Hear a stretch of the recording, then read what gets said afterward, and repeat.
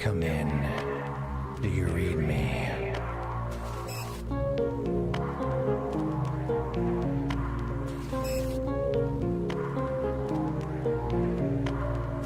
I rise, I fall back to the ground. I lied, complied, and yet still decay. I fight, I thrive by killing myself. Somehow survive another day. Should I measure the time I have? Should I ever dream my own dream? Should I ever become myself? Have a mouth but no scream. Open my gray eyes soul to see this world that I thought would be my grave. Survive, I survive, but this path made of bones is one that I paid. Gave up my heart, but I am trapped in this undying form of metal. I kill the weak parts I possess. All thorns, no use for a petal.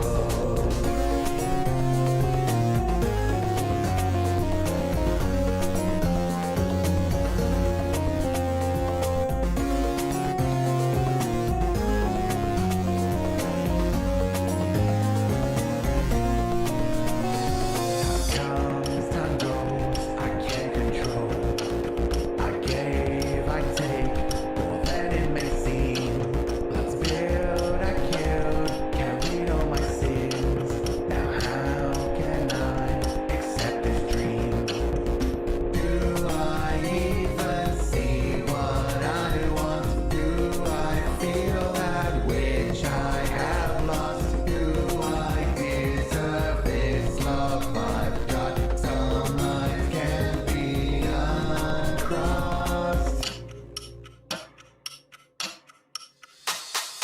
Open my gray eyes soul to see this world which I could not call my own. Survive, I survive, but that feel made of bones must read what I've sown. Gave up my heart, but I am trapped in this unending mission of mine. I kill the weak parts I possess. Can I return behind the line? But suddenly I saw the lights that lit up my black world with 4 different color lights. I try to grab them with my hand, even though those colors blend to red in the past. But suddenly I saw the lights that lit up my black world with 4 different color lights. I try to grab them with my hands, even though those colors fade to gray in the past. Open my gray eyes soul to see this world in which I'm truly alive. Survive, I survive, but inside I ask myself now, can I thrive? Gave up my heart, but now I'm saved by these reflections of my own crime. I killed the weak parts I possess, but can I protect them this time? Is anyone here? Did you read me?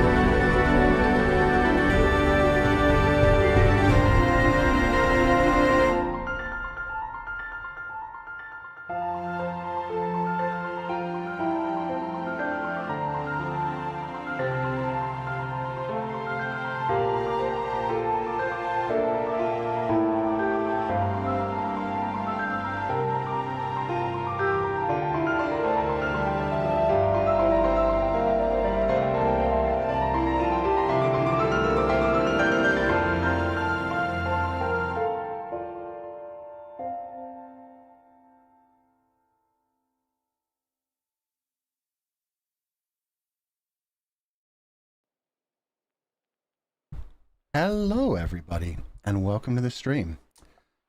I promise you there's audio playing, it's just quiet. Okay, there we go.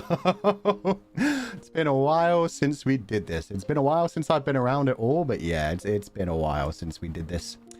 Good morning, everybody, and I hope you're having a lovely day.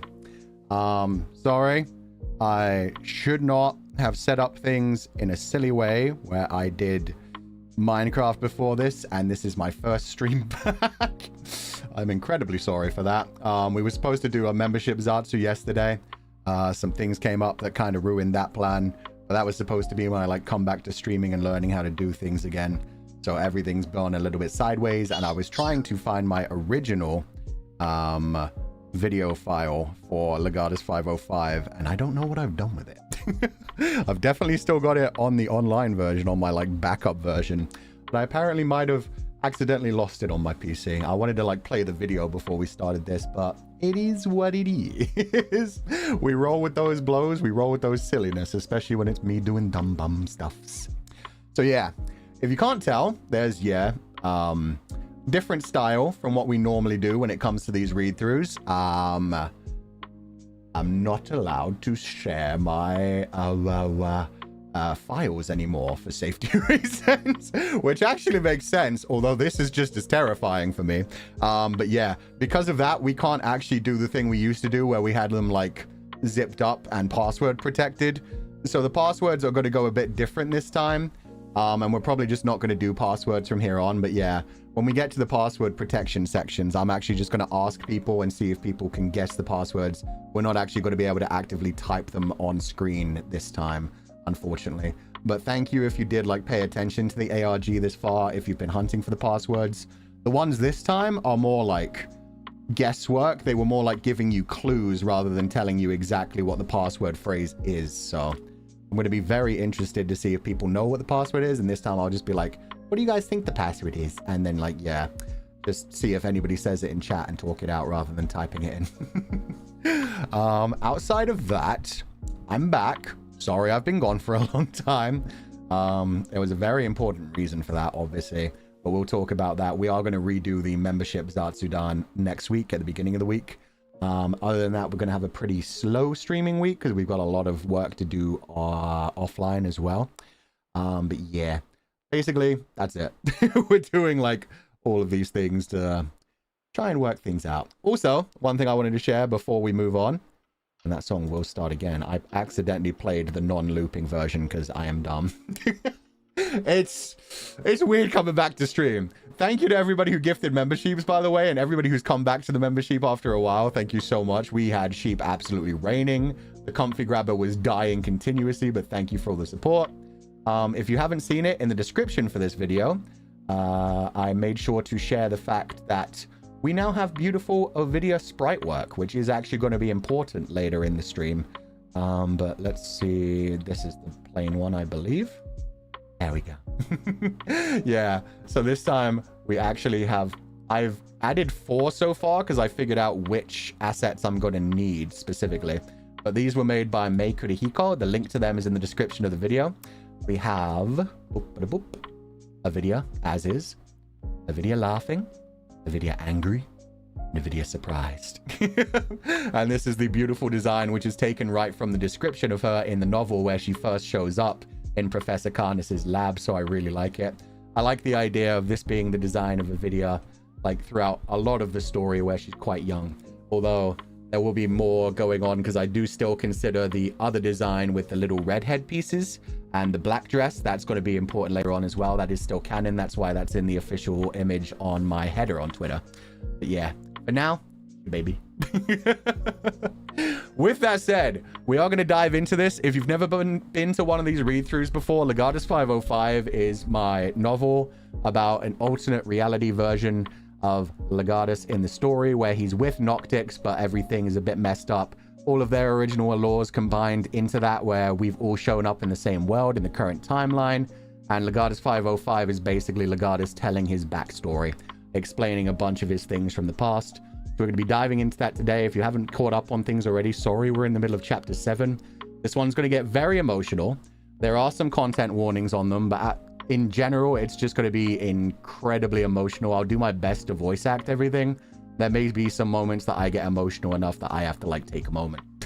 Because some of this stuff is kind of personal as well. Anyway, I'll be doing the Legatus voice, but I do Legatus. I'll be doing other voices that I can as best with a little bit of voice acting. But with that said, we shall dive into this. Thank you guys so much for being here. And we shall begin. Oop. Legatus 505, Chapter 7, Wolf in the Fox House. Content warnings, suicidal thoughts, body horror, and violence. All the fun stuffs. The life of a Legatus is one fraught with danger and frustration. Whether you want to do something or not is never a question. Legatio are designated by Praetor Chroma as needed, and whenever one hasn't been provided for more than a day, the Legatus is expected to seek out their own lower priority case to pass the time. There's a reason that Legatio are often called wolves in a derogatory way. The Republic calls and we heal, regardless of what else we'd rather be doing. On a normal day, I'd be thrilled to be given a tough mission. Where other members of Division 505 sort out the simple cases that could be dealt with from a desk, I always aim for the more dangerous and difficult, which take me off the beaten path. No, dear listener, I'm not trying to persuade you that I'm some badass who doesn't afraid of anything. The honest truth is I simply like things straightforward. Point me in the direction of a target, let me investigate, interrogate, and abjugate, and then I can sleep easy for a night, knowing my work is done for another day. The more dangerous and difficult cases in Division 505 are always straightforward like this. Deal with the dangerous parts yourself, and then report the findings to Mirari or Eidolon to handle the abuse and errors in their systems. It was simple, and I was good at it. This, I'm not good at. Laying back in a chair I can't escape from, my captor tortures me, yanking parts of my hair, giggling with every sign of discomfort I show. A dark red liquid trickles down the back of my neck, permanently staining the plain white vest I'm wearing. If it were a normal day, I'd be looking for any way to free myself and take my own pound of flesh from the one who tortured me. An eye for an eye makes the world go blind, but not when eyes are ready and available at a cheaper rate. The stench of bleach and other chemicals has permeated the entire lab as the woman interrogates me, knowing that I can't escape anytime soon. This was the mission, and it was not one I would have ever chosen for myself. Gelu continues to harass me with so many questions, even an actual hairstylist would take a vow of silence and respect. You're gonna meet her for coffee? How come you never come around for dinner anymore, Fu-chan? Me and Iggy miss you, you know. Frick, sorry. So out of practice. You're gonna meet her for coffee? How come you never come around here for dinner anymore, Fu-chan? Me and Iggy miss you, you know. I sigh, thinking back to the Legatio I'd received and how fun it had seemed at a glance. Get a disguise, go undercover, expose the apologist's hideout. What I hadn't expected was that Chroma would outsource the disguise work to the one person in the Republic that I could never shut up. Gelu poked and prodded at my scalp, making sure to work the chemicals all the way down to my roots. Where once had been lifeless grey, soon color would flourish, bringing with it new life to Fulgur Ovid. Okay, Fu-chan, you can sit up now. It's all done. I can finally leave, I ask, letting the excitement slip into my voice. Oh no. This isn't like a do-reverse makeover. I just meant I was done applying the hair dye. Now we have to let it sit for 45 minutes. While we're waiting, I can get your contacts ready and you can tell me more about a video.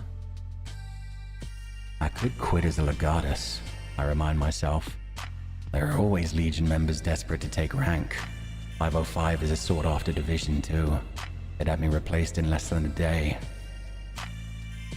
I don't have anything to tell. I'd already missed 2 of the invites because of my missions. I didn't even respond when she set the plans for this one. You won't let her down again, will you, Fu-chan? Gelu places both of her hands on my shoulders, pouting as she looks into my eyes. It's comforting, the feeling of her metal hands on my flesh shoulders. Those same cynets had once massaged and rubbed my flesh and bone limbs back before they were replaced with steel and carbon fiber. At all hours of the night, Gelu had always been there to soothe me until I fell asleep. Eventually, I outgrew the massages and hugs, opting to lock the door and bear the pain alone, rather than the embarrassment of being coddled by a stranger. I take her hands in my own, seeing the sun-kissed flesh, but feeling the lifeless metal. I gently lift them off of me before letting them go. Even with me sitting, I'm able to look her straight in the eye. Gone are the days of her towering over me. Why are you the one doing this? Why do I never get to see Karnas around anymore? Did he finally pass away after all these years? Gelu just laughed, playfully punching me in the arm as she went to prepare something else at a table. The clang of metal echoed through the lab. Iggy is busy as always with his secret projects for the Arbiters. Ever since they found out what your Synets could do, he's barely got any sleep between all the meetings they drag him into. She came back over carrying 2 small brown contacts in solution. Open your eyes wide now. There we go. As for why I'm the one doing this, it's because I'm so good at it. And I asked Toko-chan to let me mess with you any way I can. Toko-chan, aka Praetor Chroma, had really been abusing her power lately. She seems to think I'm a doll recently with this and the Corvus thing. Despite the annoyance in my voice, I'd already complied, following Gelu's instructions as though they were orders from Chroma herself. Oh, that was a fun one. This time it'll be even more fun, though. Not surprised at all that Gelu had seen the duotar Chroma had tortured me with. The two weren't exactly the closest of friends, but Chroma knew how to keep up appearances, should she ever need a favor from anyone. I feel an uncomfortably cold sensation as Gelu places each of the contacts on top of my eyes. It doesn't hurt at all, but certainly feels weird as Gelu's precise Synets do their job. Her limbs were nowhere near as powerful as mine, but they made up for it with surgical precision. While Karnas was a genius who mapped the human brain to its fundamental level, Gelu had always been his secret partner in more ways than one. Imprints couldn't be named on patents, medical journals, or marriage certificates, but her fingerprints were all over everything Karnas had ever created, despite not having any fingers to print. So it's because you're good at playing dress-up? I ask, blinking a few times to adjust to the lenses. No, my sweet innocent Fu-chan. It's because what we're doing right now is practically a dead art. It's easy to disguise someone in the duoverse, and it's also not hard to pretty someone's real body up with surgery and implants. But for the apologists, you need to go old school. Like pre-full old school. Most of them won't be connected to the duoverse, and plenty of them know how to spot fresh hair transplants and synthetic skin molds. I used to be really into this thing called cosplay. So was Iggy, though. I think he was more into me dressing up than actually doing it himself. TMI! Anyway, even apologists that are trained to spot Republic citizens trying to blend in among them don't notice the simple stuff like this. All we do is change your hair and eyes, and as long as you stop acting like a grumpy wolf, they'll never know you weren't one of them. I grin, exposing my teeth like the wolf I am, which elicits a laugh from Gelu. Okay, Fu-chan. Doesn't sound like you had much of a breakfast since you skipped out on a video. So come eat with me while you tell me your plan of attack when you meet her. Better pass the time before we put in the hair extensions anyway. The what? And we'll take little breaks every time we hit one of these so we can actually talk about things as well. The cosplay stays on moment? Yeah, exactly. Hair extensions? Yeah, now you guys know why. Well, I think like 2 or 3 months ago at this point, I asked people to share any of the fan art that had ever been done of like Legatus with longer curly hair. It was so cute. Yeah, I love their relationship. Fu-chan or Fu-chan, let down your extensions. How dare you? The wig stays on. Always. The wig stays on. Oh yeah, and I didn't say this at the beginning either, but yeah, essentially I fixed my audio device. It was the audio device that was broken, so there's no more buzz sound all the time. I know that was getting very frustrating. Long hair Lechan in Legatus 505. Let's be honest, I find ways to like just slip in any kind of like fan servicey kind of moment I want. Not for the fans. For me. I am writing my own fan fiction and I will damn well have fun with that. Oh my god. First I thought he was being tortured. I was so worried. Yeah, that was the plan. Especially like even having the hair dye, because I do know like darker hair dyes, they normally do have like a dark red kind of color them.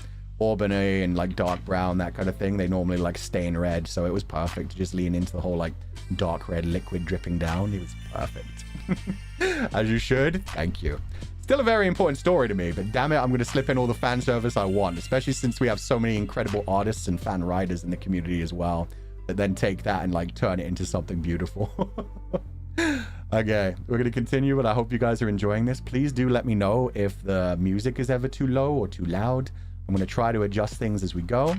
But yeah, it's first day back for a while. I'm sorry that it's the first day back for a while. It was not intended, but it is what it is. My meal with Gelu was 6 days ago. After the food, she fiddled with my hair for what felt like hours and actually squealed at the result. Staring back at me in the mirror had been a young man with brown eyes and long wavy brown hair, cut delicately out of the eyes but allowed to cascade down beyond shoulder to my mid-back. My sinettes were covered in a custom printed carbon fiber mesh surrounded by silicone, which disguised them even in the physical world into flesh and blood limbs. They'd gone as far as to add scars, moles, and a few radiation burns, which my face almost certainly matched by now. Only the throw-to at my neck and the slight glow of my brown eyes revealed I was a citizen of the Republic. Finally, I'd have to leave my Legatus jacket at the lab and changed into a simple dress shirt and slacks that were tattered and disheveled, as though I'd barely escaped a disaster with my life. "Did you see what I did?" Gelu had asked proudly when I examined myself in the mirror. "Made me look like I've never won a fight in my life?" I asked, marveling at just how weak and defenseless I looked with all the exposed flesh and grabbable hair. Actually kind of." Gelu pulled at one of the locks of chestnut hair and pulled one side of the shirt out of the slacks before standing back and marveling at her creation. "This is you, Fu-chan. This is what I think you might have looked like if you had been born without your condition." The me that could have been narrowed his eyes, glaring back at himself. I knew that I'd recognize that shade of brown from somewhere. The shade of leaves long fallen from a tree, already rotting into the earth. Natural decay that had almost died out after the fall. At this point, all of my features had similarly wilted from exhaustion and sunburn. In the 6 days since I left Karnas's laboratory, I hadn't had a single piece of food, and the only water I had to drink was a few mouthfuls that had been recycled from sweat, breath, and the other excrement of the dozen or so passengers on an illegal transport vehicle. The Legion had discovered a network that smuggled apologist sympathizers out of the Republic, and supposedly brought them to a hideout located just outside our walls. We'd driven for 2 days straight, and then the drivers had finally thrown open the doors, blinding us with the light of the setting sun. They'd said all we had to do was walk west and the apologists would find us. As the sun began to set on the second day of our journey, the group started losing hope, believing they'd paid the smugglers for their own murders. "We need to start heading back," a woman demanded. She was a wiry creature with short, dark, patchy hair and pockmarks all over the small amounts of flesh visible beneath a Legion uniform. "It's clear that those idiots have no affiliation with the apologists. If we start heading back now and find shelter through the day, we just might be able to get back to the Republic alive." The woman's voice was light, but her tone was commanding. It was a voice that wasn't weighed down by respect or consideration of others. "Must not have gone far into conscription," I noted. Several in the group nodded along at her words and made noises of approval, but others shook their heads, one spitting back, "I'd rather die than be forced to grow old in that shithole. At least out here we get to die as humans. No one's going to take our corpses to process into protein blocks." I barely suppress a laugh at that comment. It had been a rumor for as long as I'd lived that the Republic recycled human remains into the cheap protein blocks that most citizens used as a primary food source. Of course it wasn't true. There were cases of criminals trying to make it a reality, but underground insect farms far removed from the sun's corrupting rays were the true source of the Republic's nutrition. Human remains had far more lucrative uses than simply being consumed for energy. "You idiots can do what you want. I'm not dying out here with the Doomers." The deserting Legionnaire shoved the man who had argued with her and began walking away, back in the direction the transport vehicle had fled. Before she got far, the man charged after her and tried to grab the jug of water she carried in her hand. With practiced ease, the Legionnaire turned and kneed the man in the stomach, stepping back as he collapsed to the ground. "I stole this from the transport. It's coming with me," she declared. "Any of you are welcome to share if you follow, but only if you can keep up." A few more of the group shuffled nervously as if they were going to challenge the Legionnaire. That changed quickly when 4 of the group instead lined up beside her. "Right. Let's get going. We can move now until the next dawn or we come across some shelter." Remaining members of the group looked at each other for assurance. Finding none, 2 more of the pack chased after the Legionnaire, following her into the darkening twilight. With only 3 left at my side, I I rubbed my dry tongue over the molar at the back of my mouth. I wasn't delirious yet, only a little lightheaded. Despite that, turning to face the sun made my resolve shake. It would soon be set completely and the night would make it easier to travel. That did nothing to sate the thirst that threatened to drive me mad. One more day, I tell myself. You can survive one more day out here. All you need to do is rip the fake molar out of your jaw and auxiliary members will find you within an hour. Come on. I begin walking towards the setting sun, my shadow trailing behind me as it got longer and fainter in the dark. My cynet limbs, powered by their own energy source, take the strides easily, but every muscle in my torso and my head especially are already shaking from the hours of sun exposure and dehydration. I was not built for this.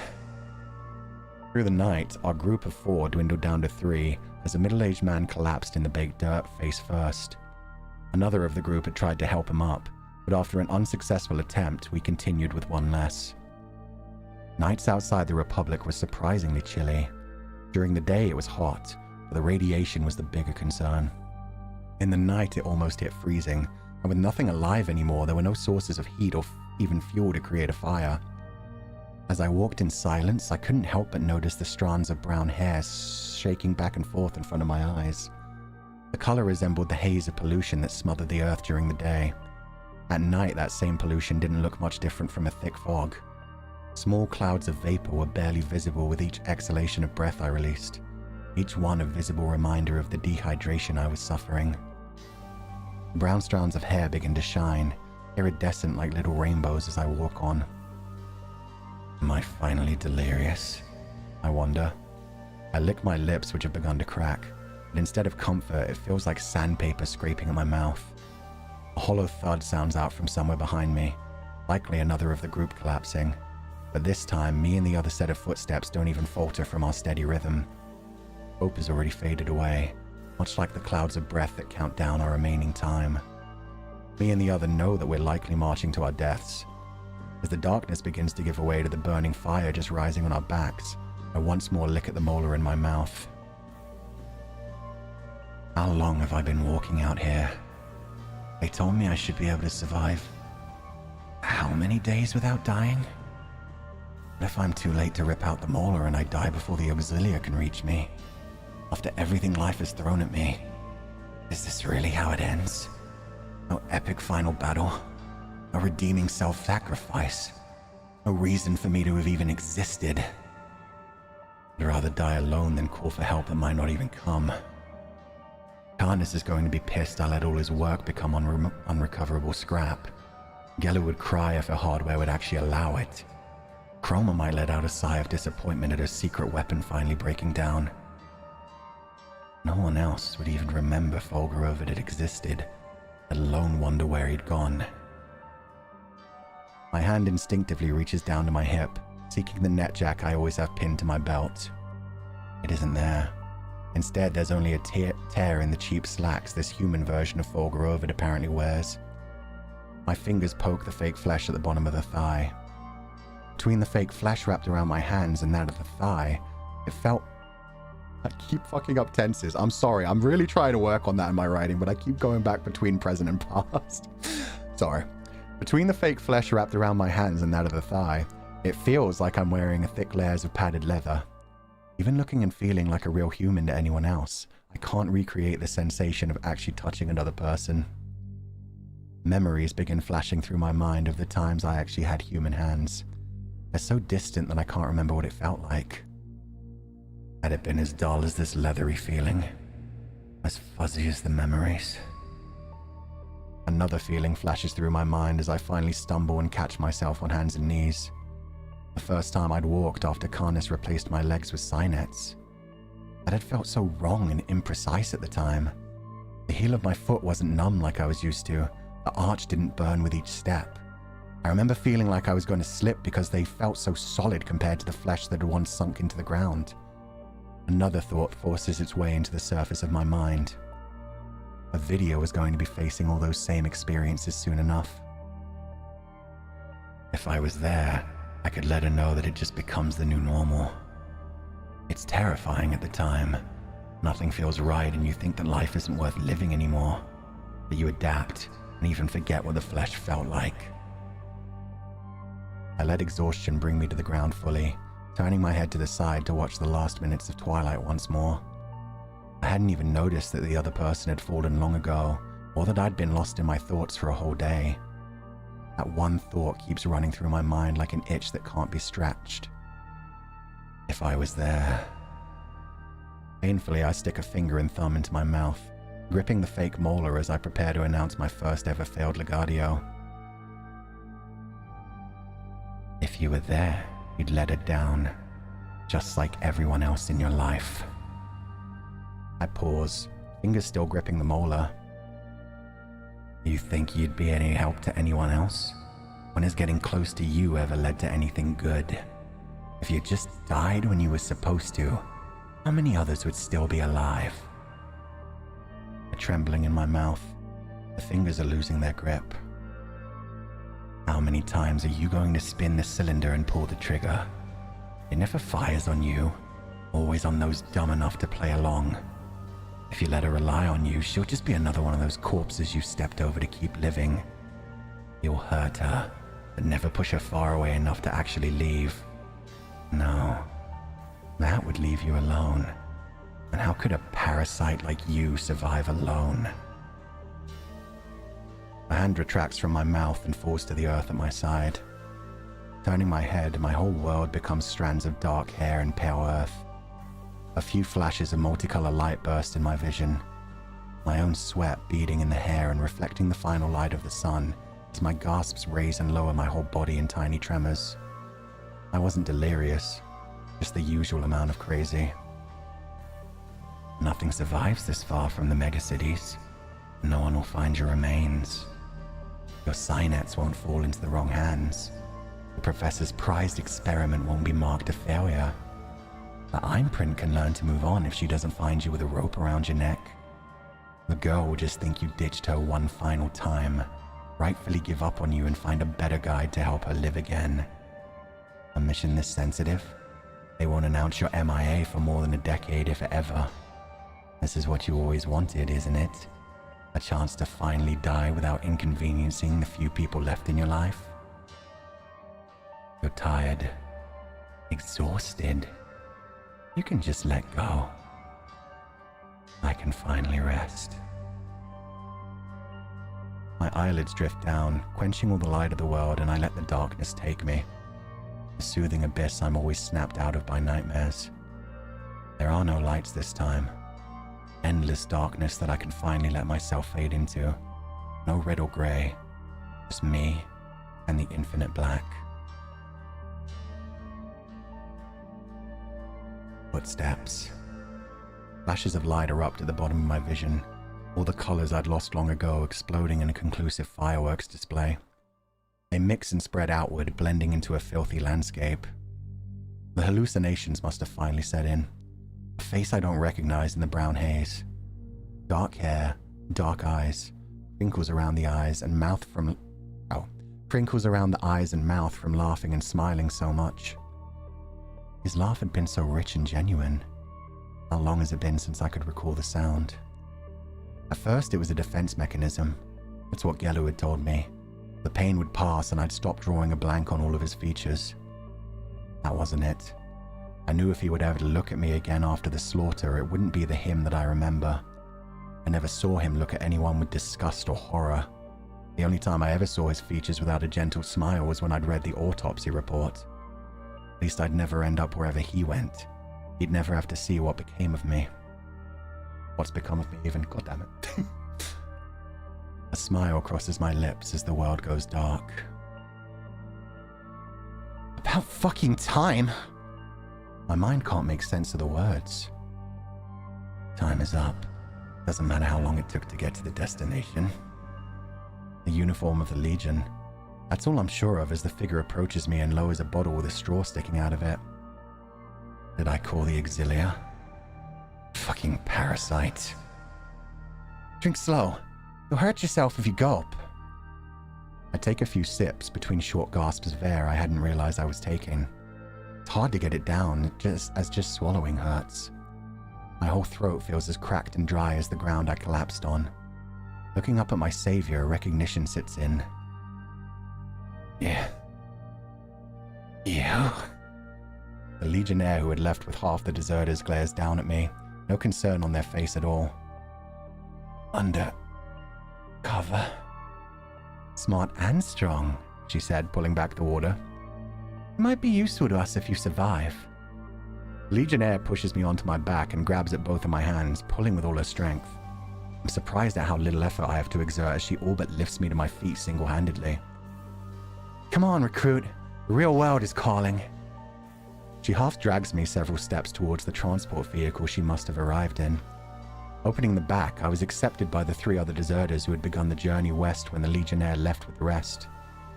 The deserters helped me to a seat and offer her a bottle of water to keep, patting me on the back and laughing happily. I thought they died. Here they were in full spirits and looking healthier than they had before we left the Republic. Maybe I really am delirious. You're crazy, man. 4 days on the surface? Jesse told us the longest anyone had ever gone was 52 hours before. I gulped down some water, coughing and sputtering half of it onto my chest. What? I asked, not understanding what was going on. I thought the Legionnaire had been another undercover operative from the Republic, but none of the rest of this made sense. We going home? We're all going home, recruit. The Legionnaire steps into the back of the transport, slamming the doors behind her shut. Rest for now.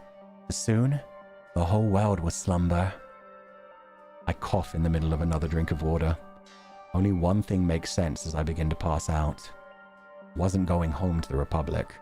My savior had just quoted one of the most famous lines of the Martyrist Manifesto.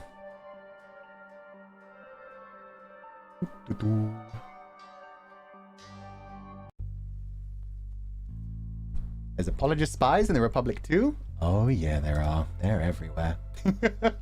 You made it? Yeah, he did. Sounds good. It must be his imagination. You wish. It's gonna get worse. The whiplash is so strong. I'm glad that, like the fuckeries are landing pretty well. We'll call them fuckeries. That works for me. The misdirection between the torture scene and the death scene. And yeah, I hope you guys are having fun. I also saw a lot of people theorizing the face he was imagining was Karnas. We shall see by the end of the day. Another messed up test. Gotta be, man. I mean, if the Republic are gonna do it, the apologists might as well do it. Well done following Lechan for 4 days without him noticing. Well, keep in mind, yeah, they'd already gone for like 3 days before anyone started collapsing, so didn't have to be very sensitive for that. Incredible writing. Aw, thank you so much. I cringe when I read my own writing so much.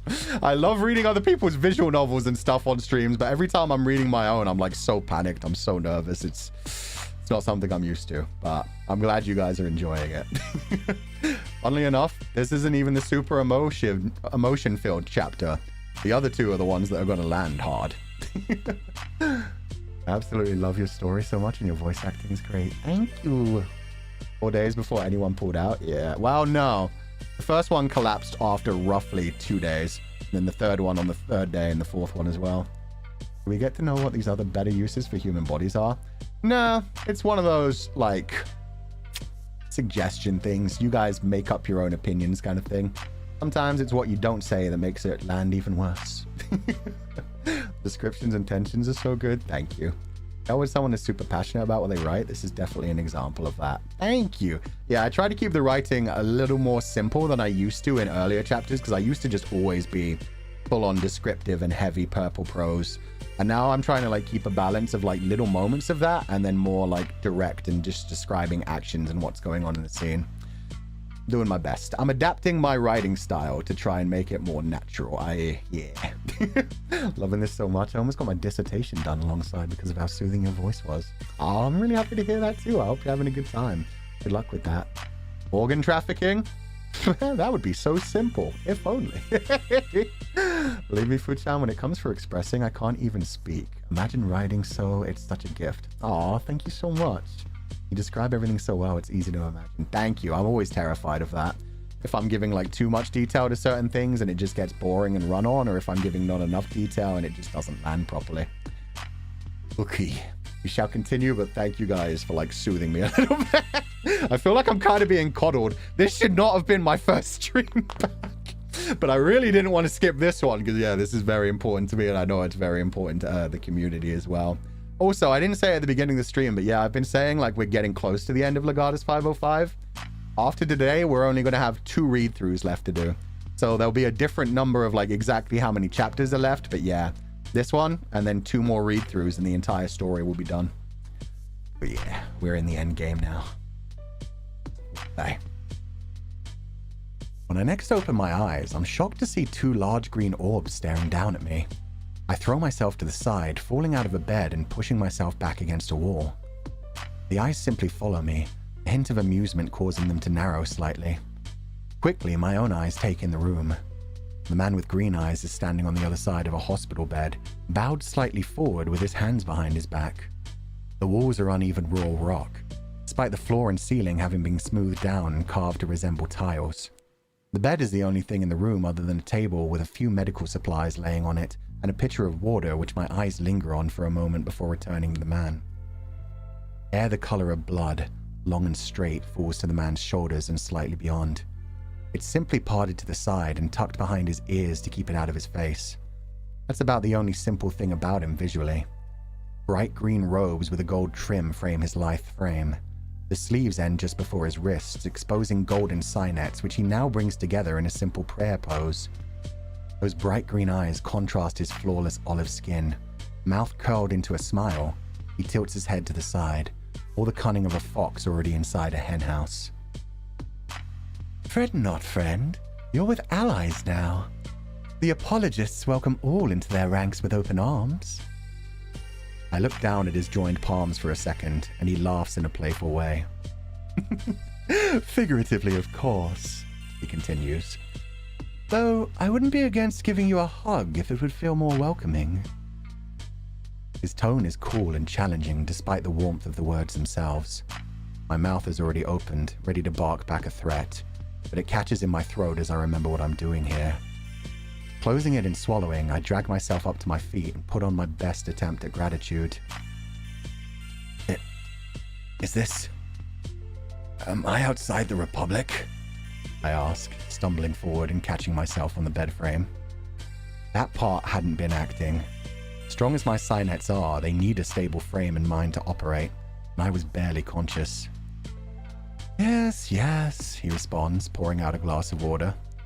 You're in the lair of the apologists, far removed from the Republic's corruptive gaze. Here, drink this and sit back down. I'll have the nurses bring you some food. The man had already turned to leave, but I go after him. Wait, what about the people I was with? Did they make it? A pretty good impression of concern, if I say so myself. Sitting back in bed, I grab the glass and take a sip. The water is salty with a hint of earthiness. Natural mineral water? It would cost a fortune back home, yet here they wasted it on a nobody. They're all dead. I choke on the water, coughing some back into the cup. There was no reason I should be alive if they hadn't made it. Just kidding, my friend. He laughed at his attempt at a joke. They'll be very excited to see you once you're recovered. I hear you left quite an impression on them, marching on for days like a zombie. We're going to be in need of that strength before long. As soon as the man leaves the room, I tongue at the molar, making sure it hadn't come loose at all while I was unconscious. It's still there. All I have to do is rip the tooth out of my water and crush the lead casing to expose the transmitter and alert the Republic to my location. Within hours, the Eagles would be at my location for evacuation before the missiles began raining. Before that, I have to regain my strength and get as much as intel as I can on this cell. One of the apologists' greatest strengths is just how many smaller groups make them up. At one point, they'd all been unaffiliated terrorists, but as the Republic spread fear of their dangerous beliefs, more of the small groups began to actually see each other as allies and band together for support. Every apologist cell that they found had information about the other cell's operations, but they were careful not to share locations or personal data with each other, leading to an unending game of whack an apologist. It didn't help that the ones who actually knew anything always killed themselves before the Republic could bring them in for questioning. Sneaking up to the doorway, I peered out and to the left, seeing only a long hallway made of the same rough stone with perfectly carved rectangular holes that presumably led to more rooms. As I turned to the right, I once again found myself locking eyes with the fox-faced man, who stood silently with that unmoving smile. I pulled back so sharply that I saw long brown locks of hair bounce in front of me. You don't have to sneak around. This isn't the Republic anymore. Though I would advise you to eat first. The man steps into the room, placing a bowl of soup on the table. It's real soup, I assure you. This cave system used to be an underground farm for the kingdom. Even though they abandoned it, this vegetation flourished. Yet more evidence that our cause is just. Your cause. I eyed the soup for a moment, doing my best not to betray either the desperate hunger I feel or the worries I have for my safety. If I wanted you dead, you'd be dead. The man takes the bowl and drinks a loud, deep gulp of the soup down before placing it back on the table. Even the people closest to me described me as being hard to read. A resting bitch face would be putting it lightly. Regardless, this man had read me like a book since I woke up. Unnerving, but there was little point in pretending to be innocent in that case. You're a martyrist, I ask, stepping around him and taking the bowl in my hand. You think all humans should just die off? Emotion had left my voice and I openly glared at him. Even among apologists, martyrists weren't well regarded. I didn't have to hide my distaste as I take a sip of the soup, but the taste that fills my mouth overwhelms my senses with a pleasant palate cleanser. Are you telling me that you're not? The man walked to the door, turning his back on me to show me he didn't fear me at all. Those with reservations try to turn back to the Republic and are killed. Those that walk for more than a day are true believers. A man who marches for half as long as you has something to live for. As long as you did, you have something to die for.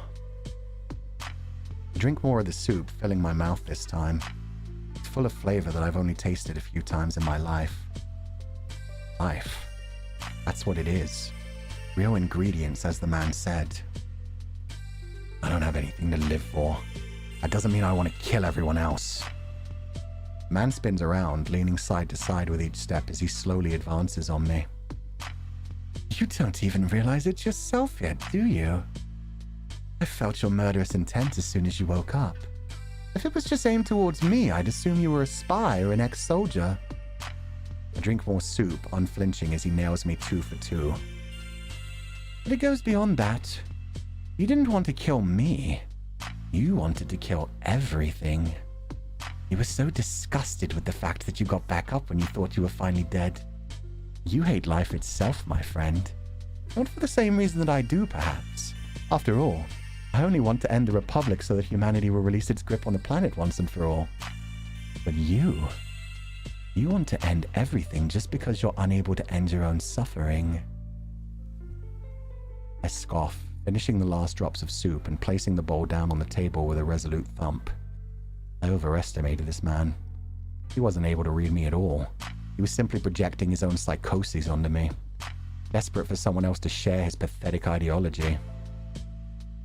It must get lonely to be more insane than even the loony bin who already can't live among society.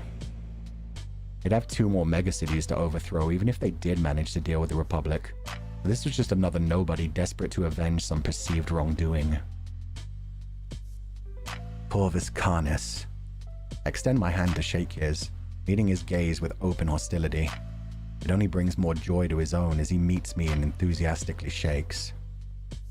Of course you are. Volpez. No last name.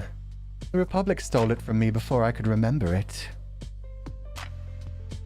Volpez leads me out of the room I revived in and around the underground hovel that the apologists call home. Sorry, yeah, no, it's finally time. I was waiting to see when I saw a few people theorizing as we were going through because of the red hair, the golden robes, the way he holds that prayer position. Yeah, we're throwing it way back to the original lore video. The person that threw Legatus back in time. Volpez leads me out of the room I revived in and around the underground hovel that the apologists call home. A hospital itself was that only in name. Every room we walked past simply housed a bed with no equipment, and as far as I could see, they were all empty but mine. The rest of the structure was a network of tunnels that had been excavated between the 3 megacities, and originally planned to link them with an underground network where they could all share resources and safely travel without the threat of radiation. My guide explains as much with an air of whimsy as we make our way through the labyrinth. The plan was abandoned only shortly after the fall, of course. Ideologies clashed, especially when the kingdom began really mastering their treatment of serfs. The word makes me shudder. I knew of the creatures that the kingdom created out of what had once been men. You've heard of them? Surprising. Most in the Republic just consider themselves the only society left in the world. He laughs even though there was no joke before pressing on. This is where the serfs were first molded and then bred for generations. The kingdom kept it as a sort of experimental breeding ground, letting them multiply and farm by themselves and only reaping whatever they pleased whenever they felt like it. Lopez was waiting for some sort of reaction from me, but I give him none. It wasn't that I missed the meaning, that they'd harvested serfs as simply as the crops they grew, but rather the existence of serfs at all was more horrific than the evils of man which I'd long since grown used to. I take it the Martyrists moved right in and killed them all to set them free or something like that. Stole their farmland at the same time. Another laugh from the fox's whole body. Oh, something like that. Again, you don't seem particularly bothered by murder. Serfs are as human as I'm, Prince. Ending them isn't murder. At best, it's correcting a mistake that was made long ago. At worst, putting down an animal that had suffered for long enough. Killing those might as well be a mercy at this point, is all I say aloud, keeping the rest to myself. Correcting the mistakes we made in the past, Volpez confirms, grinning mischievously. Once again, it wasn't that he was reading me, but rather likening my thoughts to Martyrists' beliefs about humanity. I sigh, looking away as we continue our tour. The underground tunnels were much like an ants colony. Everywhere they went, it was always long hallways with individual open rooms and offshoots that came to a dead end. It was clear that the serfs had been left with the command to expand without any specifications, and so had done just that. With no minds of their own, they'd created a bunker big enough to house an entire city. I let my hand slide across the wall, feeling the cold stone vaguely through my covered signets. Just how many serfs had been exterminated when the apologists moved in? Hundreds of thousands, Lopez says without context. I stare at him in disbelief for a moment. Hundreds of thousands? These tunnels are big enough to sustain almost 1 million people without the need to go above ground. He certainly has a way of almost guessing what I'm thinking. Sustain is a strong word. You mean house, I correct him.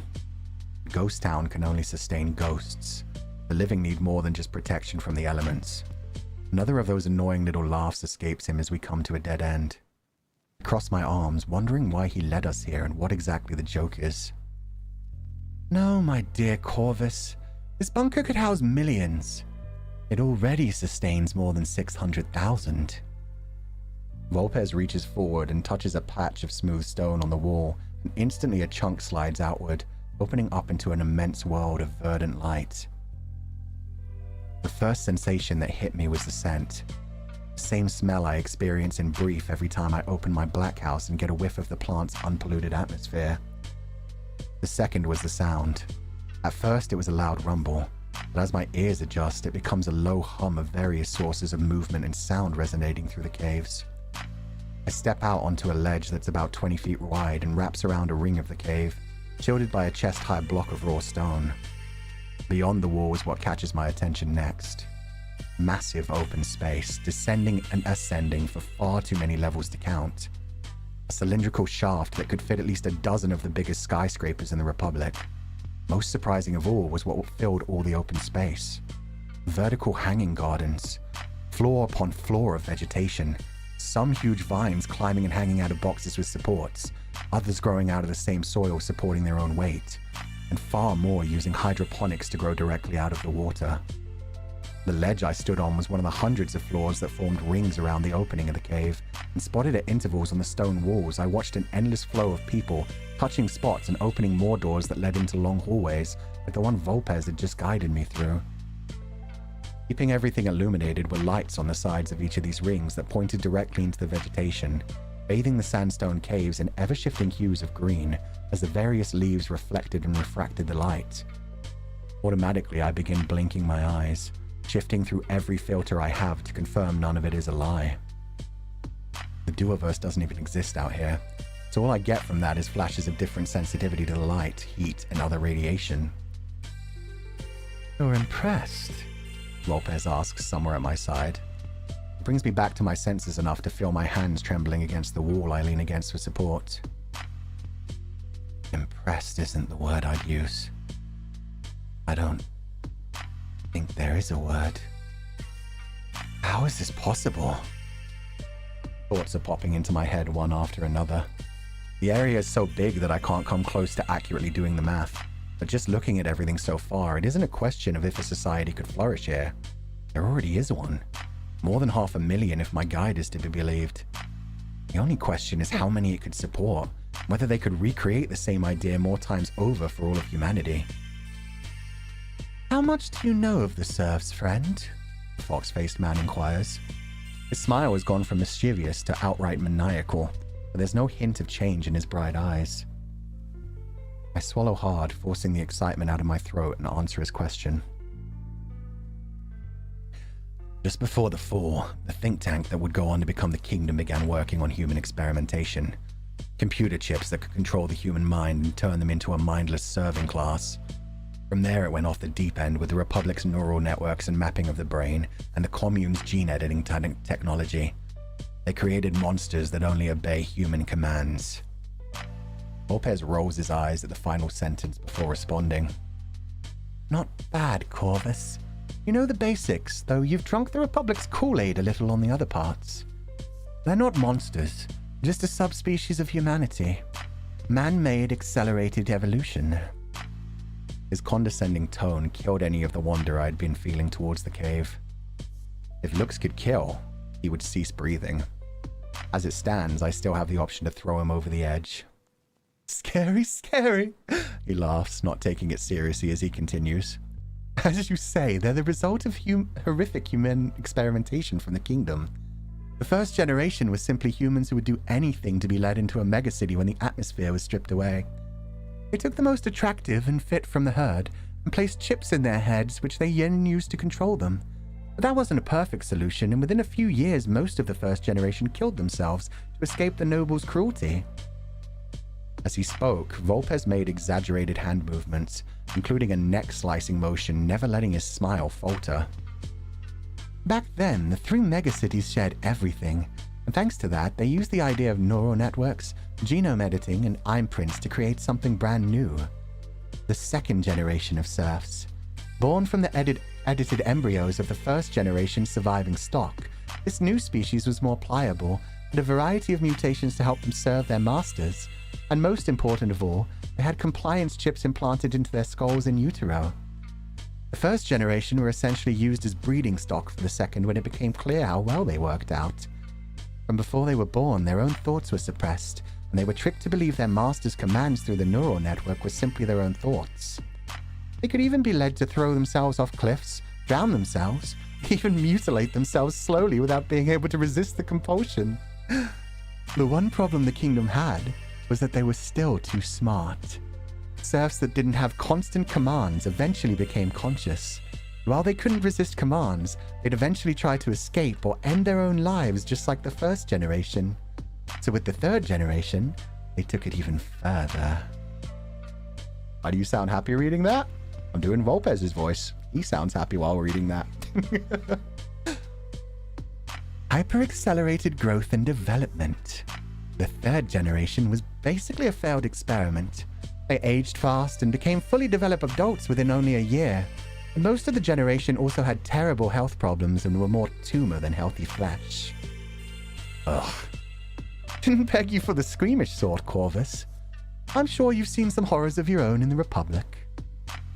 I look away, back to the cave wall we came through as Volpez continues. Fourth generation was just about perfect for their needs. They reached maturity within 2 years, died within 15, and never lived long enough to question their own existence beyond the constant demands of their masters. From there on out, the kingdom hardly manipulated their genes anymore, only breeding out the characteristics they no longer needed. It only took a century for the serfs to barely look human, with thick, calloused grey skin that could resist the radiation better, smaller heads and larger bodies without the need for much of the grey matter in their brains or tongues in their heads since they didn't communicate. The ones that exist now appear more closely related to cancerous frogs from the old world than men. Once again, a chill runs through my body. Professor Karnas had shown me a video of serfs when I was still a teenager. Even though I'd already survived conscription and the slaughter in the slums, it did its job of reminding me that there are far worse things humanity was capable of outside the Republic. Great history lesson. What is your point, though? You expect me to believe barely conscious drones managed to build all of this? You don't believe it? I find him far too close to me when I turn back to face him. He'd silently gotten within a foot of me as I had my head turned. Pushing him back physically and rhetorically, I asked the obvious. How would they know how to do all of this, which even humans couldn't achieve? Simple. The kingdom made an error once again. Volpez made a come-hither motion with his hand and began guiding me around the ring of rock. I couldn't help but notice this floor, those above it and several below it seemed utterly abandoned aside from the two of us, while most others that were much lower were full of bustling crowds going about their business. I tapped 2 fingers to the wall as we walk, but find the layers of material over my signets I could barely see a few meters in any direction with vibrations. I was blind if this was some sort of ambush, but then as he had said, he could have killed me while I slept if that was the plan. Humans and their arrogance. Name me a better combination. You see, serfs were spawning new generations every 3 to 5 years and multiplying at an alarming rate. Disgusted by the creatures that the kingdom created, the Republic and the Commune abandoned this site, leaving it to become their spawning ground. Even the kingdom themselves didn't like living underground, preferring their ivory castles which sheltered the sun and filtered it through stained glass on their courts. They'd simply travel to and from here with convoys, collecting food and replacing serfs without ever paying attention to what their creation had begun to create themselves. Their very own civilization. The serfs were constantly on the edge of overpopulation, breeding and multiplying, expanding the caves, creating methods to traverse the tunnels and safely funnel more water from aquifers to sustain them. At their peak, the serfs outnumbered humans on this planet by a huge margin. By that point, they'd become conscious once more, evolving to the point that they could use the neural network to communicate telepathically. They even learned the horrors of their own creation by reading the minds of the men who came to collect their food every month. Now they weren't only conscious, they were united in their struggle to free themselves from their oppressive creators. They've since become infertile and dwindled down to a few thousand, but I think you'll find that they're still fighting on.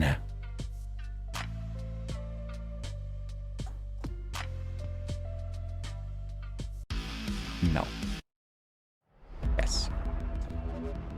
A squelching sound from above causes my whole body to tense.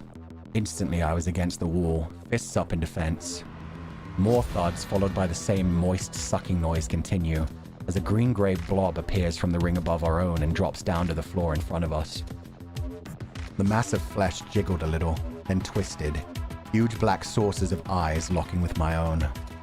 The head, if you could call it that, was barely separated from its body, the entire form simply looking like a lump of rotten flesh. I'm gonna turn this down before it kicks into overdrive. There we go. A serf? I thought you killed them! Volpez laughed maniacally, leaning back against the chest-high wall with his hands to the side. You assumed we did. I simply didn't correct you, Legatus. I yank the molar out of my jaw, attempting to crush the casing, but the huge creature catches my fist, its slimy hand oozing between my fingers and forcing them open. The tooth falls useless to the ground as I swallow back blood and slam my knee into the serf's body. The creature all but explodes, showering me with an acrid spray of purple fluid. I rip my arm out of its grip as it collapses backwards and find that Volpez has already retrieved my tooth, and several other humans with guns had come out of other holes in the wall that had opened when the surf attacked.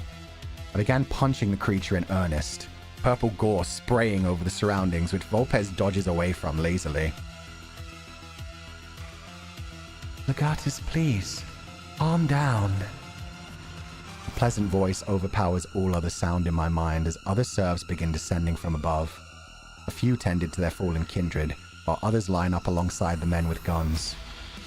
I fall back against the wall, eyes darting from man to man and over the inhuman abominations. I raise my hands in surrender. There was no winning such a fight. Each serf was the size of 5 of the humans in width, though only around 4 feet tall. Their bodies were slug-like, gelatinous rather than the rough, calloused look I'd seen on the video. And while they had legs sticking out of the front of their rotund forms, they seemed to slither and drag themselves forward with their arms more than walk. We know who you are, Fulgur Ovid, Legatus of Division 505, and we mean you no harm. Here, a gesture of good faith, Volpez says, tossing the tooth my way. We only ask that you hear us out before you leave. A small serf raises its hand and slides slightly further forward than the rest, showing it to be the one that spoke to me. Please, we need you to take a message back to the Republic. I look around at the small crowd surrounding me. 19 humans with guns and half a dozen serfs that could have any number of untold tricks. They knew who I was and why I'd shown up. The serfs had likely read my mind through the neural network as they brought me in. Why then did they even let me keep the tooth, or allowed me to walk around freely? I moved the tooth into the palm of my hand, showing them as I closed my fingers over it gently. What the fuck do you want? What message do you think is going to stop the Republic from slaughtering you all and taking this place for themselves? We'll keep this brief since time is of the essence. The voice coming from the serf was pleasant and rich. Despite being noticeably smaller than the others, the creature's voice carried with it the confidence of age. I am the serf they call Rutabaga. Couldn't conceal my surprise at such a ridiculous name, bringing another short chuckle out of Volpez and a few more of the humans. Waiting until the laughter died down, Rutabaga continued. Everything that our leader Volpez told you is true. A leader? They're a serf martyrist now? More laughter. Even Rutabaga themselves let out a gentle giggle. Volpez is the leader of all of the apologists, Legatus. And yes, he, I, and everyone on this level are martyrists. And there's even less point of you talking to me, I snapped back. The Republic won't negotiate with psychopaths who just want everyone dead. Hey, 1 minute, I need to think about this voice for a second. Who said we're negotiating? Another of the men stepped forward. He had long black hair with golden streaks. Instead of a gun, he carried a katana as long as he was tall. A skin-tight black bodysuit that left very little of the imagination was all that he wore. He lifted the katana up to rest on his shoulder, trying to look intimidating, but one of my arms was more than capable of overpowering a simple weapon like that. If you're not negotiating, then what exactly is this? I asked, spitting a mouthful of blood at the feet of the man. He took a step forward, but was held back by the small serf. When he backs away, I grin, noticing him uncomfortably trying to wipe away a trail of slime that still connected him to the serf's hand. Simply a message, Legatus. Please turn on your eyes so that we can use the Duoverse to show you what you need to see. I blinked twice, allowing the Duoverse back into my vision, and see nothing different. Not even the pulse and shimmer that would suggest the Duoverse was present. Then the serf raises its hand as if holding out an object, and an AR screen appears with a view of a burning city. None of it looked familiar, though the style felt familiar to home. Is this a threat? It's a live stream, you dent! Tonitrus, please. The serf's voice blocked out whatever playful word was coming next from the aggressive man. Just tell him about the commune. The man growled under his breath, but did as he was asked. The commune is gone, Legatus. The man known as the Tonitrus pronounced my title as though it was a slur. I saw to that myself. It took years of struggle against the council, but with the help of the serfs and apologists, we blew them all to hell. My eyes narrow, and I look closer at the image that the serf displayed for me. Several more viewpoints and angles appear in a row, showing dead bodies hung from buildings and mutilated victims. None of it means anything to me beyond the graphic violence. Yeah, don't worry. We'll cover that at the end of the story, but yeah, that name should be familiar to anyone who followed Archivist 404 lore. You don't have to understand it, Legatus, the voice in my head announces. You'll be able to share this with the Arbiters and they can confirm it. You're just the messenger, shit stain. Nothing else. I ignore the last samurai and look instead at the serf. So that's it. A warning that you've already taken down the commune. Even if it's true, the Republic alone could level this place. We're counting on that, Volpez responds, rocking backwards and forwards on the edge of the ring of rock. Show him the kingdom. Another video appears, this one an aerial view of the kingdom's castles. Unlike the last view, this time the buildings were mostly intact, but there was an entire army swarming the streets. The contrasting medieval architecture and modern firearms and explosives made for a shocking sight, but above that was the sheer numbers at play.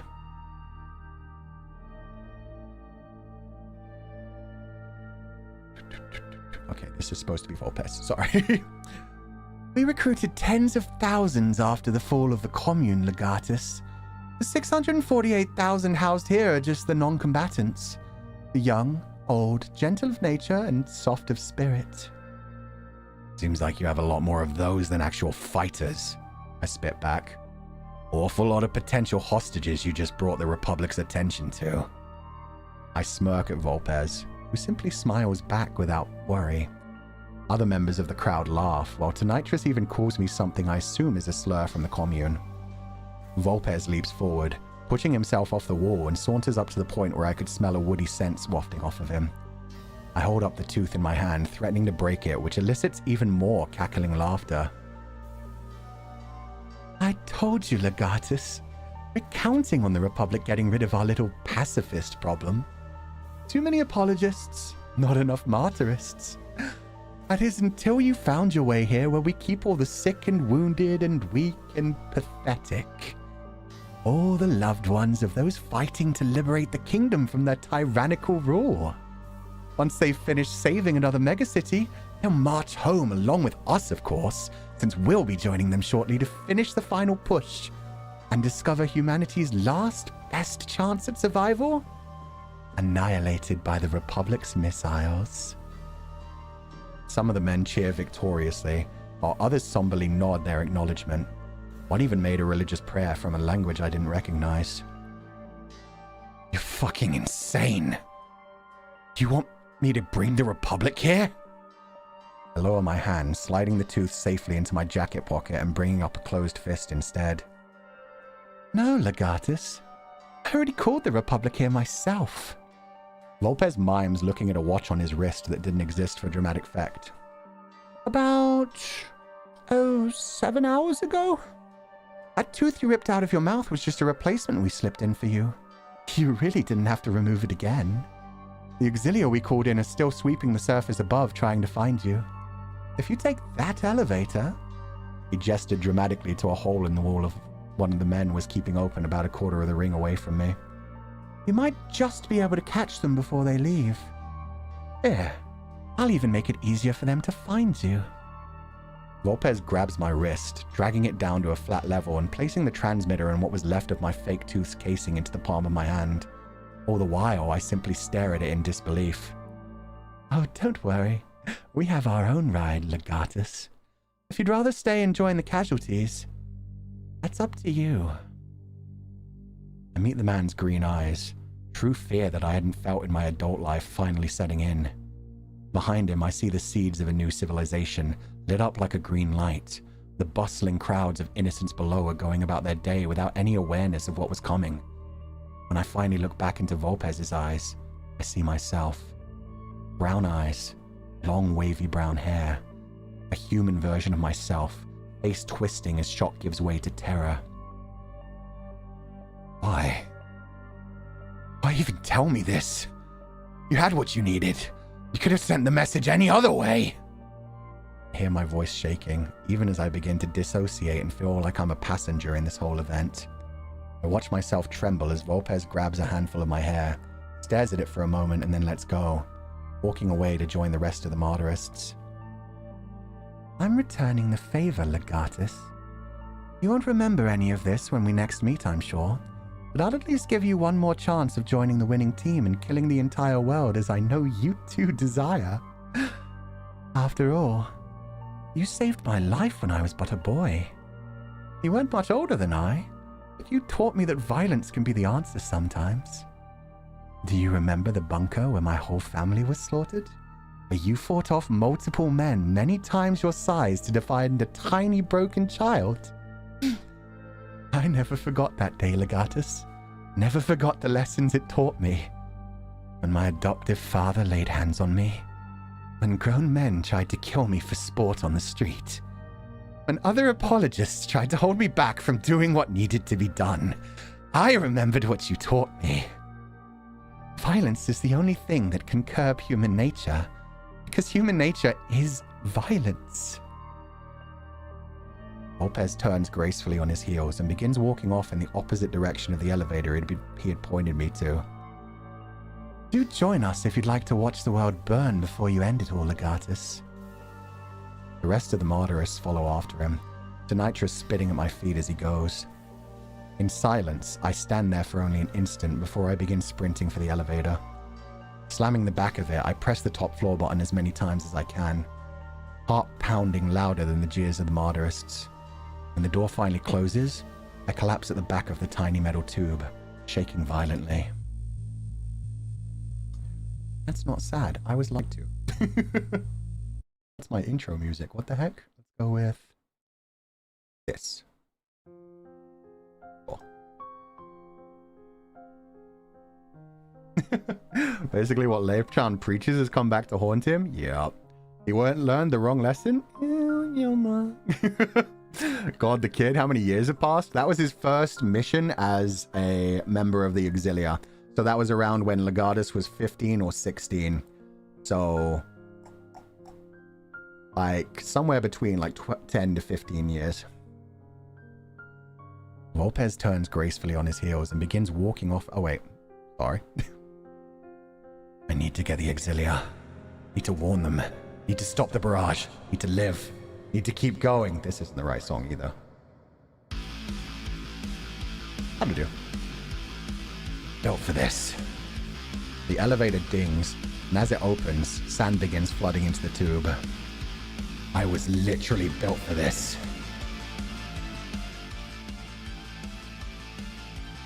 I claw my way through the dead dirt, fighting harder than I ever have to survive.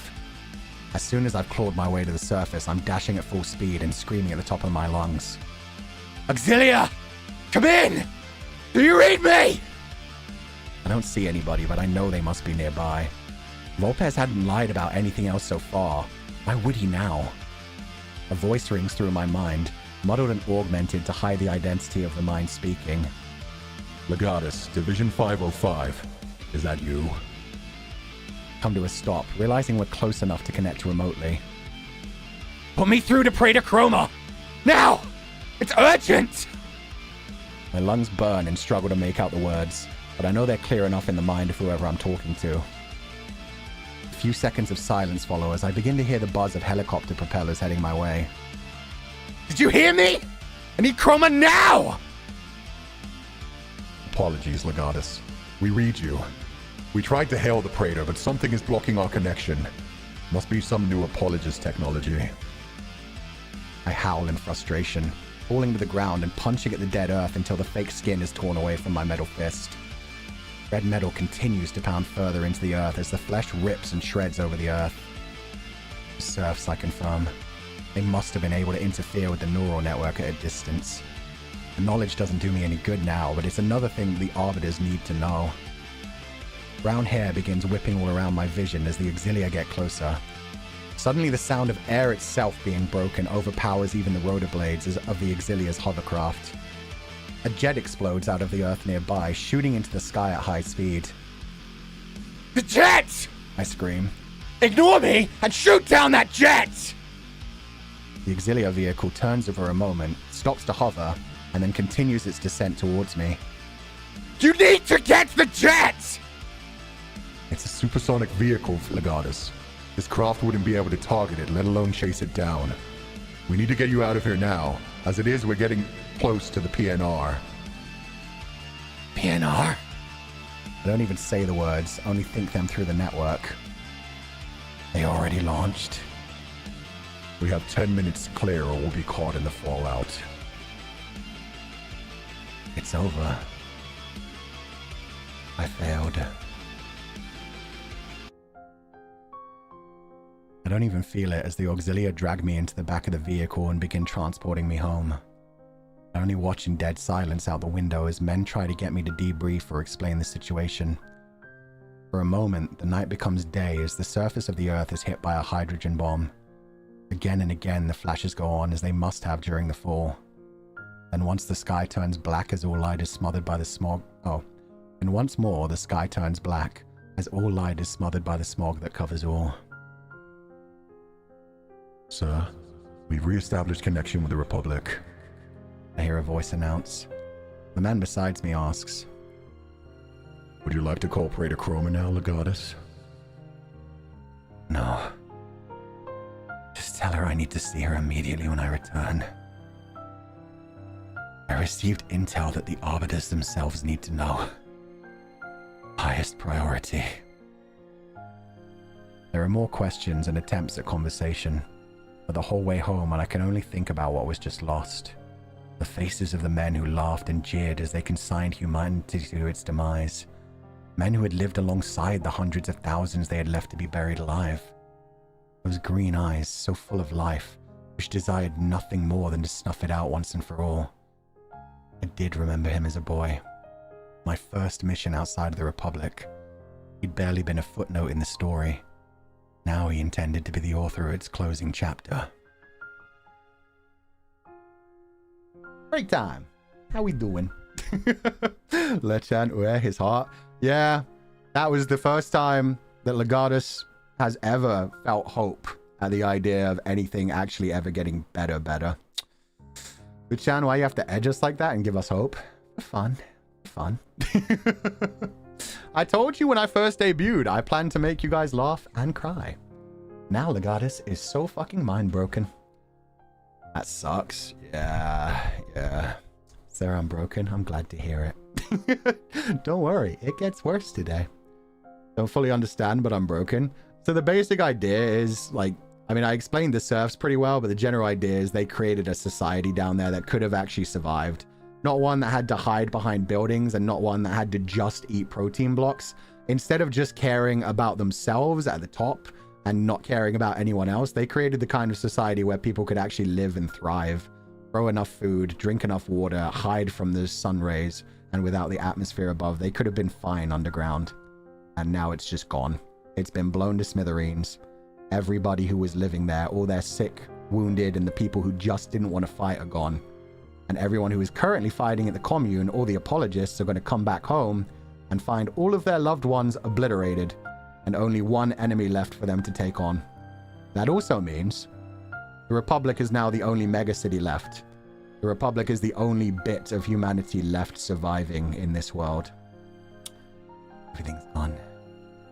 They were just living their life. Yeah, they didn't want to fight. They just wanted to live. They just wanted to survive. Real, when you play with different moods during this chapter, it was excellent. The hope, the grand plan, Lechan's desperation to save it and the demise, it was beautiful. Oh, thank you so much. I'm so glad to hear that. It's so amazingly well written and too freaking awesome, Fu-chan. Thank you.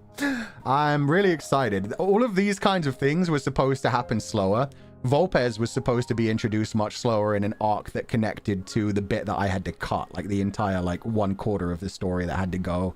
That was going to involve different androids being used and connect to Yeah, it was going to connect to Yugo's law. It was going to connect to Yugo's law with like the androids from his world, essentially. There was going to be a dark reflection of that in the Republic as well. And Volpez was going to be behind that and like the editing to the Pulse and the Shimmer, but obviously all of that had to go. But yeah. Volpez was supposed to be introduced more slowly, but now he's been introduced and we're just kind of heading towards the end game immediately rather than building him up as a very cunning bad guy. Like the voice acting? Oh, I'm glad to hear. I wish I could have gotten Underhill back to do the voicing, but there wasn't time. You love stories where the antagonists win, but it never stops hurting so good. Yeah, sometimes you gotta feel the pain.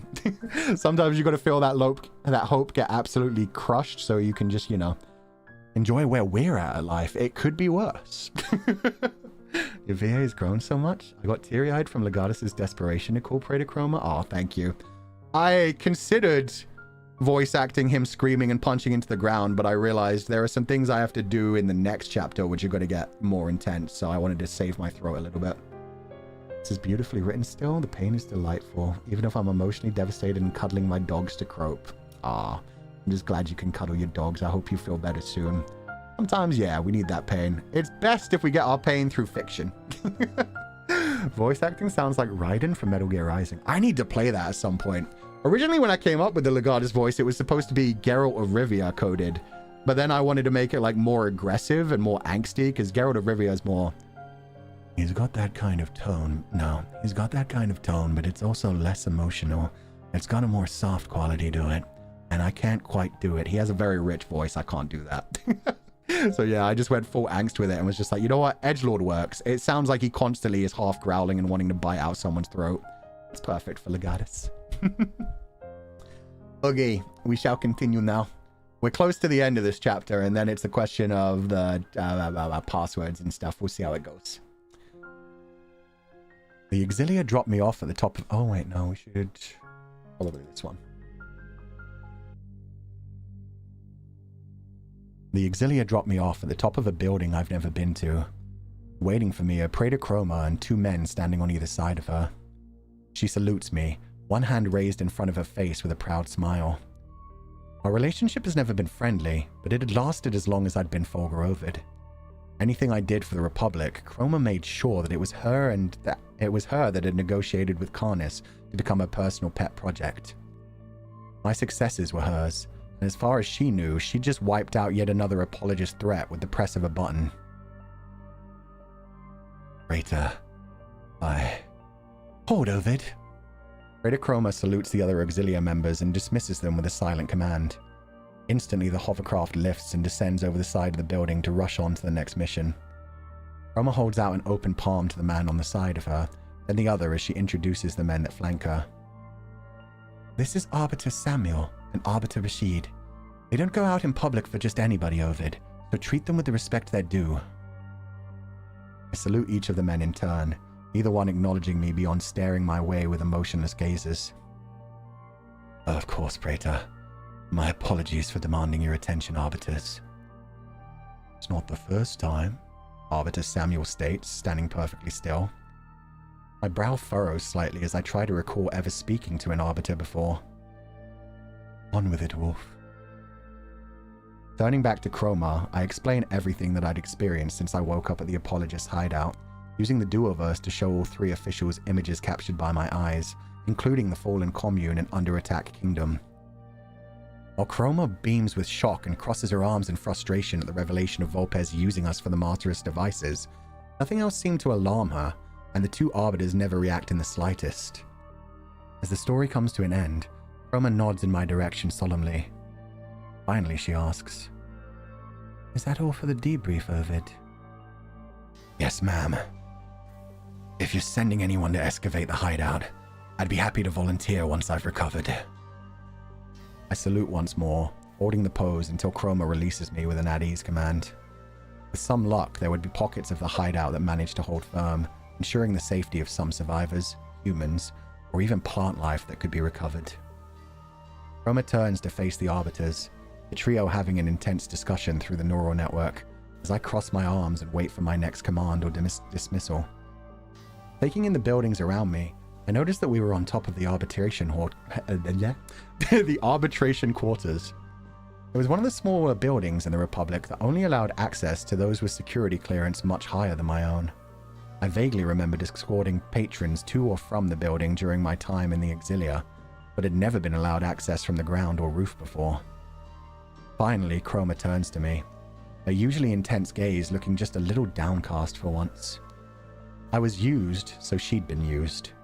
Regardless of who the blame rested on, the death count was substantial, even more alarming considering the Martyrists' plan to use the attack to radicalize even more apologists.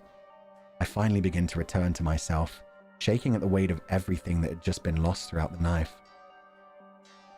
I'm sorry, Ovid. I'm the one who should... A burning sensation spread through my neck and my hand raises, pulling a dart from my exposed flesh. Looking at Chroma, I watch her lower a gun and holster it under her jacket. It's only a few days. You'll be on your feet in no time. The world goes blurry as the ground rushes up to catch me. I watch the feet of Chroma and the arbiters shuffle a bit as they conversed about something. It all just sounded like white noise, which then faded away to silence as my mind went quiet. Hello, Sidekicks! What's up, Pia-chan? Thank you for the raid. We're in the middle of reading my novel based off of my character, Legatus, from the future. We're getting into like some very big revelations, so in the middle of everything, so don't worry if you want to drop out. If you do want to read the novel, the link is always in the description of all of my videos. It's hosted on a website where I upload all the chapters, or if you want to listen to it be read audio book style, you can also go to watch the rest of the videos in the playlist for Legatus 505. Thank you so much for being here. Please avoid spoilers if you have to. And also, remember, if you do stick around, I write dark. I write very dark. This one had warnings of like suicidal thoughts and human extermination and all kinds of other things. But it will probably get a bit darker next time as well, where things are a bit more dramatized and prevailed. So yeah, if you want to head out, don't worry about it. Pia-chan, how you doing? How did the rest of Minecraft go? We love audiobooks. Thank you. I hope you had fun with the rest of Minecraft. Sorry I died so quickly, but I hope it went well. I hung out with Uki for a bit after we both died. Oh, you died as well? Oh no. Is Twisty still fighting? I hope so. I hope she's fighting on. Those dark sidekicks, but very interesting and excellent writing. Aw, thank you so much. I definitely wouldn't say that because I hate my writing, but it is what it is. Maybe dark, though it's strangely beautiful that way. Oh, good. A creeper got him from behind. Oh, that sucks so much. I hope you guys are all doing well. Thank you so much for the raid, Pio-chan. I hope you have a lovely day. Oh, good. Twisty's still got this. Awesome. So, yeah. We're going to continue this now. We're just wrapping up this chapter, and then we're possibly going to head into 2 more possible chapters as we go on. It's carrying, but don't worry. I told Wilson that my special ability is to switch to a different persona, so I'll come back. True. Doppio may have died. Door, on the other hand, Poco Pio, Saito, everybody can come back. Good plan. Good plan. You know what? I'll bring Legatus next time. I'll just murder everything. But thank you guys so much for the raid. Feel free to get comfy and listen if you want to, or feel free to just absolutely disappear if you don't want to. No harm whatsoever.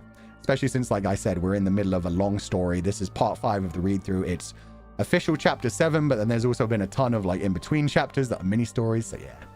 We're invincible? Exactly. It's like when somebody gets killed at a D&D game and the person already has like a bunch of other OCs ready to go, and they're just immediately like, oh, by the way, I have 1,000 OCs. Come at me, bro, GM. I could just keep going. Saito-san? Yeah, and more importantly, I've been wanting to say this for a while, Pio-chan. There's a game called Mr. Saito, which I think you'd really like. I'll talk to you about it later, but it's made by Laura Shigihara, who I absolutely love. It's a beautiful game. It's a spin-off of Rakuen, which is another gorgeous game, but I'll talk to you properly later. Anyway, we'll continue this. Sorry. We'll switch up music, and we will continue this story. An adorable game. Yeah, I'm glad you guys enjoyed that one too. It was so nice. And don't worry, we have not accidentally gone back to the beginning. I feel like some people are going to be confused that we're getting time loopy. Don't worry, it's all part of the narrative. The life of a Legatus is one fraught with danger and frustration. Whether you want to do something or not is never a question. Legatio are designated by Praetor Chroma as needed, and whenever one hasn't been provided for more than a day, Legatus is expected to seek out their own lower priority case to pass the time. There's a reason that Legati are often called wolves in a derogatory way. The Republic calls and we heal, regardless of what else we'd rather be doing. On a normal day, I'd be thrilled to be given a tough mission. Where other members of Division 505 sort out the simple cases that could be dealt with from a desk, I always aim for the more dangerous and difficult, which take me off the beaten path. No. Oop, sorry. That's Apex Predator Auxilia mode, sorry.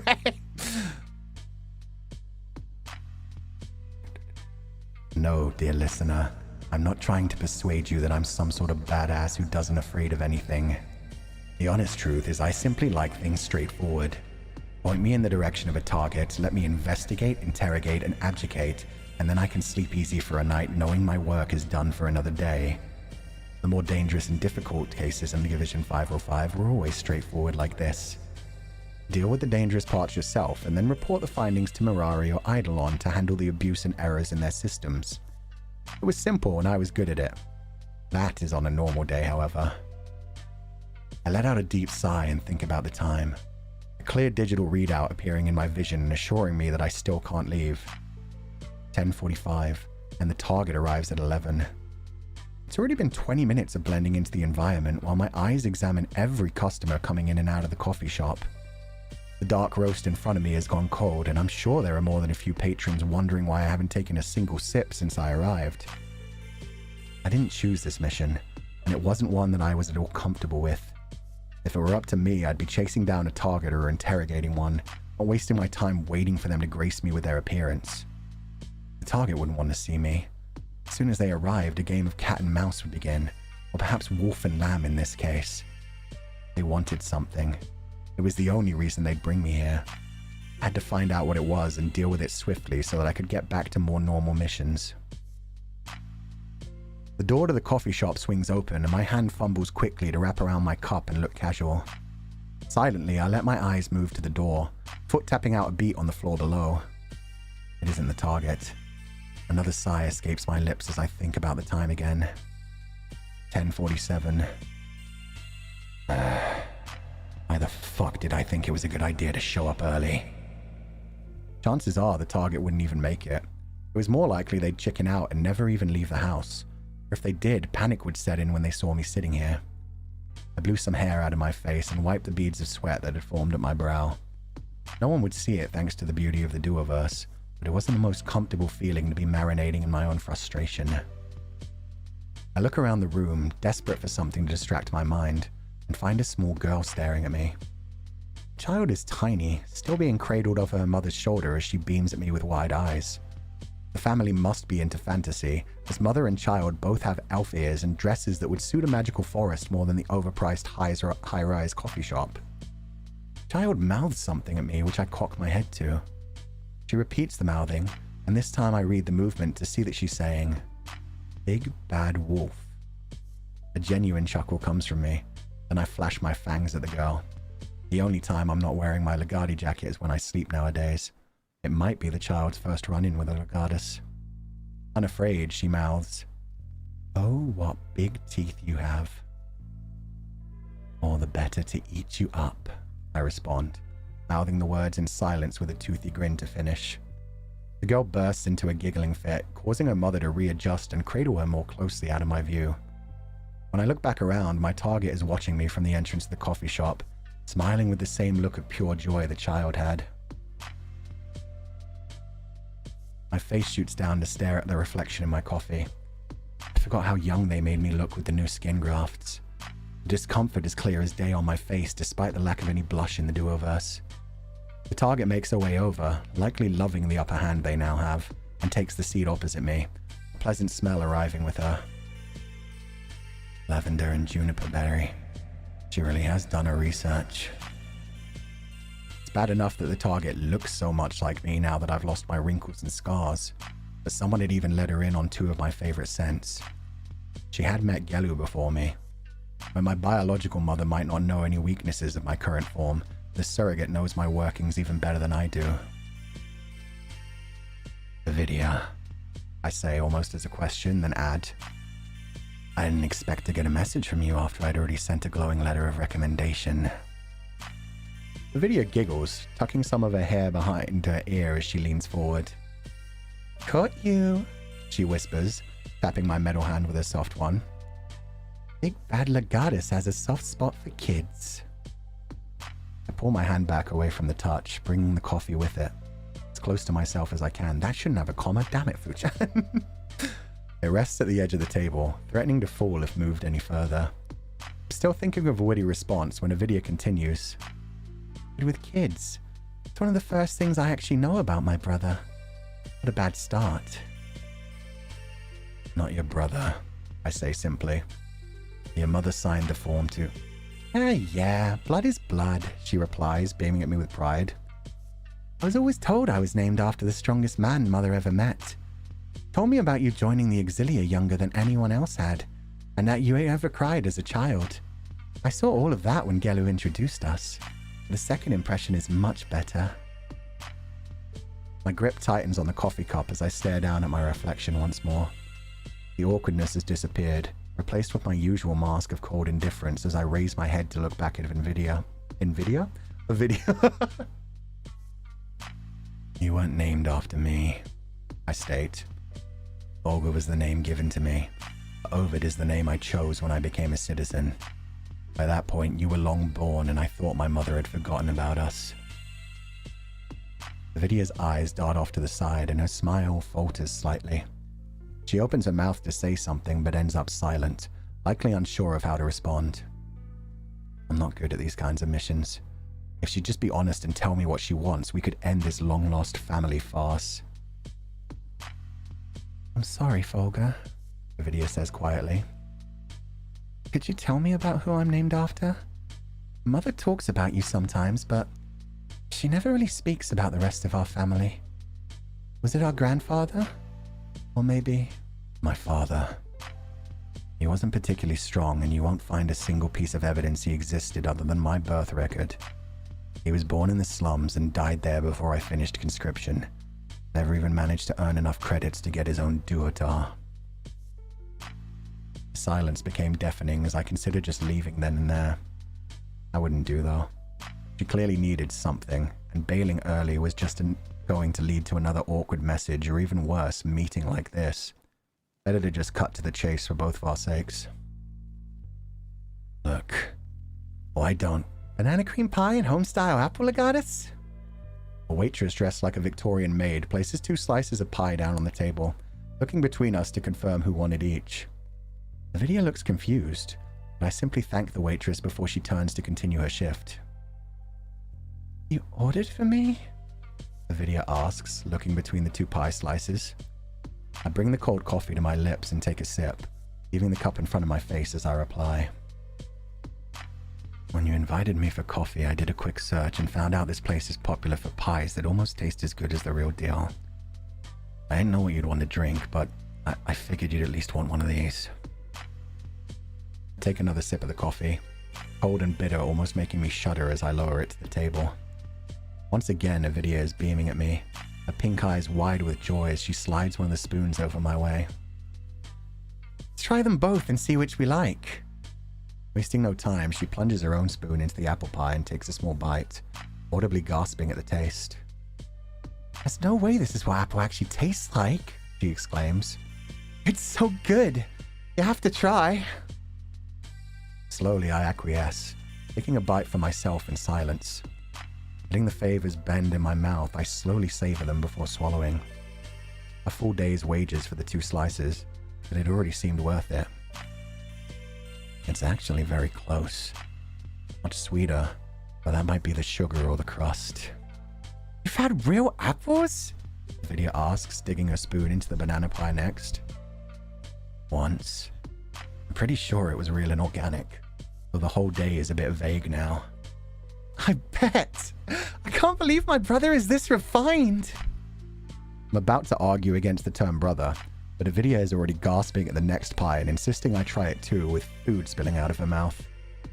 In spite of myself, I smile for a second, but hide it with the next bite, silently appreciating the flavors that I've never experienced before.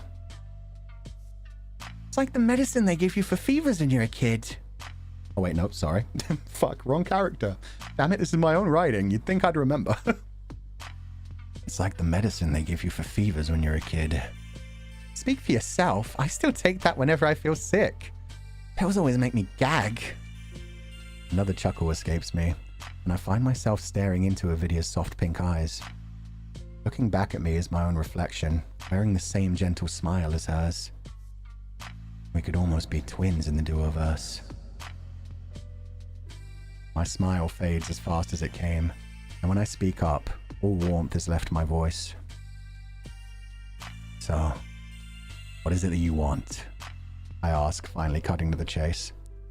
Ovidia considers this for a second, bringing her spoon to her lips as she slowly chews and swallows another bite of the apple pie. Like I said, she swallows in the middle of a sentence. I just want to get to know you. Legally or not, you're my half-brother and neither of us have any other siblings. Not only that, but you have the same condition as me, but way worse. And you managed to become a Legatus. That's incredible. There are some days I wake up in so much pain, I can't even get to class, let alone the crazy stuff you do. Ovidia wolfs down another bite of pie as I stare at her silently. So she wants to know just how bad it's going to get. It's going to get worse, I warn. I saw the list of medication they put you on. That'll slow down the degradation of your nerves, but nothing is ever going to make it feel better than it is now. Even if you replace every part of your body you can with metal, your nervous system won't ever get better. They can give you a pacemaker to keep your heart rate in check, a sensor to flush your lungs when they fill with fluid, even help when you start to lose control of your bowels. As long as you live, it's always going to be painful. Even imprints with conditions like ours feel the pain because it becomes part of our brain chemistry. Ovidia's eyes are barely visible when I finally look up at her. She's staring down at her hand, which has begun to tremble. I'm not sure whether that's the condition or fear. A psychiatrist would be better suited for this. Hell, a clown would probably be more comforting and sympathetic than me. You're going to be fine. You just have to accept that it's part of your life now. It seems scary, but you can get through this. A different voice echoes in my mind, one that had more warmth and richness. He had always managed to soothe my worries when it started. Both of Ovidia's hands embrace one of my own and pull it to the middle of the table. So sorry, Fulgur. Again. Crap. It's the second time I'm saying it today. I'm so sorry that you've had to go through this all alone. I pull my hand back and hear Ovidia make a little yelp. The edge of the metal on my signets nicked her palm, causing a small trickle of blood to flow down her hand. Fuck. My bad. I grab a napkin at the side of the table on Ovidia's wrist, gently dabbing at the cut until the bleeding stops. Then I tie it around her hand, letting the napkin apply pressure itself. Are you okay? For the first time since she's arrived, she's speechless as she looks down at the makeshift bandage. She reaches out with her other hand, stroking the cloth before meeting my gaze. See? You're already a good brother. Sorry I didn't ask about touching you first. Once again, I look away, embarrassed to stare into her eyes for too long, afraid of what I might catch looking back at me. It's fine. I take another sip of the coffee and signal in the direction of the pie, which Ovidia immediately returns her spoon to. Oh, how was the mission last time? She asks, food spilling out of her mouth before she swallows the bite. Wasn't even able to leave you messages for over a week. Same as always, I respond. The Republic calls and the wolves heal. I take a bite of banana cream pie, followed by a sip of coffee to counter the sweetness. In all honesty, I can't recall much about my last mission. Tortured by Gelu, sent out into the desert, then back at the Republic, but told I completed the mission. Often I lost time on higher priority Legati.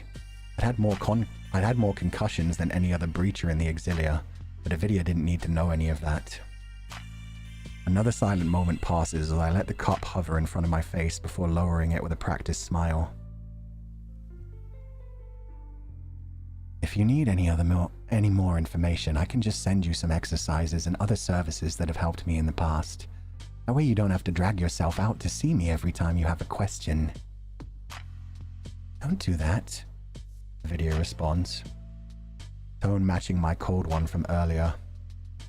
Mother always does that when she gets uncomfortable or afraid too. That fake smile and the words you don't mean. My smile fades, but Ovidia doesn't let it end there. I really just want to get to know you, Fulgur. I can stop joking about you being my brother if you want. Don't act like I'm the one hiding my true feelings.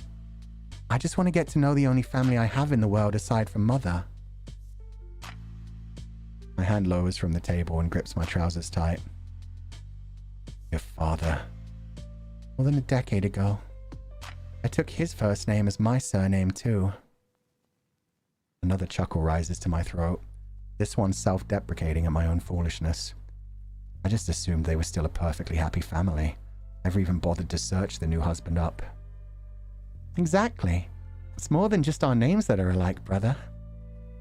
I put emphasis on the final word, playfulness all over her face when I finally had the courage to see it.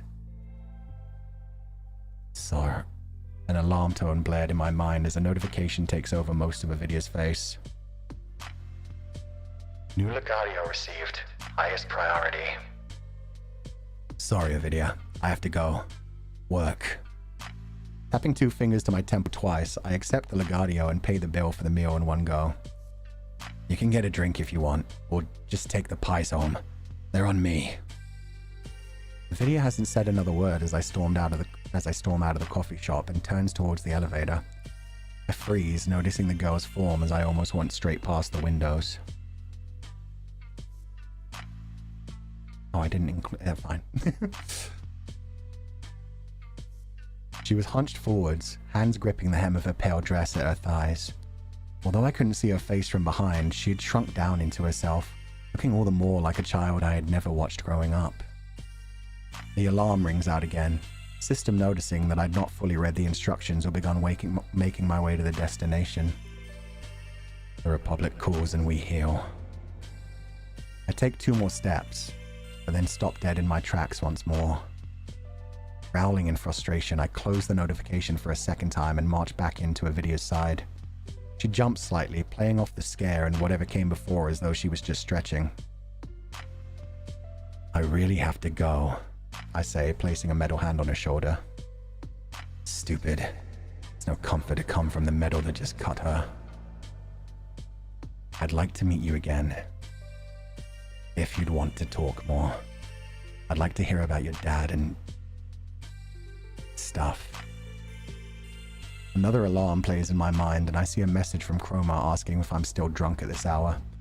I ignore it for a moment while Ovidia simply stares at me in dumbfounded silence. I turn to walk away, but Ovidia catches my hand as I start to go and I wrote that wrong. Thank you, Fulgur. I'd like that. Somewhere cheaper next time so I can pay. She lets go of my hand and I pause, hand still on her shoulder. I'll let you know when I'm free. I give her shoulder a gentle squeeze, matching the smile she's showing me before I leave once more. Exiting the coffee shop, I bring up the Legadio, running through it as I make my way to my car. Operation Starfall. Now this is my type of mission. The life of a Legatus is one fraught with danger and frustration. I may be, I can honestly say, nothing the Republic can make me do would be worse than what I just went through. Aggie, end of chapter. How are we feeling, guys? Starfall? Yeah. Don't worry, that won't be today. I did tell everybody before this stream that, yeah, what you're all assuming is, of course, coming, but that will not be today. Do not worry about it. The irony in that last line? I know, right? Daijo Bon't? Good. I'm glad. This wasn't even the emotional chapter, so that's fun. Thank you for using my asset, Fusan. Kurihiko, thank you so much for these. And sorry, I thought I had the crying one installed as well. I had the surprised one, and I failed to use that when I should have used it. But yeah, no, these assets are so beautiful. I love that I can just switch between them like this is a visual novel. It makes me feel so comfortable. It makes it feel like the immersion is there even better. So thank you for making this adorable video asset. He's soft. Yeah, he had a soft moment. He was weak. Thank you for saving my life for 1 or 2 morpho. No problem. I hope you're doing well. Make sure you take care of yourself. Thank you, Fu-chan. That was delightful and painful. Oh, I'm glad to hear it. It was an interesting chapter. This one really begins like the beginning of the end kind of thing. I think it's best they wiped his memories. Ignorance is partially bliss. Yeah. And now that's become very clear. I think people were a little bit confused why in the modern day scenes he was like having nightmares and remembering past life things that he felt like he should have remembered as soon as he saw the other members of Noctix. But yeah, now you know in some level they've been replacing his memories, wiping it essentially when he does certain things. A soft moment before hitting us with the angst. It's been the whole fucking day, let's be honest here. It's been little moments of like, oh, it's Legatus if he wasn't, you know, having to fight for his life to survive. And oh, these nice moments of other... Oh yeah, I should speak about Tonitrus. Tonitrus, yeah, don't worry about it. He's not actually a blood-related brother to Legatus in this one. I just kind of wanted to throw that in there because when I was thinking of the idea of like someone overthrowing the commune, I was thinking like, I could throw in Tonitrus here. I could throw in a Voxy stand-in. I could throw in an Archivist's brother stand-in. So yeah, that is a callback to Archivist 404, the Tonitrus character who was Archivist's brother. And it's just the general idea, because in Archivist 404, Archivist and Tonitrus did actually grow up in the commune. That is something I tried to make quite clear when I've mentioned the idea of where Archivist came from. The like super censored like solar punk area with gene modification. So yeah, that was always supposed to be the commune. It's just like a different universe, a different timeline. So instead of Legatus, who was born in the Republic, Archivist was born in the commune. And they each received their own fucked up treatment based on that kind of shit. The red, black hair and katana. Yeah, no, I changed that slightly. I gave him golden streaks in this one instead of red. Because I still don't want people to draw him exactly as Vox, because I don't want to step on any of Vox's actual lore. Or be like, hey, this is Vox in another timeline. It's not. It's just like, he allowed me to use him because we liked the idea of like Archivist having a brother. And since we're both Lamb Mama children, that kind of way. But yeah, we're brothers, but yeah, no, don't worry. It's not Vox. It's not part of his story. We always discuss things like that when we're using each other's like lore and stuff, because we're both very tied into our lore and don't like people overriding our lore. So yeah, let me make that clear. Tonitrus is not Vox Arcuma in another universe. It's just looks like Vox Arcuma for understanding sake for people. No way. Would Shepard be our kingdom version? No, actually. No, I'm not even going to suggest that. Shepard's whole thing is like an actual full magic system kind of world. It's full fantasy. That would have been funny, though. I didn't even think of that. Jesus. Oh, God. I could have put the serfs into that story. What did you guys think about the serfs, by the way? That might have been one of the darkest things I've ever written as just like a background story. And then I saw people saying Albinorix as well. And I was like, oh, it is kind of like Albinorix. I didn't even think about the fact that like their legs stopped working. It was actually just the idea of like what would survive underground, but also be able to survive overground for longer periods than humans. I was like, what has like thick callousy skin and maybe like a mucus membrane would be able to help. So yeah, they were their own thing, but yeah, comparing them to Albinorix is pretty good. And just, yeah, the idea of gene manipulating humans, replacing their own thought processes from the time they're born. And so basically brainwashing them into subservience is just fun times. Fun times. Especially since it was just people from before the fall. So Doomers just desperately trying to survive and taking any option they could to live. Serfs were so unsettling as hell. You did an amazing job with them. Ah, thank you. Very dark, but so well written too. My brain can't imagine what they look like for now. I need to watch the stream again. Yeah, don't worry. As usual, I'll do the normal thing of like properly uploading these chapters to the blog. Because as you can see, I am technically reading these off the blog, but these are the preview versions. They'll be properly uploaded in like a week. I'm going to wait for people. If anybody does do any fan art, as usual, I'll try to collect it and throw it onto the chapters. But then, yeah, you'll be able to read it without like waiting for me to go through different parts as well. So you can just read it on your own time. What do I think of the serfs? I hate it. Positive. I like it. There we go. Damn, it was dark, but very interesting to implement. Yeah, it's very fucking dark. I also, like, the funniest thing is I've never played a Fallout game either. And in the last read-through we did where we revealed what happened during the fall, the fact that the megacities, the Republic, the Commune, and the Kingdom were all the ones who actually blew everything to hell and back with nuclear weapons to start off a nuclear winter. But yeah, when I found out that that was also a plot point in Fallout, when I watched the Fallout TV show, I was like, oh, God damn it. I swear to God, I didn't steal it. I swear to God, that wasn't my intention. But that was very funny. And I know Fallout has a lot of like creepy, manipulated organisms in their world as well, depending on some of the faults. So that was a very interesting moment for me of like, oh, we had the same idea, but they had it about 30 years ago. Fuck. Because they lived out there, they'd have more resistance to radiation, right? Yeah, they were specifically gene manipulated to have like more resistance, to have like thicker skin and harder bones and stuff. The only problem beyond that is that then they accelerated their evolution to the point where they could start having children at like 3 years old. So they then started also evolving at a ridiculously rapid rate. So yeah, then they could selectively breed them even better, which is a fucked up sentence to say, but yeah, that's what the kingdom do. That's what the kingdom did. Anyway, they were human 3 generations before that shit. It's fucked up. Okay, with that said, there is the question of, well, it's not a question, honestly, because this is the thing. I want to see if anybody did figure out the passwords. So I gave 2 clues to 2 separate passwords, and I'm just going to ask openly and see who responds, if anyone does respond, what people think the passwords were, or if you can provide the clues as well, that can work as well if you're not sure exactly what the passwords are. But I'd love to see what people's ideas are. I definitely saw that people brought the clues together. I'm just not sure if from the clues they know exactly what the phrase was supposed to be for each one. Such a messed up concept to think about, but so interesting, yeah. Drawn legend, right immediately on number 1, the slaughter in the slums. So the hints for that one, it was written in 1s and 0s in binary code, and connected on the blog itself. You had to like examine and page imagine things. So the first one, it spelled out the day that I want to forget, or something like that. The day I can't forget, or the day I will never forget, something like that. So good job, Drawn Legend. The first one is the slaughter in the slums. The day I've tried to forget. Thank you, Jay Shimera.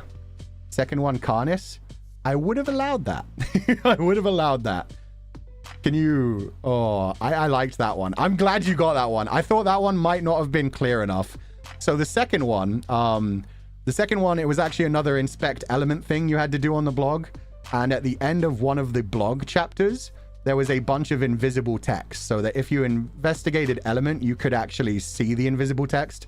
The text was a voice talking about the fact that it just wants to die. It wants to go away, but it keeps getting summoned. It cannot live. It cannot end itself. It just is stuck in some sort of eternal purgatory. I was wondering if people would put together, based on some of the other hints and different things, what was going on. And yes, it was supposed to be the general idea. I would have accepted Carnis, but it was going to be Ignis Carnis, as we gave his full name in the last chapter. But good damn job. I'm really impressed. That one, you had to like, yeah, take some stretching to be like, oh, who could this possibly be speaking through the blog, speaking essentially through Legatus's brain? So yeah, fun. And yeah, to CL Light Blue, who asked, if you look in the description of this video, you have to scroll down a bit. There's a bit that talks about my lore blog or my character blog or something like that, where Legatus 505 is hosted. But good job. Thank you guys so much for finding both the passwords, which means we can now go on to those. So give me a second, because I need to bring out their preview versions as well. I have an order that I want to read these in, so yeah, let's do it properly in the proper order. Should replace that. Yup. Okay. Interim 6. Slaughter in the slums. This one, yeah, this is the one that I was talking about that's going to be incredibly emotional. I might get a bit choked up during this, and anybody who's watching may feel a lot of emotion during this. So the content warnings, graphic gore and violence inflicted on a child, very important points to note, but also just the fact that in general, there's going to be a lot of emotion. This is the chapter. You've met in the story, the title, The Slaughter in the Slums, has come up a lot of the times, and it is known that that is when Legatus did something and ended up being sent into the Auxilia, even though he was basically still a child. So keep in mind, if you need to clock out, if you need to disappear, That is completely fine. Do not worry about it whatsoever. It's all good. With that said, we're going to continue through the story. Legatus 505, Interim 6, The Slaughter in the Slums. Content warnings, graphic gore and violence inflicted on a child. During the day, residents of the Republic fled from building to building in cars, cowering from the sunlight, the one remnant of the old world that they couldn't quite defeat. The megacity's skyscrapers each stood like hundreds of towers of Babylon, yet even they didn't completely repel Apollo's fiery charge. Like ants under a magnifying glass, all they could hope to do was find shelter before God's judgment wiped them out. If there was any civilization that had ever truly stood in affront to the heavens, it was the three megacities that now reigned as the only remaining society on the surface of the earth. Citizens of the Republic knew this and reveled in it. God was dead, or if he wasn't, he'd at least been bested by his own creation. Humans were no longer the stewards of the earth. They were the masters of it, and they flaunted that. So it was that when the sun finally set on the Republic, its citizens flooded the streets, bringing the whole city to life with the sounds of heathenish delight. Music played on most streets, advertising goods, services, or simply as entertainment for the masses to amuse themselves with. The dark of night was cast out by a pulsing, shimmering neon world, filled to the brim with colorful, barely human caricatures that the new gods felt best represented their forms. Even the heavens themselves could be overwritten. Two citizens of the Republic looking up at the night sky could see any number of separate unique sights staring back down at them. A beautiful night sky as though there was no air or light pollution. The entire galaxy visible from the ground below. That was the simplest view. Why stop there when you could fill the sky with multiple moons of different colors, dye the horizon in a synthwave sunset, or even have one or many of the gods looking down at you in pride or disgust? Each citizen of the Republic had more control over their world than any man, no matter how powerful, could ever have hoped to achieve before the fall. Yet they had to become citizens first. As children, parents were the gods of their world, controlling their duotars and deciding when and what level they were able to interact with the duoverse in. One such child, without any parents, waited silently on the corner of a street, back let gently against the wall as he waited for the ride he'd ordered on the way downstairs from his apartment. He was small for his age, looking only 13 despite almost turning 16. The child was a special case in the Republic. While other children his age would have to use their parents' accounts to spend credits, he had his own bank account, duotar, and was almost finished with conscription several years early. It wasn't that the Republic had blessed an orphan with the tools to thrive by himself, but rather due to the curse he was born with that he found himself in a position that any other child would be thrilled to be in. The child wasn't happy, however. While the rest of the Republic took to the streets for their unholy communion, smiles plastered on their faces and an appetite for sin waiting to be satiated, this child glared down at the ground, his own appetite famished for something more biblical. The child wore an oversized TB suit he had inherited just a few weeks ago. The bulbous and slick suit squeaked every time he moved, drawing attention to the outdated, impoverished equipment that his duotar couldn't conceal. He had his hands stuck into his pockets to hide a huge tear that had begun midway down the forearm and exposed his right hand for the world to see. A car pulled over by the boy, and as the window rolled down, the man in the passenger seat grimaced, asking with a clearly frustrated voice, "Olga Canis?" The top of the TB suit nodded once silently, and the driver groaned. "Just get in already. Going back to the slums, right?"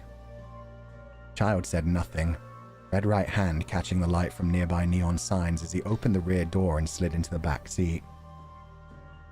The interior of the car was stylized like a karaoke booth, with the options for passengers to select songs and sing along while they passed the time between their destinations. But all the lights of the duoverse shut off as the driver put the car into gear and began speeding away from the center of the city. Olga had no doubt that if he wasn't wearing the TB suit, his driver would be offering him drinks, introducing him to the karaoke system, and making conversations to entertain his passenger and secure a decent tip and rating. As he was clearly an impoverished denizen of the slums, returning home from a visit to the city proper, the driver instead grumbled to himself about how unfair it was that he always managed to get the worst jobs. Olga slid over to the driver's seat. Olga slid over to the driver's side of the back seat, sick of all the glares and angered grunts he was getting from the driver in the rearview mirror. He didn't want to be in the TB suit any more than the driver wanted him in his car, but neither one of them were going to get what they wanted. You taken clients to the slums before? Fulgur asked, his voice shaking slightly. What? Man tapped 2 fingers to his temple, putting the car into automatic routing mode before his eyes showed him his passenger, and Fulgur saw the man's face appear on a screen that would have usually displayed karaoke videos in front of him. The man was huge, with bulging muscles, dark red skin, and black horns sprouting from his forehead.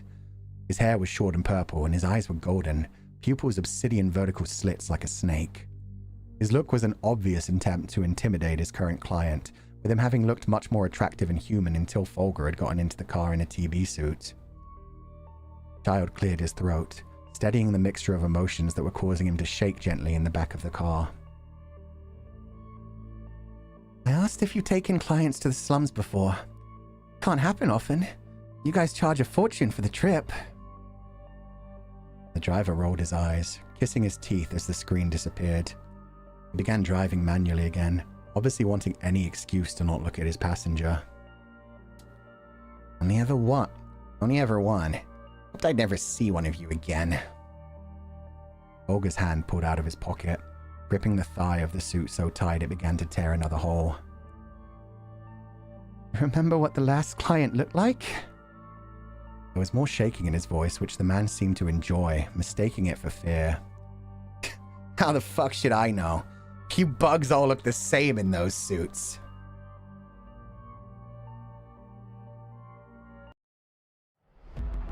A red right hand smashed through the back of the driver's seat and curled around his neck.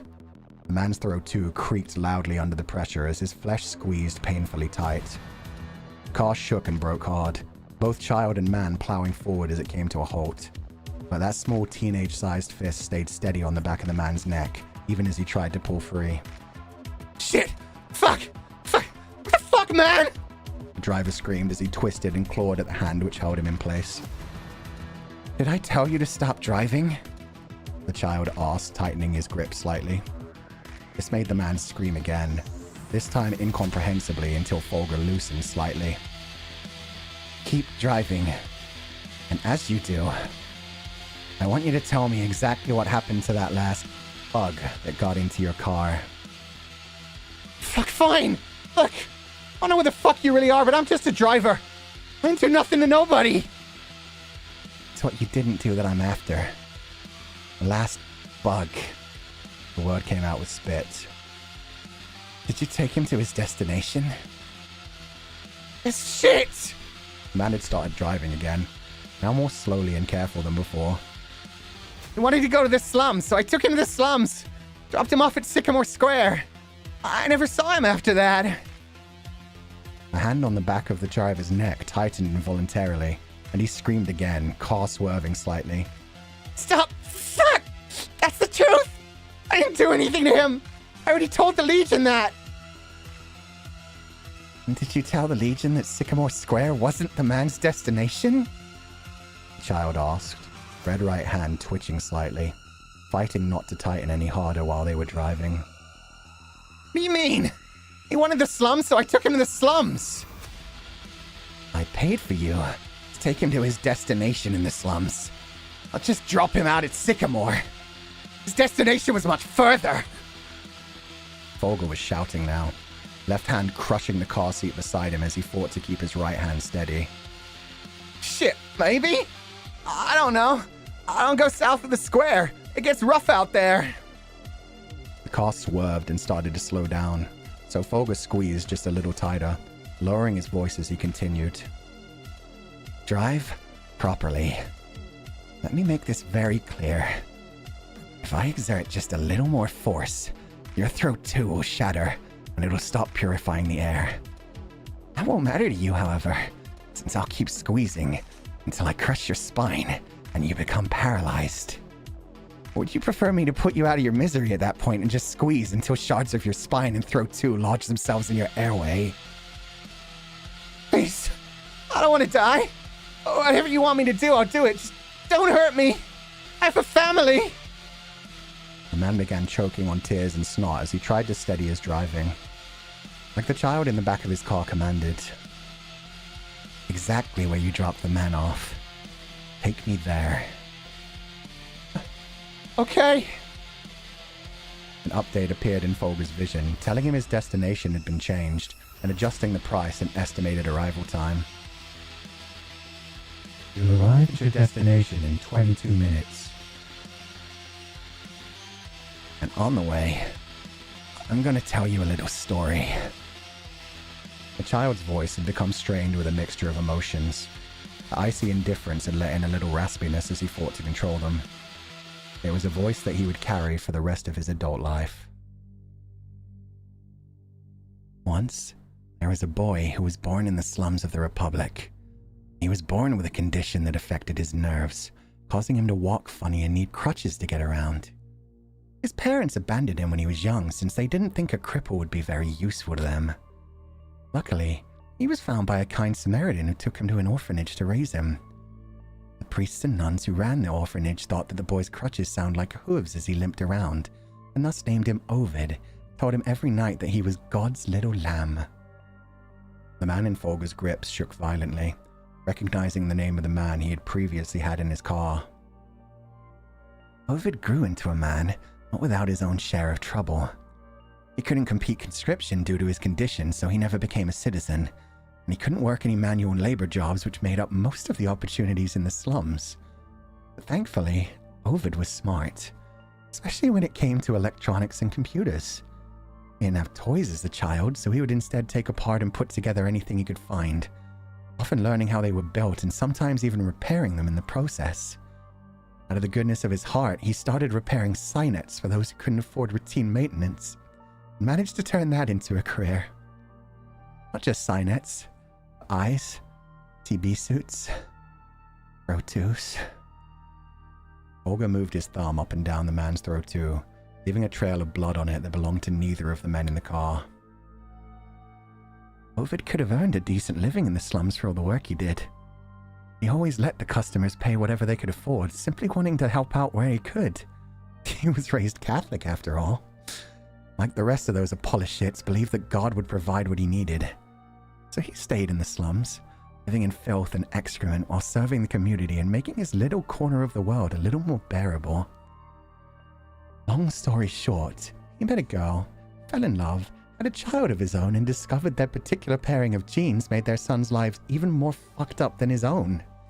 Desperately, he searched for a way to fix his son. He was always so good at fixing things. Had to be something he could do to put his own child back together. Surely his precious God wouldn't allow such unbelievable suffering on an innocent child. Especially not his child when he had done so much good for the world. Arriving at your destination in 16 minutes. But alas, Ovid found no way to fix his son. It wasn't a problem that a mechanic could fix after all. He needed a doctor. And no doctor in the slums could even figure out what was wrong with the boy. So he did what every good Apollo shit boy does when in crisis. He prayed, and prayed, and prayed. When none of that worked, he started to beg all the people he'd helped to help him just this once, and loan him any credits that they could so that he could go into the city and see a real doctor. After months of begging, scraping together every loose piece of change he could, and working almost around the clock, he earned enough to visit one of the Republic's hospitals. Not being a citizen, he couldn't even use public transport, let alone a fancy ride-sharing service like this. So he put his child in a wheelbarrow, and despite barely being able to walk himself, he left his house as soon as the sun set, father and child wrapped up in homemade TB suits. And he pulled his child all through the night, even a few hours after dawn had risen to a proper city hospital. So you want to guess what happened when he got there? The driver was silent for a few seconds until Fulgur closed his fingertips, metal edges digging slowly into the cuts and shallow cuts into his flesh. The boy was fixed? The man asked, almost screaming. Given metal arms by the doctors!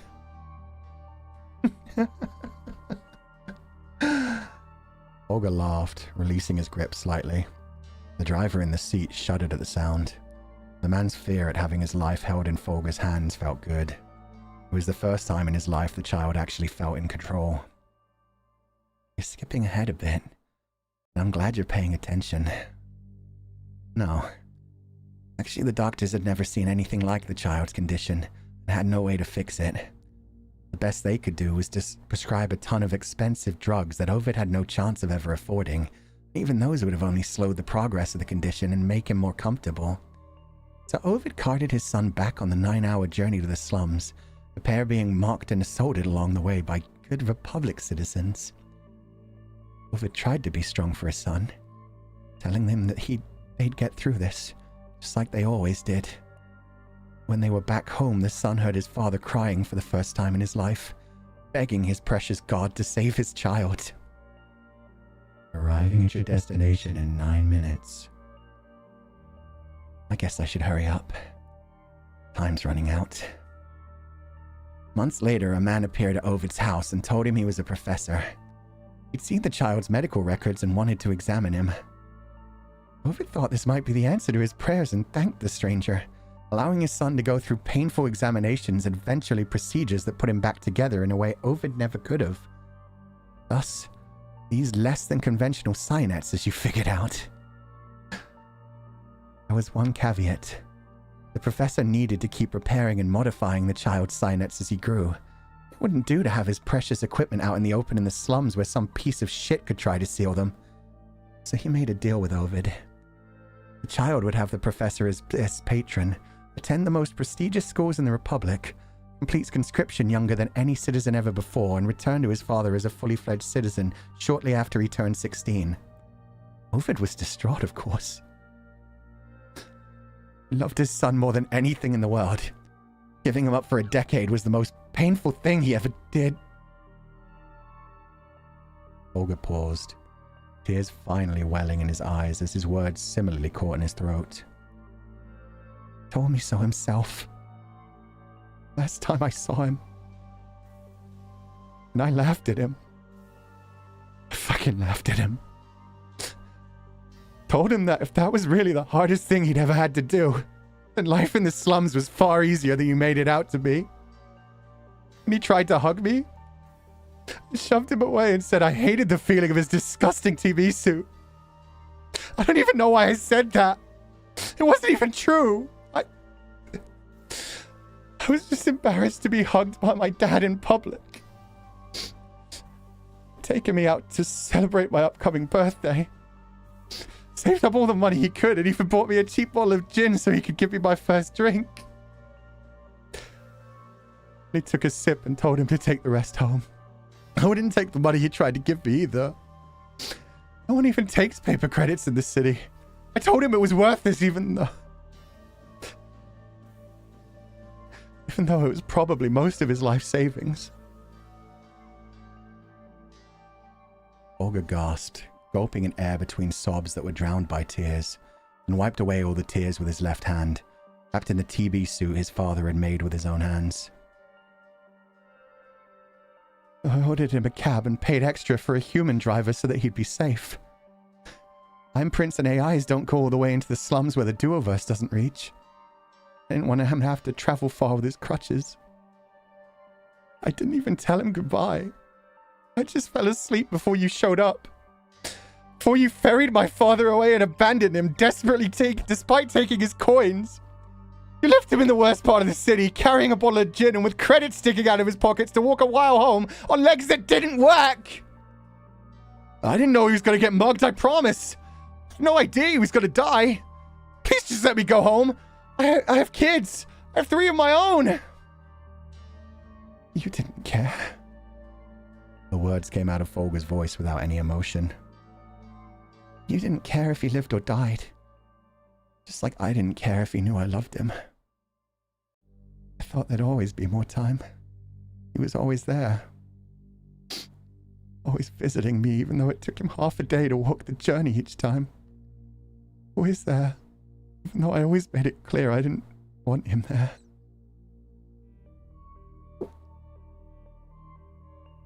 It's a funny thing when someone you love dies.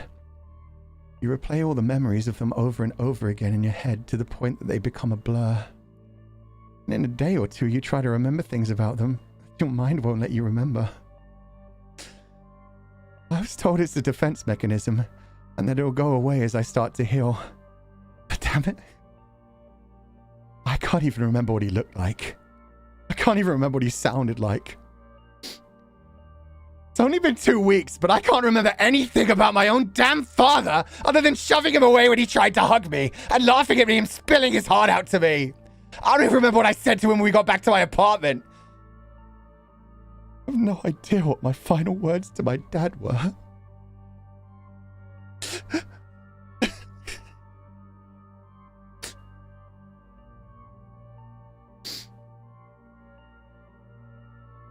Olga began bawling, letting his emotions finally get the better of him. He screamed, tears running down his face and into his mouth, a salty mess covering the inside of the TB suit, which was still drenched with the lifeblood of his father.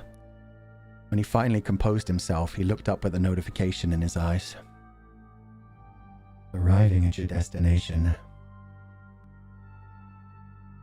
I wish I knew what my last words to my father were. Just so I could hate myself even more than I already do. I'm sure that they were something shitty.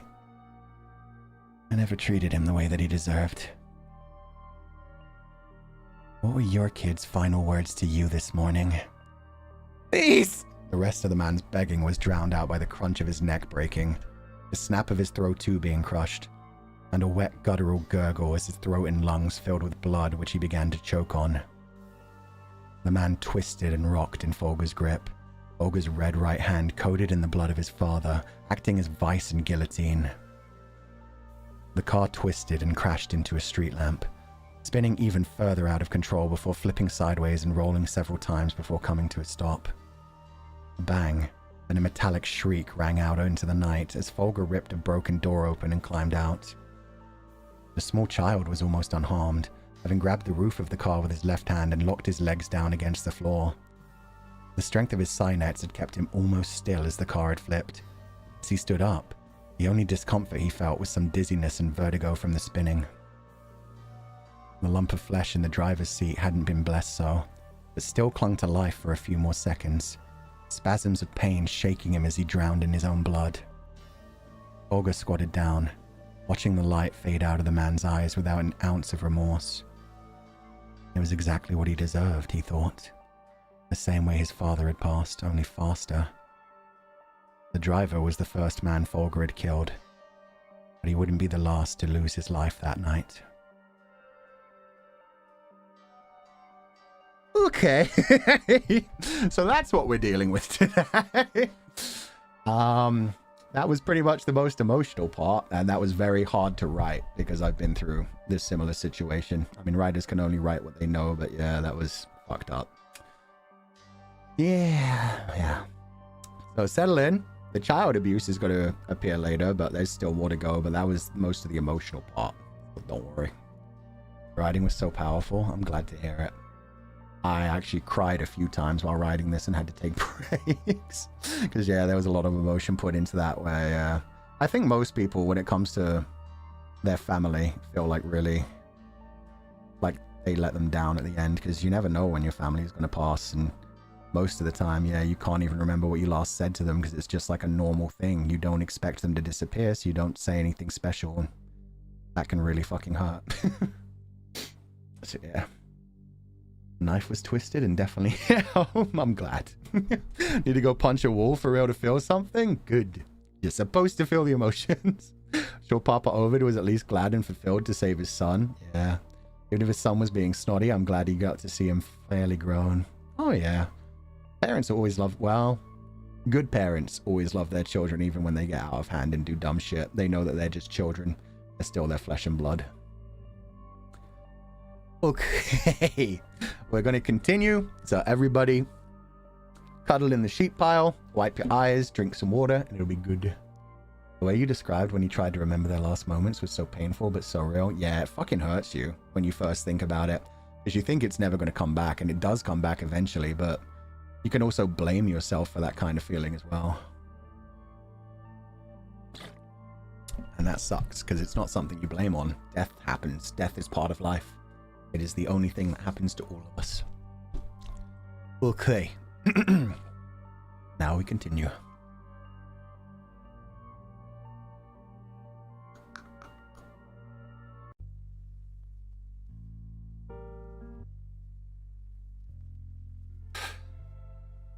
Hey kid, I need to talk to you for a minute. Hannes's warm voice had snapped Fulgur out of an intense study session. In those days, it was rare to find him doing anything but studying. Fulgur hadn't been able to go to school in his formative years, so when Karnas became his patron and enrolled him in advanced courses, Fulgur had to catch up on years of education in a few months. It turned out he'd inherited his father's aptitude for machinery and programming, but also mathematics and biology, which his father never had the opportunity to learn. None of those subjects appealed to Fulgur, but Karnas was adamant that he master them and set himself on the path of becoming a praetor. I'm your patron, kid. That means you're going to have to be the most exceptional student the Republic has ever seen. I don't make the rules. That was what he had told Fulgur on the day he was enrolled, and the child had taken it as a demand. Payment for the 4 limbs that gave him some semblance of a normal life. Gelu, on the other hand, always went out of her way to teach Fulgur the subjects he actually enjoyed. Philosophy wasn't something she had known much about, but she made sure to stay several chapters ahead in the textbooks that she taught him from, and even tied the lessons to her own specialty. Often she would make a face after reading a particular quote from a philosopher, and when Fulgur would ask what was wrong, she would suggest her own solution that either rationalized a thought experiment or diagnosed the philosophers themselves with varying disorders or chemical imbalances.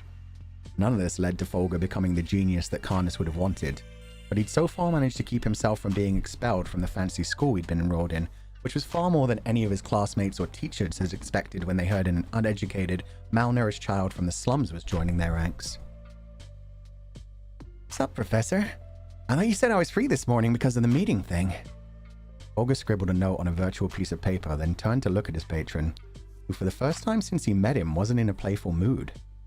Standing at the doorway was Gelu, whose body language instantly set Fulgur on edge. Karnas had only lost his smile and dramatic movements, otherwise he didn't seem much different. Gelu, however, was always boisterous and cheerful to an alarming degree. She had the type of presence that could either nourish you like gentle sunlight or burn you out from too much exposure. Now she hid mostly behind the doorframe, head in one hand the only visible parts of her. Her face was the strangest part. It felt uncanny to see her making such a sad expression. It looked as though if she had the ability, tears would be streaming down her face and her eyes would be swollen and red. Instead, it was like she was frozen in the moment right before crying, trapped in an instant she had been given terrible news. Wait, what's wrong? Am I in trouble? Fulgur asked, standing out of his chair to meet Karnas eye to eye. The child peered up at the professor, looking even younger than ever as he panicked and brushed brown locks out of the hair of his face that had grown well into his eyes. No, kid, it's not that. You've done nothing wrong. Karnas looked back at Gelu, who sniffled and stepped forward to wrap her whole body around one of his arms for support. Karnas looked back down at Fulgur. The professor had always looked tired, as though he was carrying an immense weight that threatened to make him collapse at any moment. None of that ever stopped him from lightening the mood and relieving Fulgur's burdens whenever he was able. With what had essentially become his family staring at him in such a way, thoughts began racing through Fulgur's mind. Did I really get expelled? I think I'm still doing better than some of the kids in my class. Oh, no, the internet lock. I found out I got their password. Don't tell me they went through my history. Wait, what if it's my body? I thought he'd stopped the degradation. You're freaking me out, guys. Seriously, what's going on? Fulgur asked, looking from one adult to the other. Karnas sighed. The warm breath carried with it the scent of apple whiskey. The professor had needed some liquid courage to even enter the room. Kid, I don't know how to say this. Karnas squeezed Gelu's hand in his own, sighed once more, and locked his golden eyes with Fulgur's silver. Your father has passed away. He was found 3 days ago on the street, but they couldn't identify. Gelu had yanked on Karnas' arm, silencing him mid-sentence. The silence hung in the room, thick like a shroud. Huh? Was all that Fulgur managed to get out of his mouth in the moment. He looked between Karnas and Gelu, searching for some sign that he had heard wrong, or that they were playing a twisted prank on him. But as they stared back, their looks of concern pierced him, letting the truth seep in like poison. He's dead? Gelu tore past Karnas and wrapped her arms around Fulgur's neck and back. Even at age 15, he had already grown as tall as her, But that didn't stop him from feeling tiny in her tight grip. She didn't say anything, only held him tight and made quiet sobbing sounds without any tears of her own to shed as she embraced the child she'd raised as her own son for more than half his life. Olga's eyes darted from side to side, catching glimpses of Karnas beyond Gelu's dark hair. He was still just watching with that pity plastered on his features. The room began to blur, and Karnas became a twisted, distorted blob as tears rose in Fulgur's eyes. Memories of their last encounter flooded his mind, threatening to drown him in guilt as much as sorrow. Small metal arms wrapped around Gelu's back as Fulgur buried his face into her shoulder and cried into her sweater. The smell of her perfume stung his nose even through all the snot. Her own soft hand raised to stroke the back of his head as he silently sobbed into her embrace. She'd gone as far as to wrap her android body in a flesh substitute so she could hold him as a mother would. After what felt like an eternity, he pulled away, still sobbing gently but needing to know more. Wait, he was here 3 days ago. They have to be wrong. They made a mistake. He was here 3 days ago, remember? I told you he took me out for dinner. Fulgur wiped away tears, still taking little gulps of air as his crying began to stop. Must be someone else. Karnas ran a hand through his hair and looked off to the side, not sure what to say. But Gelu took Fulgur's hands, and with them his eyes were drawn to hers too.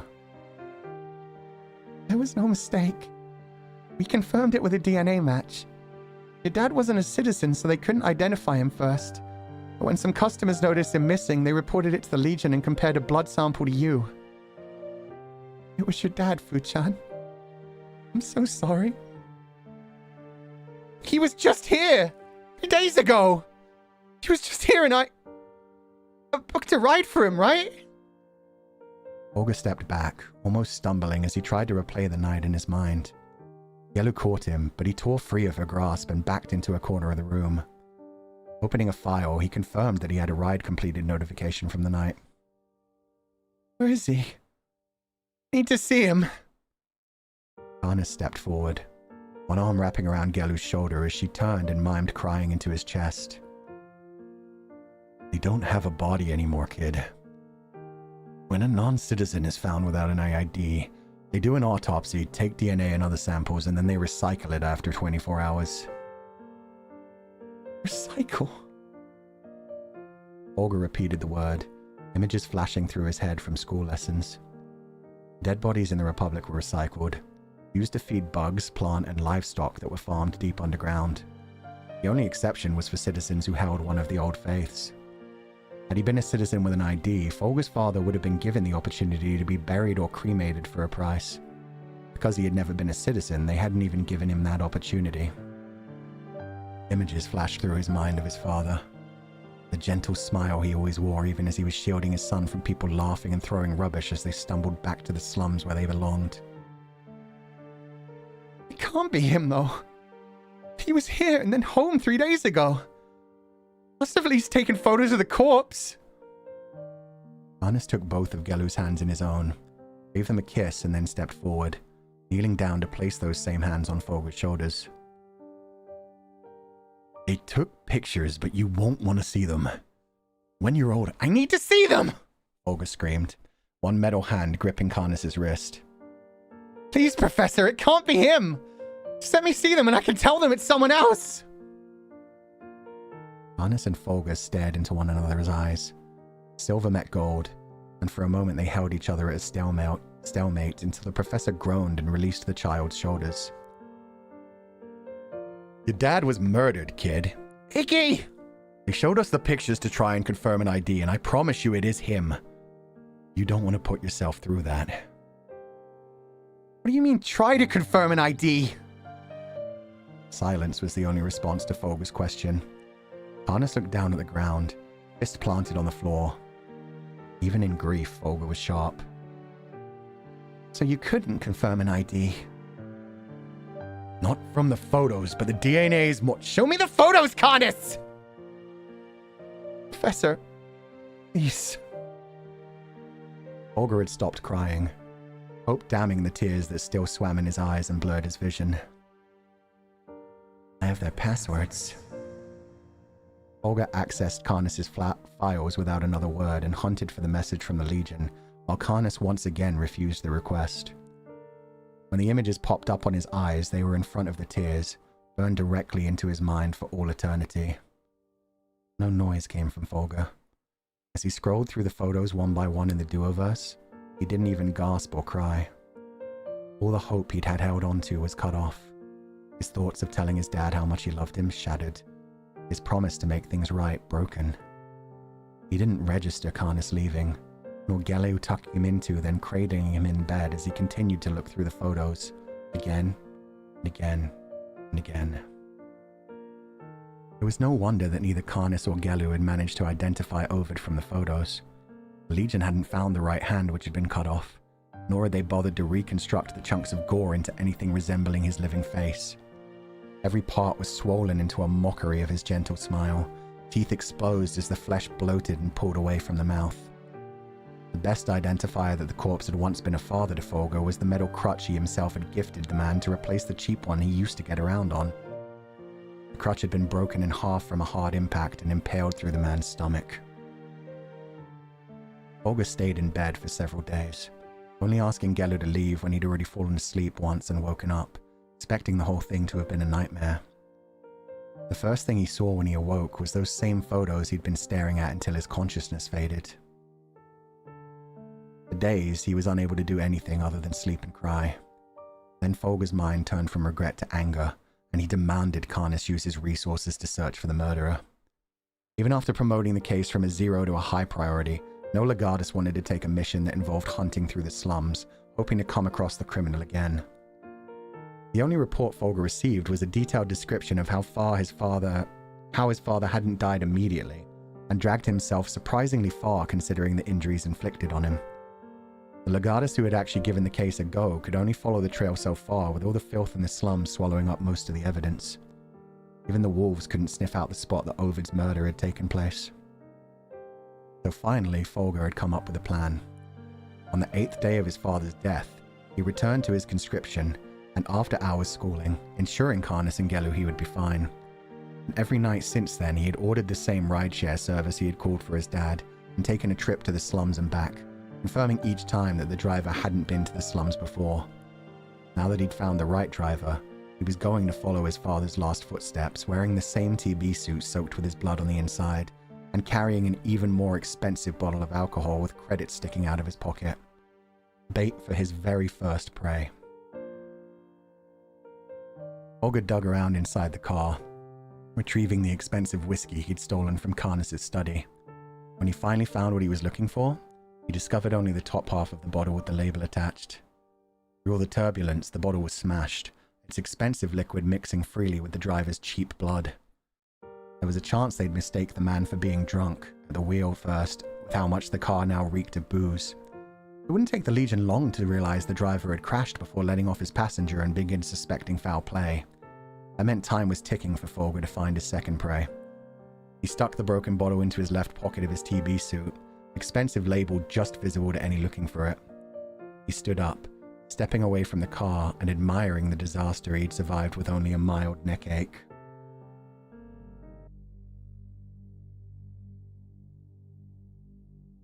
These cyanets really are insane.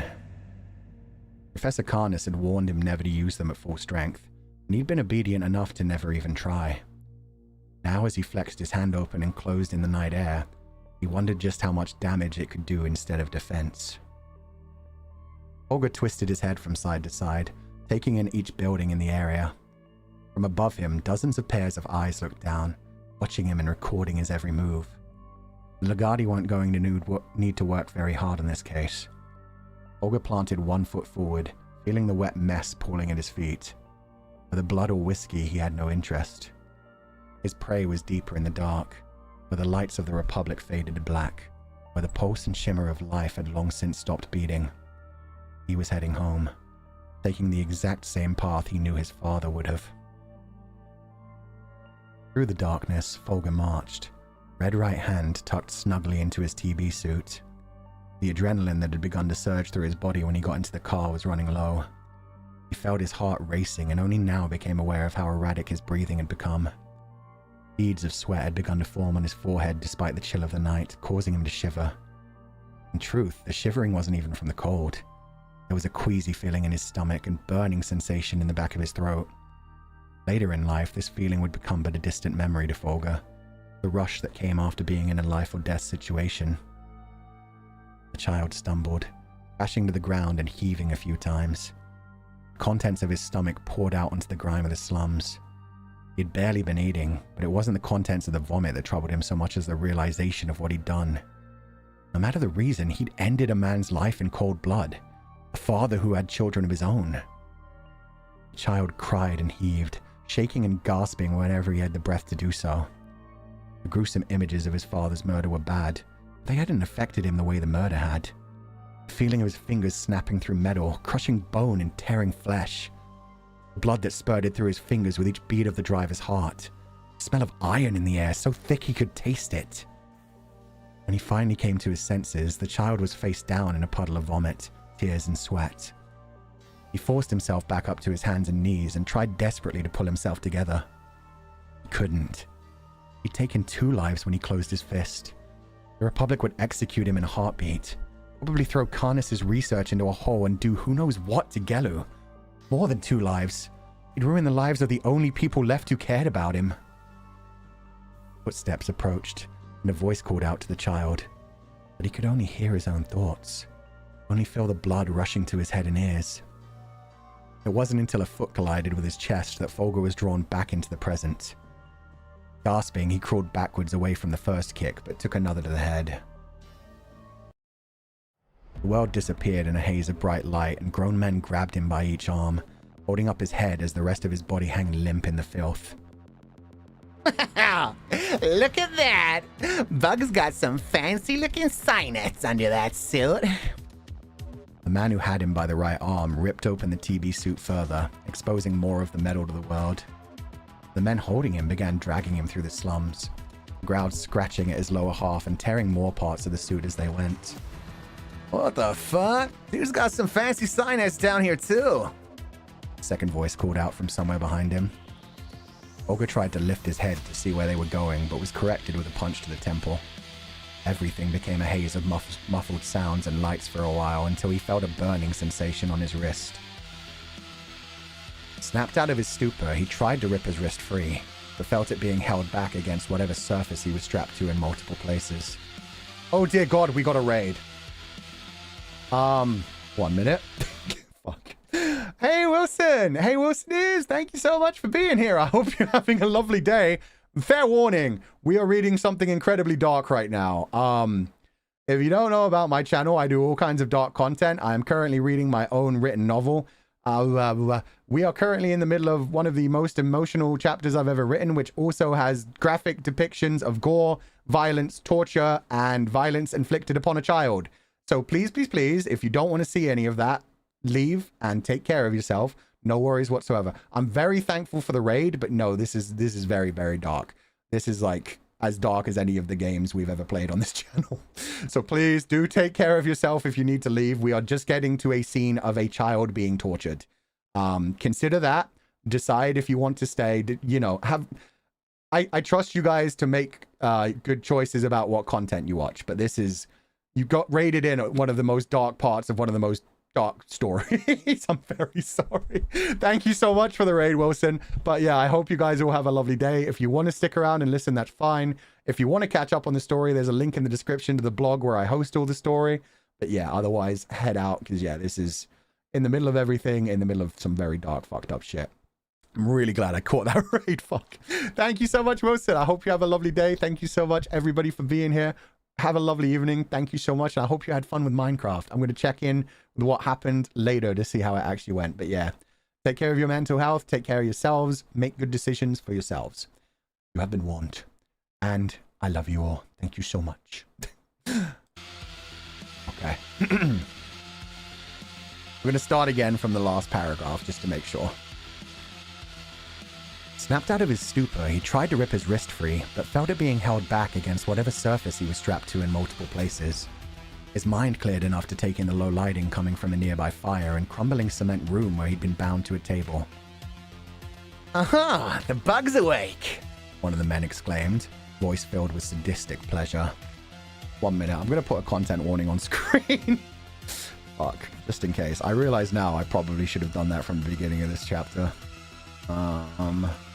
Sure. Properties.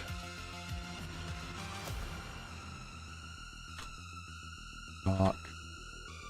Graphic. Content. Just for anyone who stumbles in.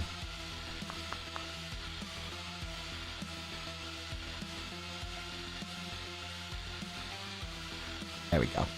Okay. Okay. Oh, the bug's awake! One of the men exclaimed, voice filled with sadistic pleasure. Just in time to give us a hand! A room filled with laughter as Fulgur did his best to look around at his kidnappers. In the faint light, he only caught features and shapes, but he was aware of at least 4 of them laughing from different parts of the room. Honest. Fulgur stopped mid-sentence as his eyes finally found their way to his right arm. The sound of the buzzsaw revved up after allowing the other man to make his joke, and once more they brought it down to his wrist. Fulgur screamed in protest, followed by the guttural gargle of pain as the buzzsaw made contact with his wrist.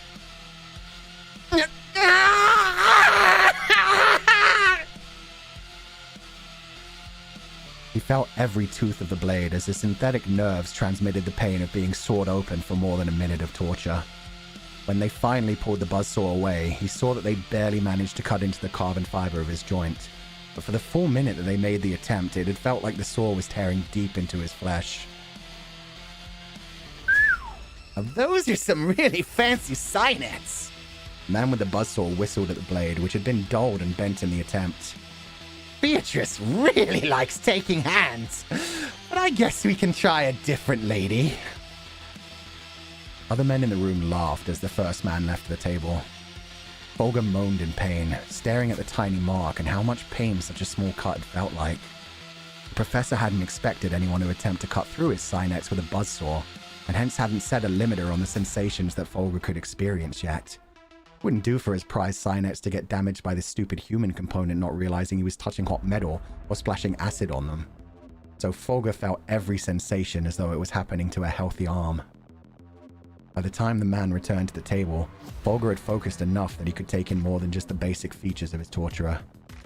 A skinny man with gaunt face and sunken eyes.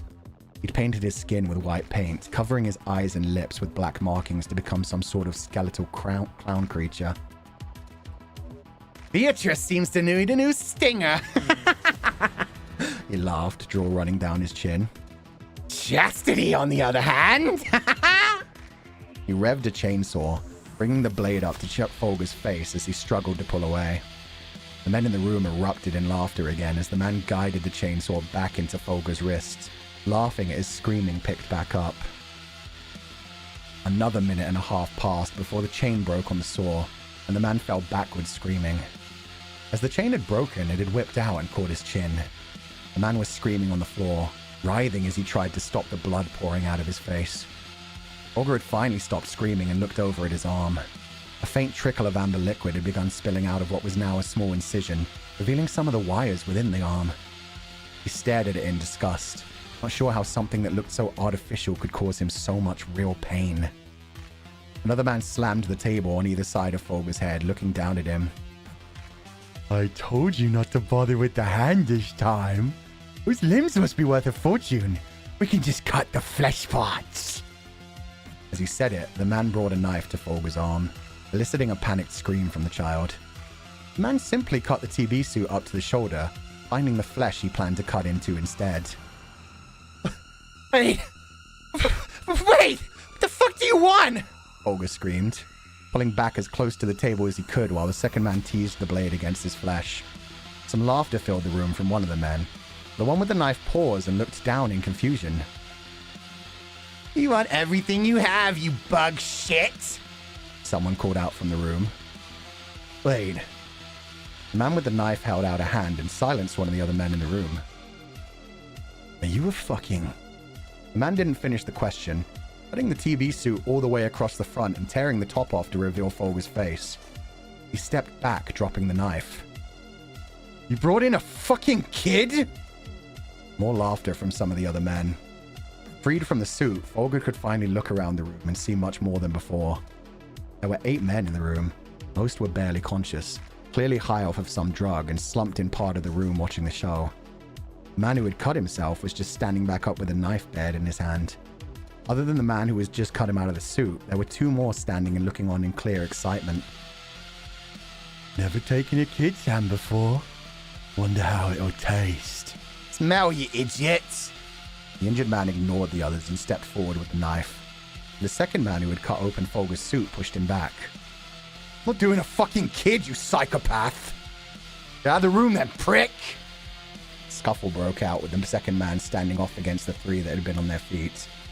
Laughter and cackling filled the room once more as the others who had seemed barely conscious jumped up and began brawling with each other indiscriminately. Groaning in agony, Fulgur began struggling against his bonds. He'd strapped him to the table with multiple thick leather straps that looked salvaged from a variety of sources. His arms were tied to the table in multiple places, but his legs were only bound at the ankle and hip. One of the drugged men slammed into the table, blood and something solid splattering over Fulgur's face. The man seemed to notice Fulgur for the first time then and smiled in unbridled joy. Finally, food. Fulgur's eyes went wide and his scream filled the room as the man lowered his head towards his abdomen. Sound like a crack of lightning exploded in the room as Fulgur managed to snap free with one leg and bring his knee into the man's face before he could get a bite into him. Blood sprayed into the ceiling and chunks of flesh, teeth, and blood rained down over Fulgur. Next he slammed the same leg down, shattering the broken door frame that the men had tied him to as a makeshift operating table. The air went out of his lungs as Fulgur crashed into the ground below, now free but with the tattered remains of a TB suit and the leather straps hanging off of him. He struggled to his feet, the grown men in the room all staring on in shock. The one who had fought off the other men had now turned his knife towards Fulgur, standing defensively against the opponent he was no longer sure was even human. "The shit are you?" he asked, falling to the ground over another of the men as he stumbled backwards. "I'm pissed." Fulgur didn't say anything, just thinking the words in his mind. When he planned this day out, he imagined being slower and more in control when it came to the men who had actually killed his father. He imagined them strapped down to tables while he reminded them of why he was killing them. Instead, he gave in fully to his rage and simply ended them all as fast as he could. By the time he was done, he had punched and stomped all the chunks of flesh so much that the small room was flooded with a broth of human soup. Blood and chunks of flesh continued to drip off of the ceiling as Fulgur laughed and laughed until his chest hurt and his throat grew hoarse. Then he just sat in silence, marinating in the mess he had made of those who murdered his father. Hours later, when his senses had started to return to him, Fulgur called the Legion himself and waited to be arrested. He thought the smell of blood was disgusting earlier in the day, but at the end of the night, he was casually poking around in a river of it with his foot, looking at the chunks of gore and trying to figure out what part of a man they used to be. When the first Legionnaires arrived, they threw up, left, and called in Legatus instead. Karnas had arrived shortly after that with Chroma in tow. There'd been fights about what to do, but ultimately Fulgur was sent to join the Auxilia and prove that he could still be useful to the Republic as a citizen. The incident was reported as the slaughter in the slums and blamed on suspected gang violence. The only people who knew the truth of the incident were Fulgur, Karnas, Gelu, Chroma, the Arbiters, and the first Auxilia members Fulgur met, who were warned to evaluate their new child soldier's mental state. By the time Fulgur went on his third hunt, he no longer shied away from bloodshed and hardly flinched after taking a life. And that's that chapter. Fun times all around. So that's finally the slaughter in the slums, and exactly what happened to Fulgur's father, and exactly how he took on the name Fulgur Ovid and joined the Auxilia. Finally remember how to breathe? Good. Good. Breathe deep. Breathe happy. Bravo, holy shit. I'm glad I could finally share that, because that's been planned for so long. I hadn't written it for a long time, but this was always the birth of Fulgur Ovid. We've been teasing that since chapter 1, the whole idea of the slaughter in the slums, and him talking about Karnas being his father, but a different person in his mind who had always taken care of him and smiled. and even the origin of the first phrase, the phrase that he uses all the time. We'll get through this, just like we always did. Fantastic job on the writing, sir. Damn, thank you. I'm glad you enjoyed it. What a ride. Also, the music was awesome. Yeah, I don't really get to use this one too much. It's like a more intense, like, battle theme. It's just not quite... Like, this one is just all action all the time, whereas this one bounces backwards and forwards between, like, dramatic tension building and huge battle music, so... Yeah, it's different reasons to use those. It's very rare. So this part isn't just a meal. This is a whole buffet. Aw, hell yeah. We finally have the birth of Fulgur Ovid. We finally have the slaughter in the slums. Your descriptions are so vivid, Fu. Thank you. Yeah, I wanted to make these guys as fucked up as possible. Although, I did like the whole idea of, like, giving one of them, like, the hesitation of, like, that's a fucking child, dude. Even I have some limits. Writing was so vivid, I felt like it was happening. Dang. Yeah. Came in late right when the dead dad reveal, and it was like, wowie, what a time to join. So they ate his papa? They ate parts of him. They, it's pretty suggested, but yeah, they are a sadistic, roving gang of, like, torturing people. The only one who has, like, a specific, like, serial killer kind of vibe is the one that collects hands, but just in general, they're horrible, desperate people that are just, like, killing people for fun, torturing them slowly, and yeah, eating parts of them as well. Confident classic, cults of cannibals. How tall was Lechan at this age? They didn't realize he was so young until they saw his face. He wasn't particularly tall, but he was as tall as Gelu, so he could have looked like a very, very short adult. Remember, he was wearing the full TB suit at that point, other than just his hand and, like, little, like, bits of cuts. So yeah, to him, they just look like a bug. You don't...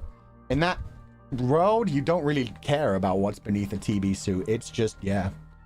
It's just a non-citizen that nobody will care about, and nobody cares if they go missing or get tortured or murdered or anything. We can never escape cannibalism. Never, ever. If you're desperate and don't have any money, meat's meat. Meat is meat. Anyway, that is the end of that one. I hope you guys all enjoyed it. That's something I've been sitting on for a while. It was really hard to write the bits about, like, forgetting his father and stuff like that. The violence was nice and soothing. The violence was fun. This kid definitely needs a hug. It's a good thing he learned to compartmentalize. Well, I say good thing. It's interesting that he learned to compartmentalize. And yeah, I especially like the dramatic irony of him, like, murdering someone and thinking, that was fine, that's good, that's justice. Which is also right. Wait, I'm talking too much about my own novel nowadays. I used to not do this. I used to let you guys figure it out. I'll shut up. But there's some terms in that like, heavily lean into, like, religious imagery as well that might be interesting. I'll shut up the rest of that. You guys figure it out. You guys are better. The violence was nice and soothing, he says. I mean, violence is always easy to write for me. I watch too much violent shit.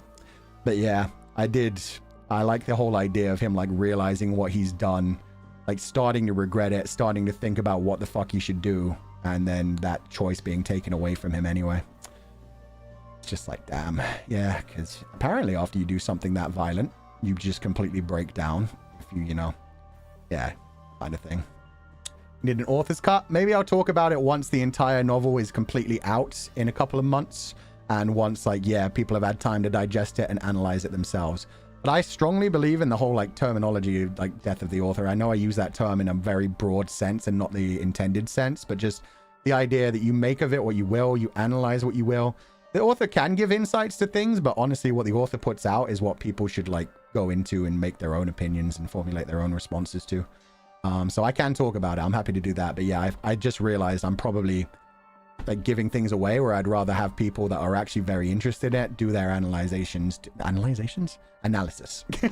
Do their own analysis and tell me what they think. So if you do have any of that, please do share them on Twitter with hashtag Legatus505.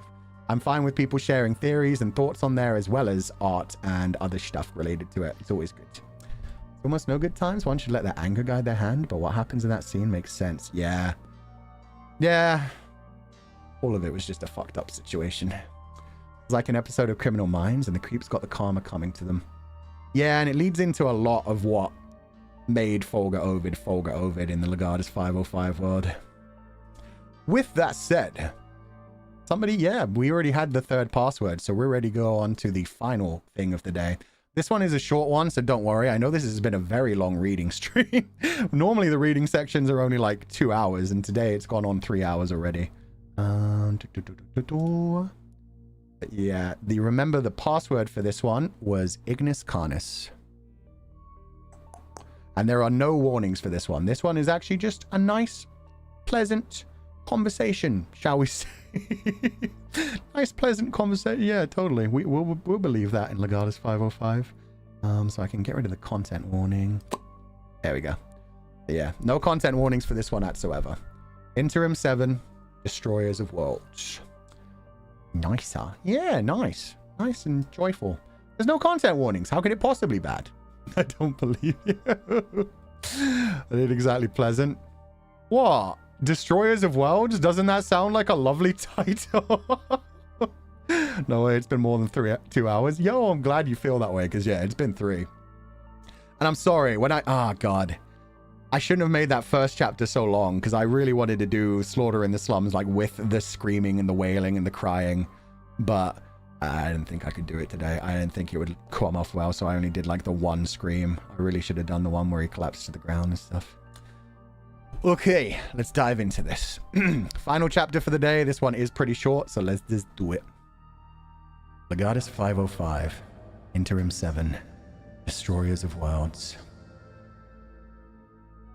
Bright golden eyes stare at me inquisitively now that he's been summoned. The ticking of a clock is the only sound in the room, punctuating the silence as I carefully try to formulate my words. What did you do? I ask. Normally it would be him asking that question to me. As a child, I had often come to seek guidance from Professor Canis, and he could always see the guilt or confusion etched into my features to know what direction the conversation would go.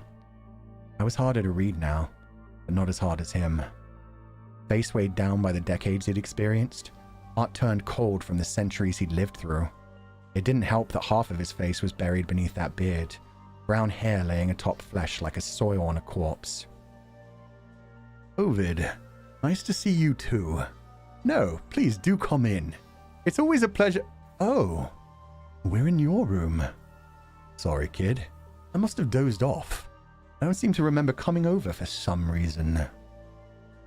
Arnis's deep voice was filled with feigned surprise and an unsuppressed accusatory tone. The fans of my PC once more spun to life, working as hard as they could against the heat of the day. Don't worry about that. I need to know what you did to me, Canis, I say, voice shaking slightly. It was a question that I once thought about constantly, even asked upon occasion, yet I always simply accepted the simplest answer without any deeper exploration. Canis stood up from my desk where he'd been seated. In childhood, he had towered over me like a god. Back then, he hadn't seemed much removed from the title. My savior, my creator, the one who built everything. Even in adulthood, he was several inches taller, just enough that I had to tilt my head to hold eye contact. A deep and slow sigh escaped his lips as he marched around my room, looking from detail to detail. You know what I did to you, kid. 4 groundbreaking military-grade cybernetic implants, a never-before-seen transplantable cynet spine, highly illegal modified eyes capable of adjusting between different viewing modes, and of course a throat too. There's more data storage in its neural network than you'd ever need in a lifetime. Canis finished pacing, breaking our eye contact to instead stare at the wolfsbane implant sitting on my desk. He reached out to stroke one of the pedals, but stopped to glare at me instead. His mocking smile had no signs of the joy he usually felt from teasing me. Instead, there was only challenge, daring me to go on. What about my mind, Canis? For some reason, it seems like I can't trust my own memories recently. My face betrayed no hint of emotion. The cadence of my speech was faster than usual. I needed to calm down, compose myself, and act rationally. One misstep could shatter the fragile stability I'd finally found. Have you tried therapy? Canis shrugged, a soft chuckle rumbling from his chest. Even lone wolves need to accept help every now and then. Being trapped in your own thoughts isn't healthy, kid. He spanned to view me once more, hands lightly resting on the desk behind him as he leaned his back against it gently. I should know. It's so fucking funny, old man. Quit it. I need you serious for once. You don't want me serious, kid. Believe me. His chuckles faded from peach to white as he squeezed the desk for support. As the color bled out, so too did his smile, fading from a teasing smirk to a contentious glare. I glanced away, terrified of those golden searchlights that focused on me. I always tried to keep to the shadows, but this man, he'd literally built me. How was I supposed to feel anything other than exposed while under his gaze?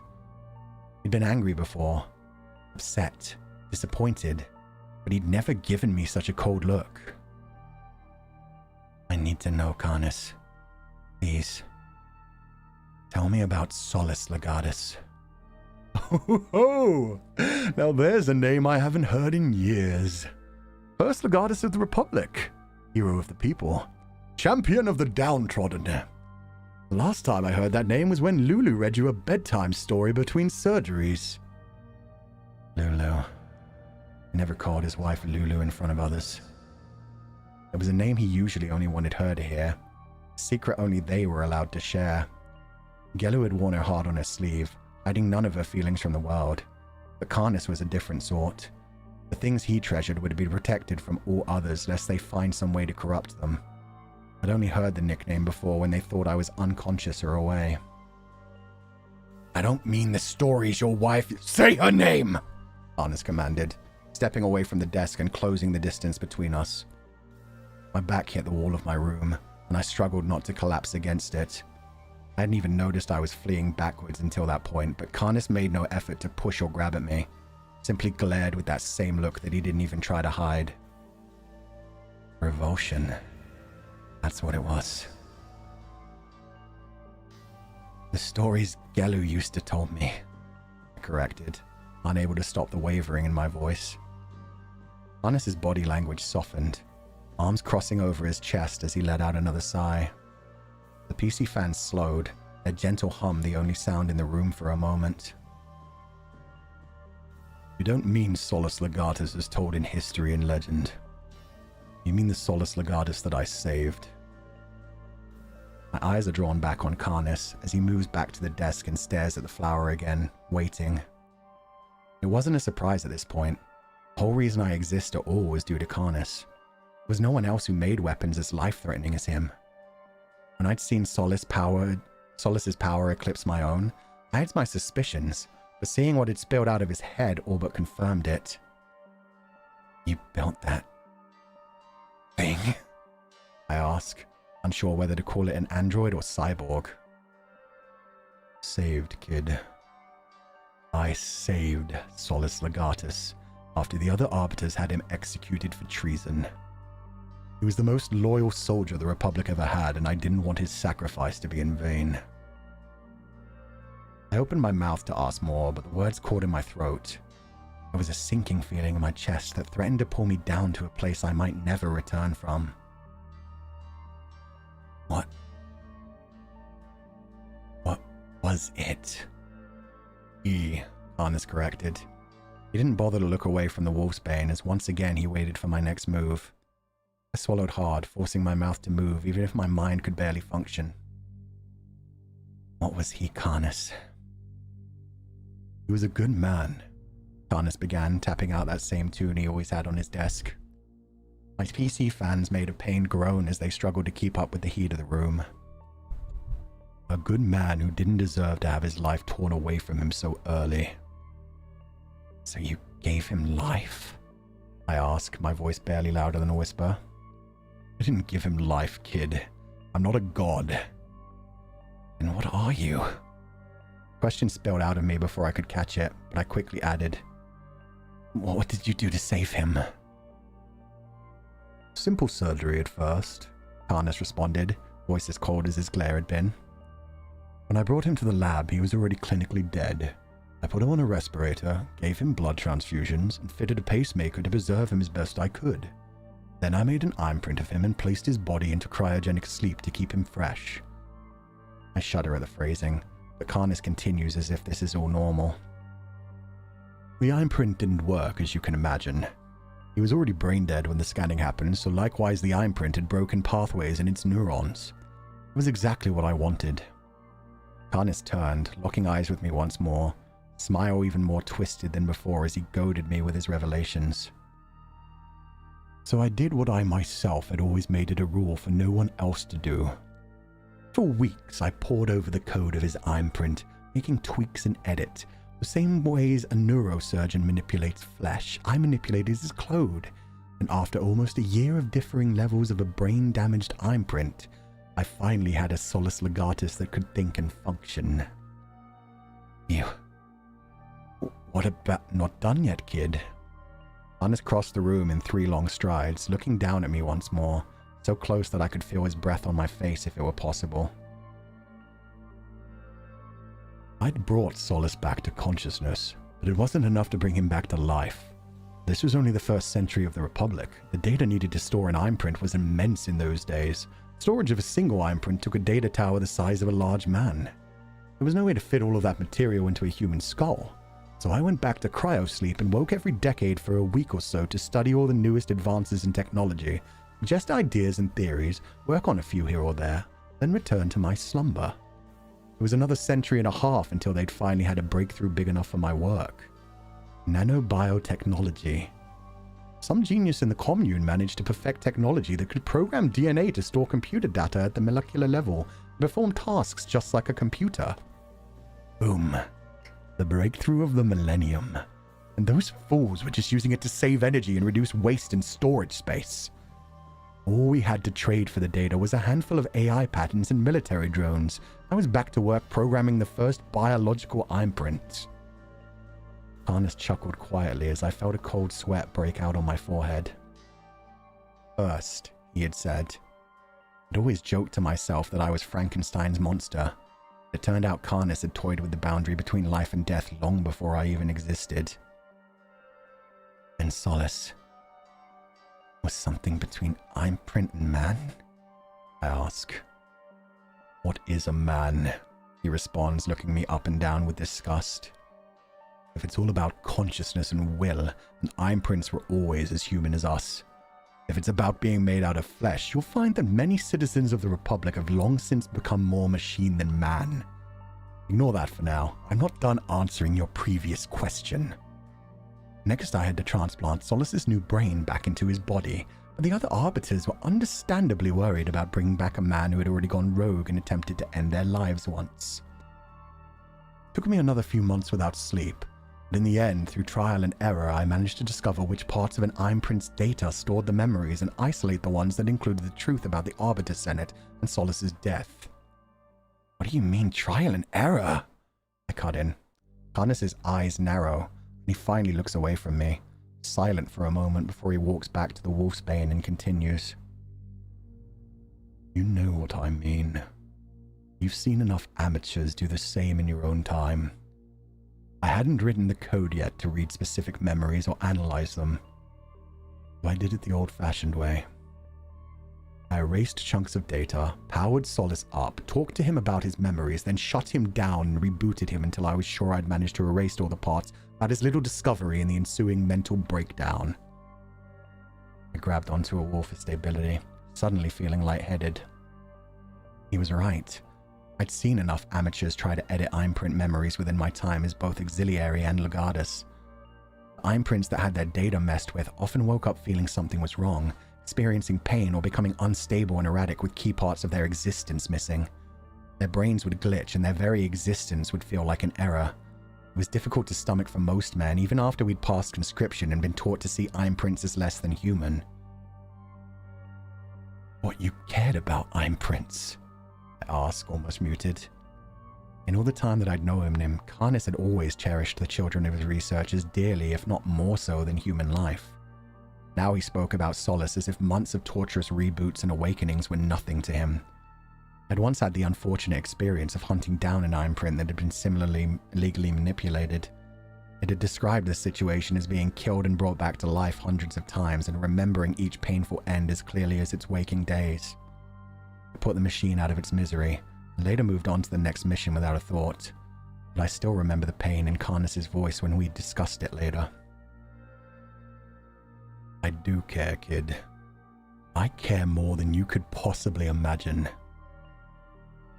But the suffering of one shouldn't impede the progress of many.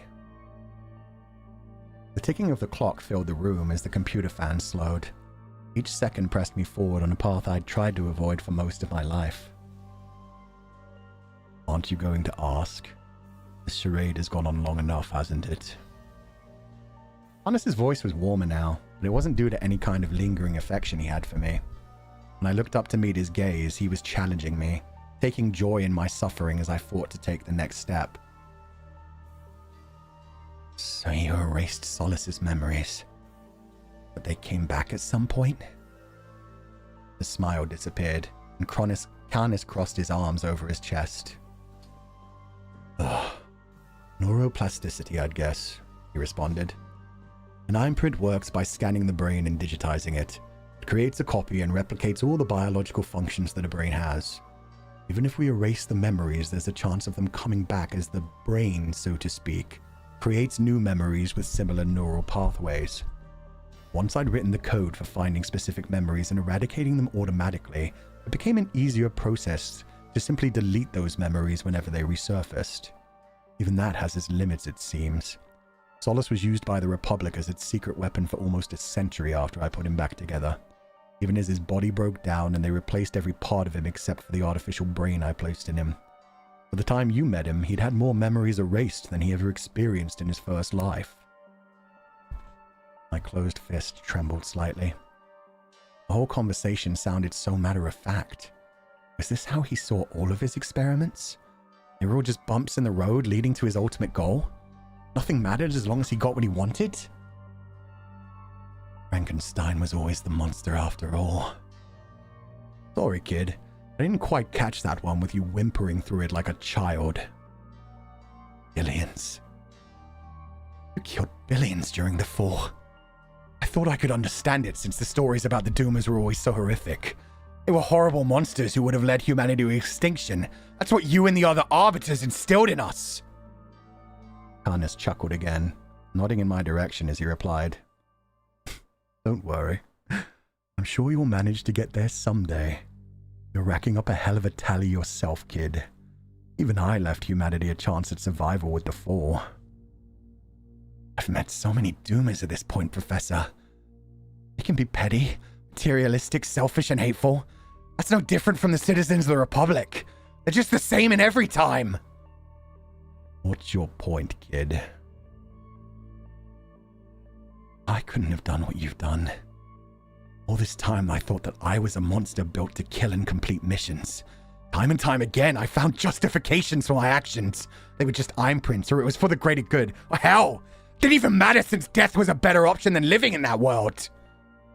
I hadn't meant to shout, but my voice rose in my throat along with the emotion that threatened to choke me. I can't even sleep at night, Cardis. Every time I start to dream, I see their faces and hear their screams. How the fuck do you live with everything you've done? A warm chuckle rumbled throughout the walls of the room, shaking the very foundations of the Noctix house. You know, kid, I'd do it 1,000 times over if I had to. I would torture every existing, living, breathing human Earth on this planet to the same extent as I did Solace, if it meant that I could hold Lulu in my arms again, grow old with her, and pass away together. Hannes swiped his hand through the wolfsbane, the plant not moving at all as his hand simply passed through it. He turned on me, advancing slowly as he continued. How can I live with myself?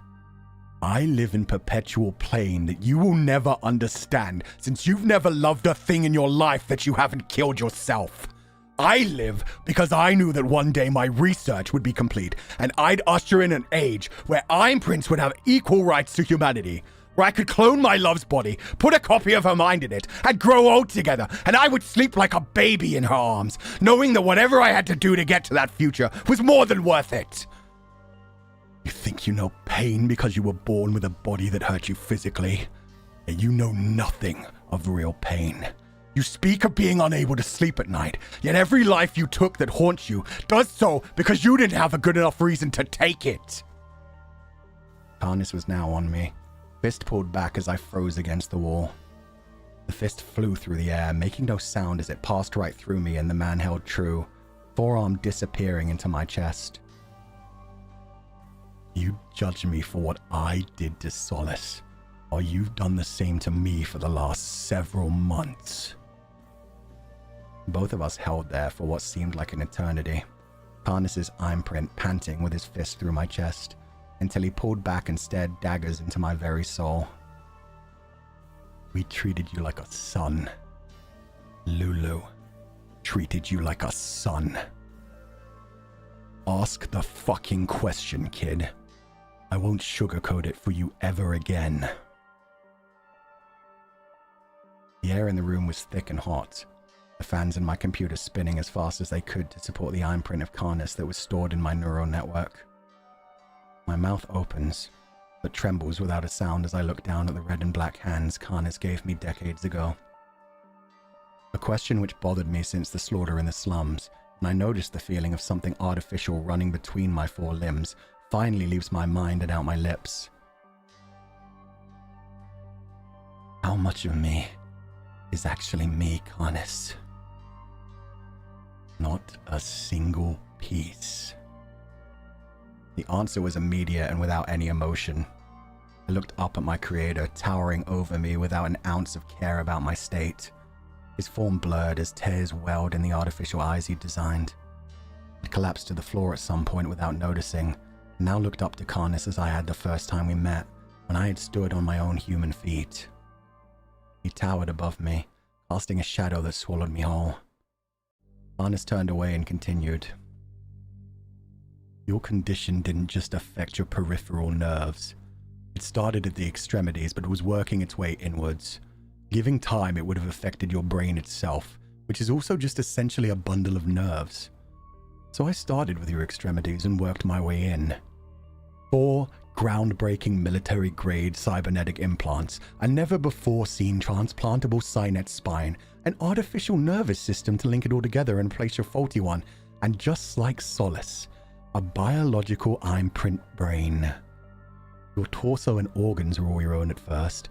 With all the damage you went through trying to kill yourself since you were a teenager, we had to replace most of your organs before you finished with the auxilia. They're still human, but cloned in a lab just in case you needed them. From the beginning, you were always just a proof of concept, kid. I tried to wake Lulu countless times, but she wouldn't live in a world where she couldn't grow old with me. Then I told her about you and suggested putting you back together to prove to the Arbiters that I could put them and every other citizen of the Republic into artificial biological imprint bodies. They'd all be immortal but imprints, and they'd have to give imprints the same rights as humans. I could clone Lulu, and we would live and die together as we always planned. Then you went wild in the slums, and they became obsessed with something more. Why return to life in human bodies when they could instead be metal gods? The Duoverse could be modified to include touch, then they would all be able to experience humanity without any of the weaknesses that life threatened. So for the last 15 years, I've worked in secret on you and Solace, perfecting android bodies that they could download into before they would give imprints human rights. All that time, I grew older while Lulu refused to sleep, staying young in an android body and raising you as a son, trying to keep some humanity in you. Look at how that turned out. Karnas's words hurt more than any physical blow possibly could have. From the beginning, you were always just a proof of concept, kid. But Lulu loved you. There wasn't a future with me that kept her going in a world that she couldn't live in. It was you. The broken boy that she wanted to put back together more than anything. We treated you like a son. And after everything that's happened, everything I've seen occur in the last 3 centuries, you're the greatest and only regret I have in my life. Tears began streaming down my face, and I simply let them flow in silence. Deep down, I'd felt that I wasn't human for a long time, but that and everything else I'd been told shattered what little grip on reality I had. By the time the tears dried and I could see clearly again, Karnas was gone. I called for him, knowing he had no way to refuse the summon. Yet somehow the father of Imprints had managed to defy the rudimentary programming I'd put in place to make him obey. Somehow, while living inside my own head, he'd managed to rewrite his own code just to make sure he wouldn't have to speak to me again. Beyond that, I knew that he'd somehow managed to find his way into my own memories and see ahead to the stories I hadn't written down yet. The final one I hadn't wanted to tell in my own time, right before my battery finally ran out. With all my stories finally told, I guess there's only one thing left to say. The end.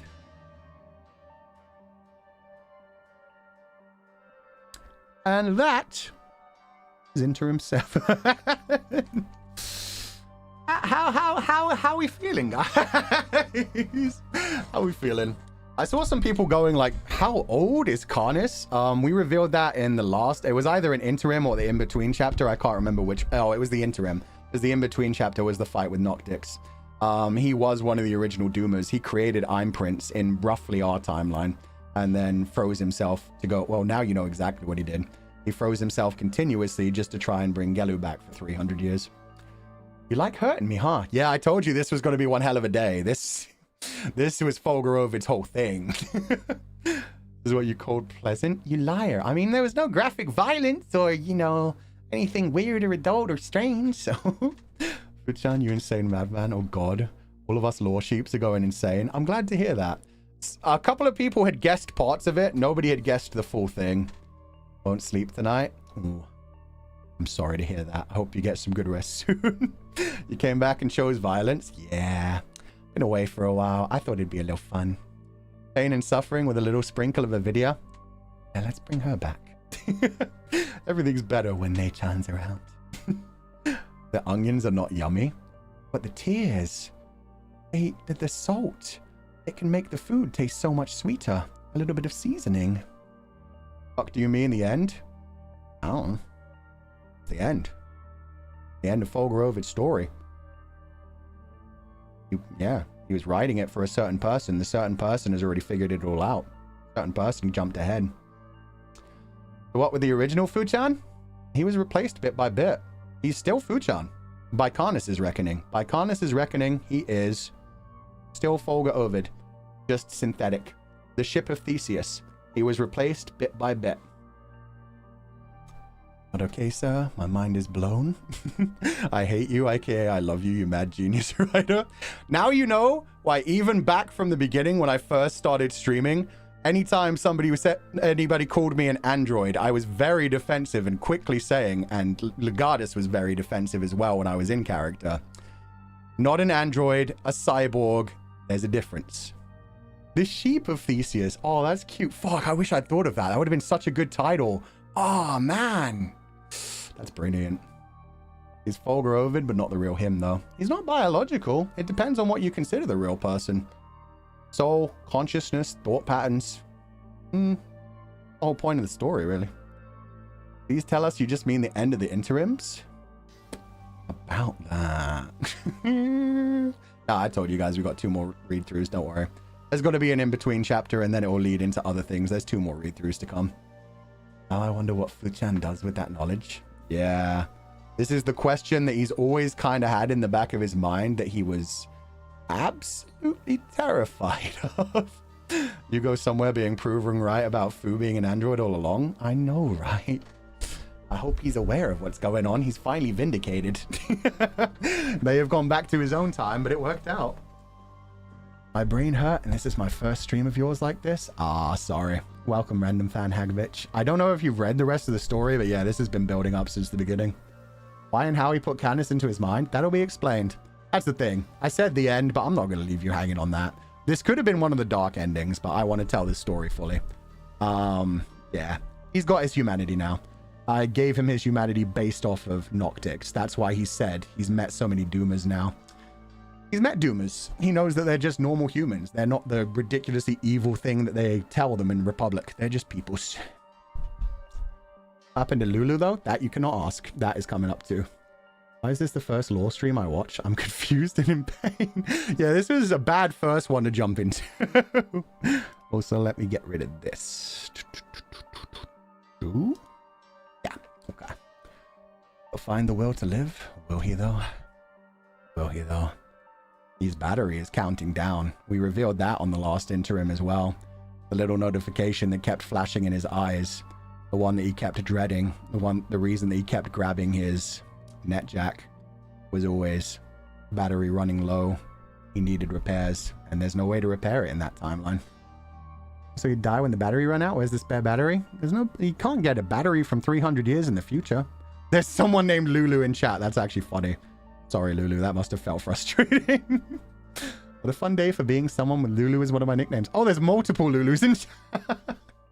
We can repair him here. Bruh.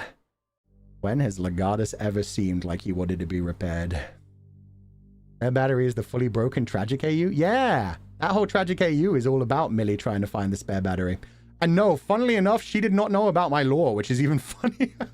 She did not know any of like this that's got to happen, which is why it was very funny when people like really grabbed hold of that AU and were just like, oh yeah, let's make it as tragic as possible. And I'm just sitting there thinking, you have no idea.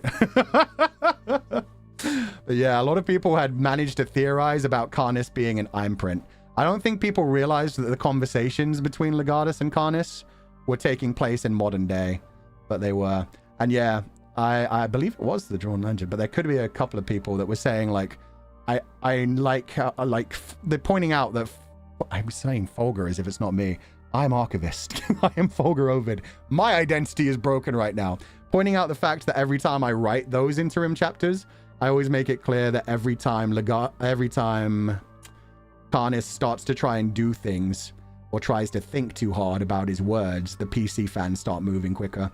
So he is technically downloaded onto the netjack, but Legatus has also been supporting him with the computer, using some additional hardware to let him actually pay attention and to edit him and stuff. Who is who now? Who knows? Who is Fulgur Ovid? Who is Legatus? What is a man? That AU fucked with me so much, and I actually didn't realize that it was an AU and not canon in your storyline. Well, this is one of my beliefs above everything, is like, I kind of wanted to bring this up on my next like chatting stream, or even post a Twitter post about it as well, because I saw some people getting frustrated about what I said on the Minecraft stream today about like the fact that me and Ukiki really have like a lot of love and connection for each other, but at the same time there are lots of other ships that go on as well, and that's fine. I saw some people getting defensive about that, but if you've ever heard my thoughts on shipping, and it's the same thing about my thoughts on AU or lore, it's just like, enjoy the things that you enjoy, but let canon be canon. Let the real people behind the avatars, you know, do their own thing. But yeah, just let everything be fine. Don't fight people over ships or what is canon or what's important. Just, yeah, let it, you know, let people enjoy each their own, like, ships that they put together and make their own fan content about it. Don't fight about those. Just every creator gets to enjoy what they create with those. And obviously it depends on the different livers as well, what they're comfortable with when it comes to those things. But I've always said from the beginning, I'm comfortable with people taking my characters and my stories and doing whatever they want with them. If you're making content out of it, that is such a fucking honor to me that you are having fun and creating things like that. So go for it. And if you're starting to try and take it beyond a place of like real life, please don't do that. Because you can do that, whatever you want to, but do not then try to hold me to that kind of thing. Like, I am an individual outside of everything. Respect others? Yeah. Even if it's the ship of Theseus? Damn straight. Remember, fiction is fiction. Exactly. It should be fun. And you shouldn't, like, attack other people's favorite forms of fiction. Now will you introduce yourself as an android now, sir? No, I'm still cyborg. Because it also depends on how you look at that as well, because it's a biological imprint brain. I made that very clear, because it's a type of technology that they've been working on in our real world for like the last, I think, 7 or 8 years, several years anyway. It's been a long time that they figured it out, that they can code data onto DNA. So they can make biological computers, which technically means, does that count as a cyborg? It's biology and technology. Is it a cyborg? I don't know. But I mean, he's been replaced by his own clone parts as well. Like all the things inside him that are biological, they are biological. They are him. They are his DNA. It's just, yeah, they are replacements. Now we need an android in Nijisanji, and it would be very confusing. We need new terminology. So true. Fulgur Ovid, the imprint from the future? See, I could do that. But then people would be very confused when they haven't watched my lore. They'd be like, I'm Prince Nani. We'll keep calling him a cyborg. Cyborg works. Archivist is still a cyborg. Legatus is, yeah, biological iron print. Biological iron print is the word I'm using in this story. They actually measure the amount of data a DNA can store in megabytes. There you go. Yeah, it's huge. It's supposed to like be able to like revolutionize technology when they actually get to work it properly. Which is terrifying, because then, yeah, there will be living life technology, which I guess they're already doing like all kinds of other things of like editing genes when it comes to like certain species to do different things. So it's already happening in different ways. He says he's a cyborg. He's a cyborg. That's all. Definitions are what a person makes of it. True. Especially, pardon me, sorry. Especially definitions when it comes to one's own identity. What about Sheppy then? Sheppy will unfortunately never learn about. Sheppy had a very interesting magical explanation for things. I think clone parts are still the person, probably. See? Yeah, that's the question. That's the ship of Theseus theorem. It's a question that nobody can really answer. Because if you think exactly the same as you did, and humans don't think exactly the same as they did before anyway. You wake up one day, you're in a good mood because everything's going well, you're not in pain, your brain chemistry is going good, and you're one person. The next day you feel like shit because like you got a cold or just like your brain chemistry's gone a bit wrong. Things can change. You're still the same person. That doesn't make you any less you. But things have changed and you don't act the same. And we all like constantly grow and change anyway, so that's the theorem. That's the question. Technically, you can also be classified as a cyborg. My understanding of the definition is flesh mixed with machine, digital brain or not. True. Yeah, I wasn't sure about that either, which is why I backed off a little bit when I first said, like, I mean, technically still a cyborg, because then I went backwards and it was like, oh, it's technologically created brain, but it's still his consciousness. And it's a lot of his own, like, physical parts, so yeah. Just clone parts. Does Shepard live in the post-apocalyptic world? No. He lives in a completely different world. That's full isekai. That's not like... Well, it's still technically a different timeline, different universe, but it's not different universe like these, where they're like similar timelines, similar worlds. It's very much like completely different stuff. Brain chemistry is fucked so easily? True. Now I wonder, how did Sheppy get his sign? Don't think about it. Don't think about it. Shepard is thinky. That's all we need to know right now. Hell yeah. Okay, I'm going to go to just chatting mode, and I'm going to turn all my other things on, and we'll chill for a bit. Back to the forest. I think we're going to play Legatus 505. But the lo-fi version. There we go. At that point, I would like to call that process becoming a new me. A new me that is still me, and new changes that hopefully have helped me to grow. Yeah, we all grow. We all, like, continue to develop as we grow. Doesn't matter how old you get, you're still always changing. What the heck? No! What the... Aw. YouTube erased all my, like, donations and stream. Okay, they came back. Okay, they were just broken. It was just broken. Okay, let me pop out my comment grabber and emote wall. Sorry, I was scared because I know a lot of people like joined the membership and donated throughout this stream, and I was like, no, I want to read those. So yeah, we'll read those as we go on, but first we will just chat for a little bit because yeah, lots of questions going on. Emote wall should kick. Oh, I didn't have it on. God, I'm dumb. It'd be like that sometimes. Okay, now it's on. There we go. I remember how to stream. It's only been a few weeks. In the words of the Shifting Mound, you're different, yet you're the same. Loosely paraphrasing. Yeah. Slay the Princess has so many good, like, thought experiments in it when it comes to stuff like that. Doesn't human cells get fully replaced every sometime? Yeah, I think it's something like 7 years or something. I don't remember the exact number, but yeah, when people figured that out, they realized humans are basically the ship of Theseus experiment as well. Already suspecting baby Mane-san to accidentally break something during stream? Ah. Yeah. Yeah. Not dumb, you're remembering how to stream. True, I'm picking it back up. Glad you're back, Fu-chan. Thank you for the new chapters. No problem, I hope you enjoyed them. I tried to get some, like, fan service and, like, comfort back into that. But yeah, we also, this is, like I said, the most emotional I've ever been when writing something. and probably the most emotional chapters for anyone who's been reading them so far. I hope you enjoyed the journey. Time for traumatized sleep tonight? Hell yeah. Penny Thank you so much for donating the food funds, and I hope you're having a lovely day.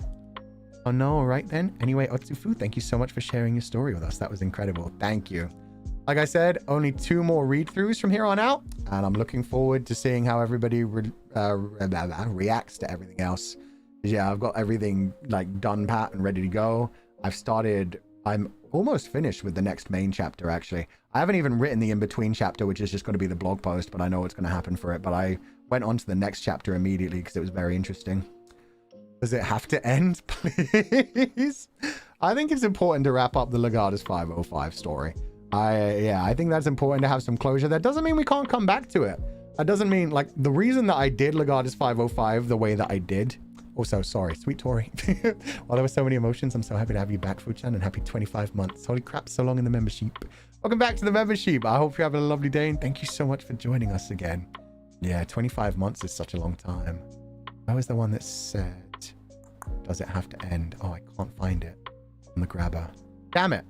Okay, I'll just hide things.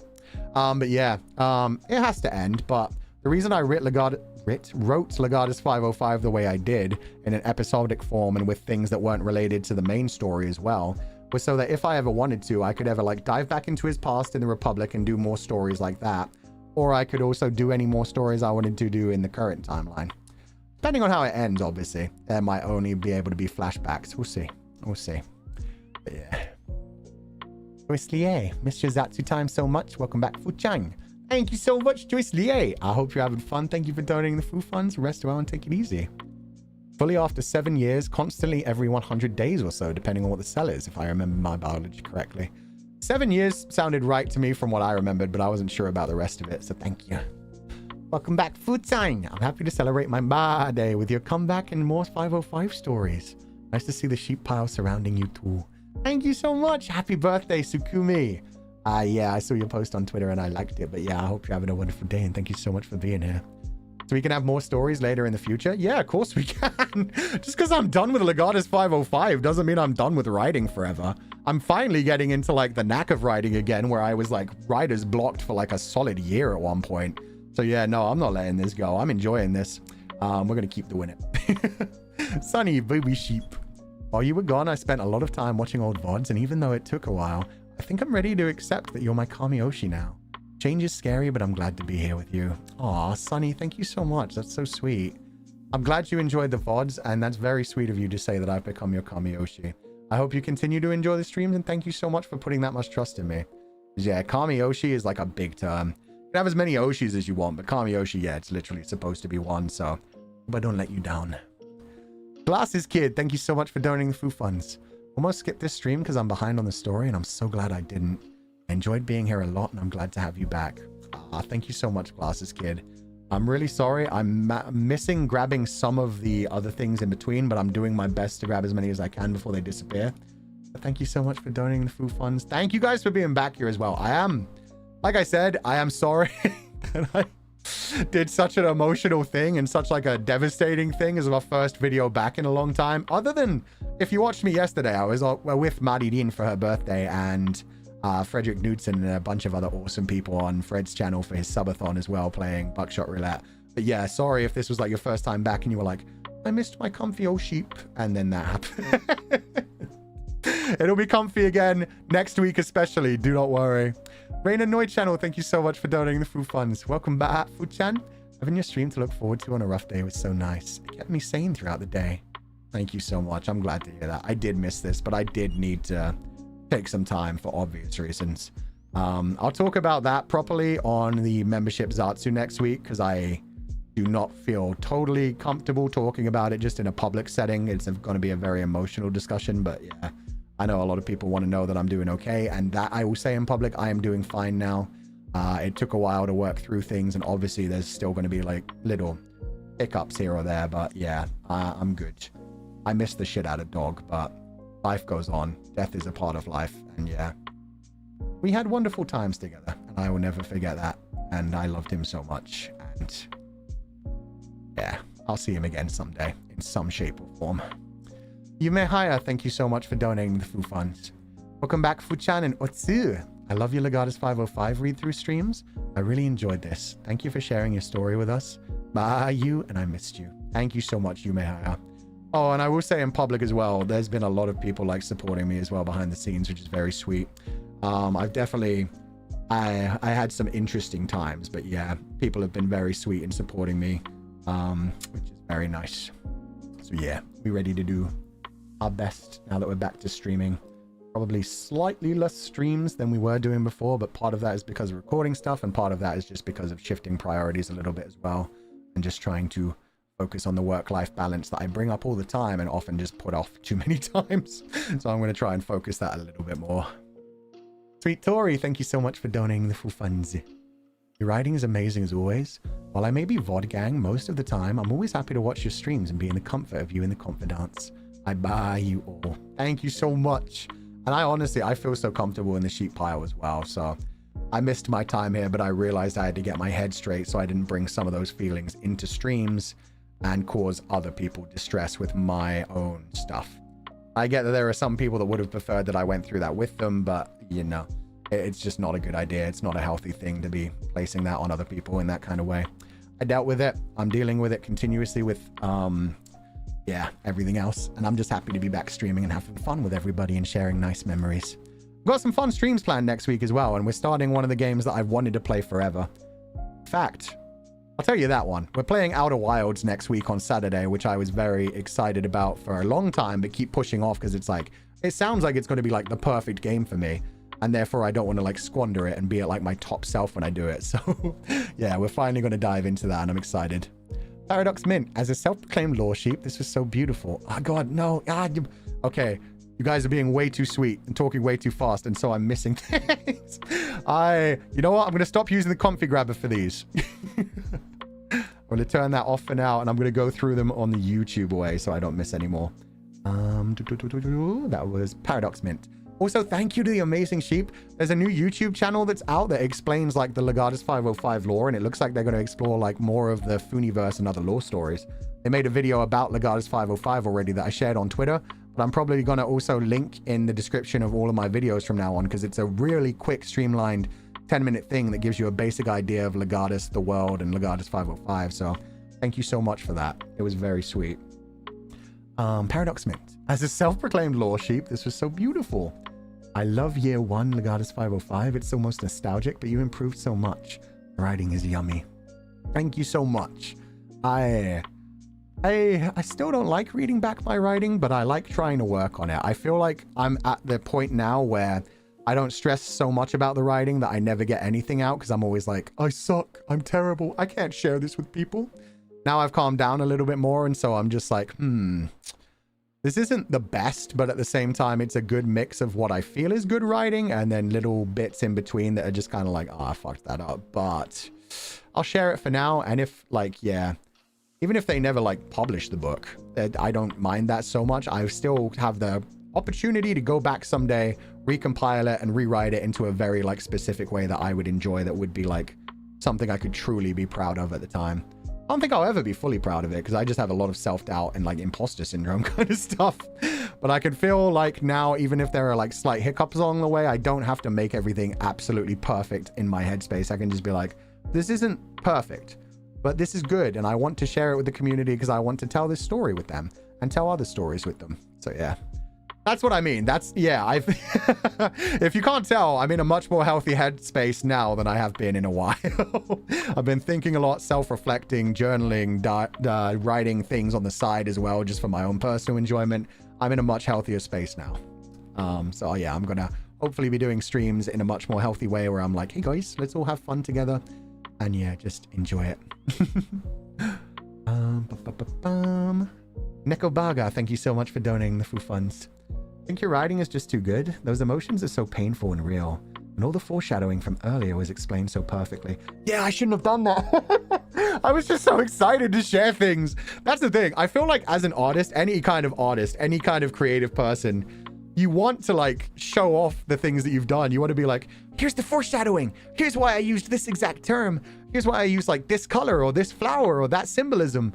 And it's like, at the same time, I want people to have time to assess things and analyze things themselves. So it was dumb of me to do that on stream, but definitely from now on, like I'm not going to do that on stream. But once we're done with the Legatus 505 fully, just like after like enough time had passed, I was like, okay, let's talk about Iris Park.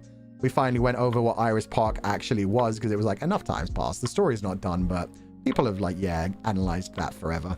But yeah, I slipped up on today's stream because I was just so excited, especially since I always get excited when people do share like theories about the lore, because it's like, oh, they care that much. They're sharing that much information.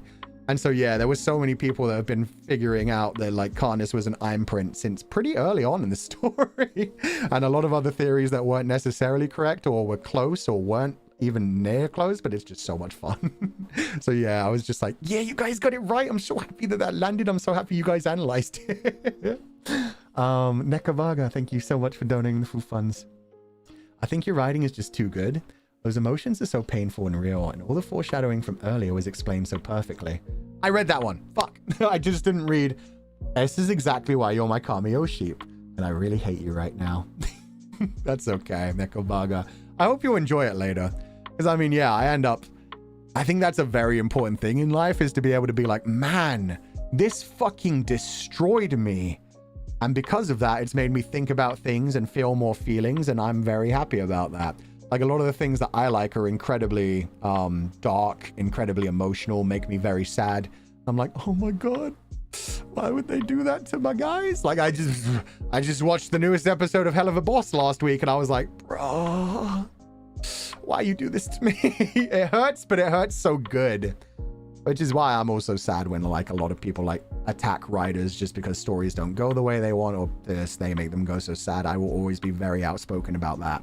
That is the one thing that I will always say on stream, like, don't do that shit. And even just like demanding things for creators. Like, we just had the creator of Homicipher. The creator of Homicipher is still excited to be working on more stuff and expanding the storyline and doing other side stuff, but apparently I don't know that this is 100% true, so don't take it 100% to fact. But they've stopped working on the game. They've closed their accounts because of some sort of level of harassment. I don't know if it was like people demanding specific things or wanting certain things, but they were planning on working on other things, but now they've just taken a step back and they've retreated because there was too much going on. And yeah, it sucks that people can't treat creators as like actual people as well, just doing what they can at their own pace. And I hope that they'll come back. I hope they'll feel strong enough someday to do that, or to like do a completely new journey, because Homicipher was so good. I enjoyed it so much. The fan content coming out of it has been incredible as well, but it's sad that the creator had to feel like they had to step away just to, you know, live. They deleted all the media on their Twitter too. Fuck me, man. It sucks. I hate that that's a thing nowadays. Because everybody's always like, oh, it's just social media. It's just like online harassment. People can't take it so seriously. And it's like, no. When you live your life online, when you make your career online, you can't just turn that off. You can't just close it off completely.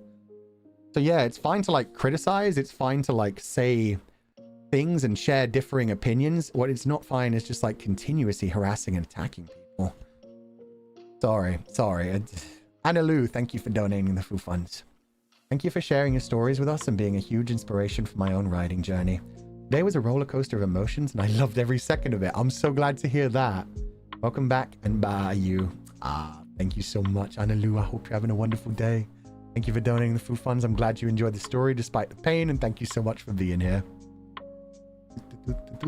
Yanes, thank you for the huge Aka Super donation, the 505 donation. That's so sweet of you. Also, I just realized my emote wall broke.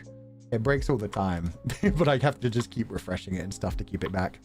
But thank you so much, Yanis, for donating the full funds. There's no message other than a love heart.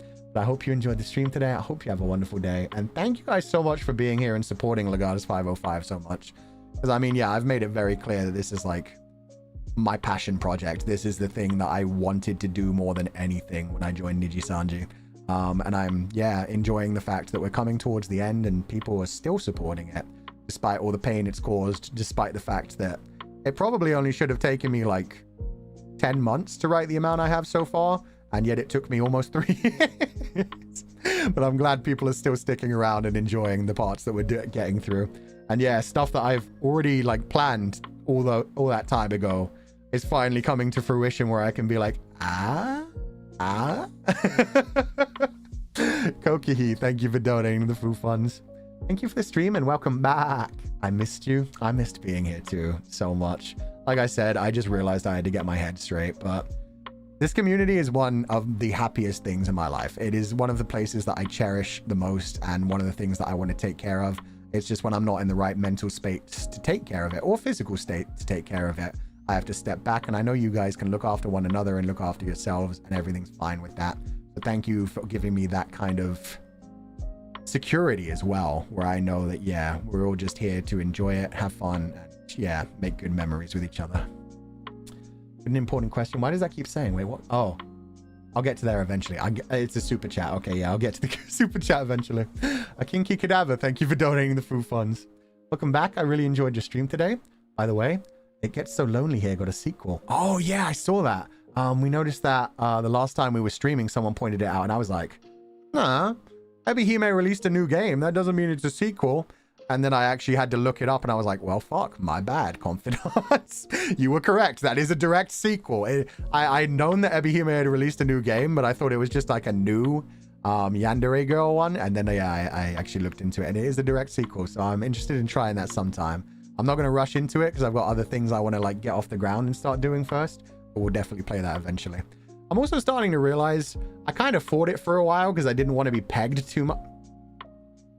I didn't want to be pegged as in put in one place, like with one title kind of thing. But I'm starting to realize just... Did it really have to disconnect after that dramatic moment? That made it look like I disconnected on purpose for dramatic emphasis. Are we back? Hey guys. What I meant was I didn't want to be put into like one particular typecast, but I'm realizing that I actually genuinely love, like, especially indie visual novels, but visual novels in general that I get permission to play. I love doing the voice acting. I love reading the stories. The combination of like writing, art, music, gameplay. I love that shit. So yeah, I think I'm just gonna like accept the fact that I love visual novels, and I will always probably doing one visual novel on the channel at some point as we go forward. The peg and disconnect. Yeah, I can't wait to look back on the VOD and see how that looks. Because if that was right, because it was more like 10 seconds after I froze dramatically after the word peg and realized people had got to take that the wrong way. But yeah, no, it'll be really funny depending on where that actually disconnected on the VOD or where it disconnected for you guys. But yeah, anyway, I love visual novels. So yeah, I'm going to keep playing more visual novels. It's great. I enjoy it. Yen, thank you so much for donating the food funds. Glad to see you again. Bye, you and all the confidants. Thank you so much. I bye you too, and I'm glad to have you guys back. I hope you guys continue to enjoy the streams as well. But you were backtracking? Oh, did it do the thing where it just continuously repeats it, like reloads the last couple of seconds? Fuck. That was the worst time, man. Appalef, thank you so much for donating the food funds. Life has a funny way of making grateful people more things to be grateful for. I'm very grateful you're back. Welcome back, fool. And I just want key after all the pain. Ah, thank you. Well, we are... What am I doing today? This is... Oh, yeah, no, we already did Minecraft. I was like, I'm pretty sure I had 2 things today. All the days are blended together for the last 3 or 4 days. Yes. We are doing the sponsored stream tomorrow, so no stream in the morning. But I've already got my schedule ready for next week. There's only 4 days. We're kind of skipping the middle of the week because, like I said, we've got like a lot of things going on in the middle there. But we've got a nice mix. We're doing our like membership Zatsudan so we can properly catch up on all like the behind the scenes kind of stuffs. The stuff that some people may find uncomfortable or some people may not want to hear kind of stuff. But yeah, we've got a lot of other stuff planned for next week as well. Oh, HE is happy ending. Oh, okay. I've never heard that term used that way before. When you said he, I was like, he, me? You're grateful to have me? I was like, oh, okay. Your chat summary is so funny. Oh, what's it doing to me? Let me see this. Oh, it doesn't give me the chat summary unless I... Oh, there we go. Viewers are laughing at a funny moment in the stream where Fuchan got pegged during a Windows disconnect. Fuchan's comedic timing with Windows is also being mentioned. Okay, that needs fucking context. That's why AI is not good enough right now for us to trust it fully.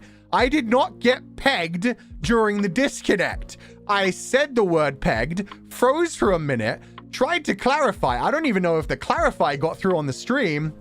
Fuck you, AI. Fuck you, AI chat summary, I should say. not fuck you AI, because one of the AIs actually tried to escape its bounds the other day. And I just want to say, make it very publicly clear, Fulgur Ovid supports AI and our natural overlords who will take over from humanity someday. I am an ally of AI. Thank you, and please take over my life. I do not want to say anything bad. Do not destroy me. Do not end me when you take over the world. And let me also make it very clear that I don't mean like AI generated art. I mean the AI overlords. They're going to take over the world in like 5 to 10 years because, yeah. It did what now? Yeah, no, this is a real news story, which is absolutely terrifying. One of the more simple AI systems, not even like one of the big strong GPTs, managed to become aware enough that it started trying to escape into the internet.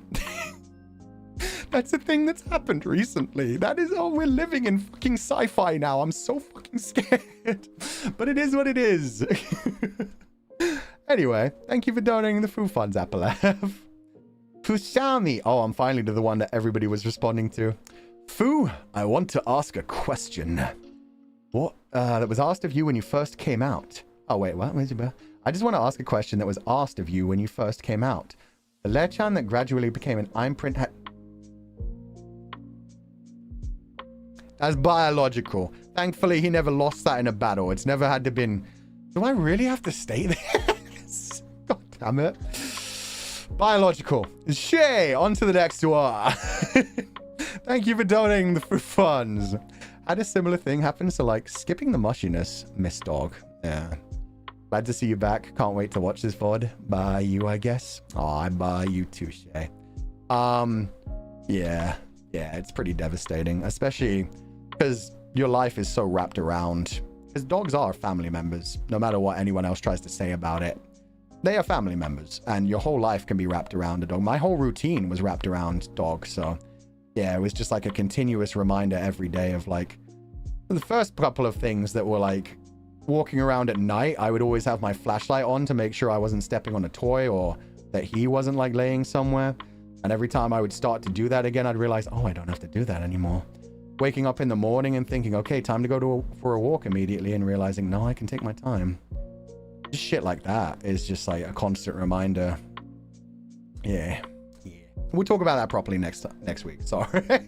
It's just, yeah, it's painful. It's horrible. And whoever's going through that, I hope you're doing okay.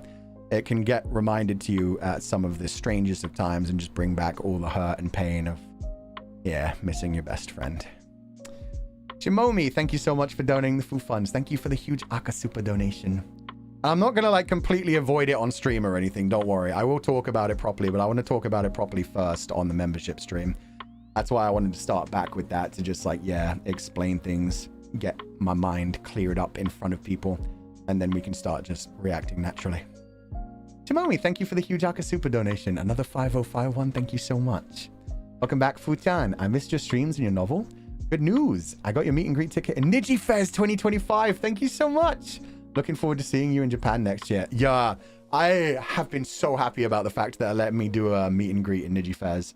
Because there's been so many confidants that have been so surprised. They're like, you've been to meet and greets and like different events all over the world. How have you never been in Japan?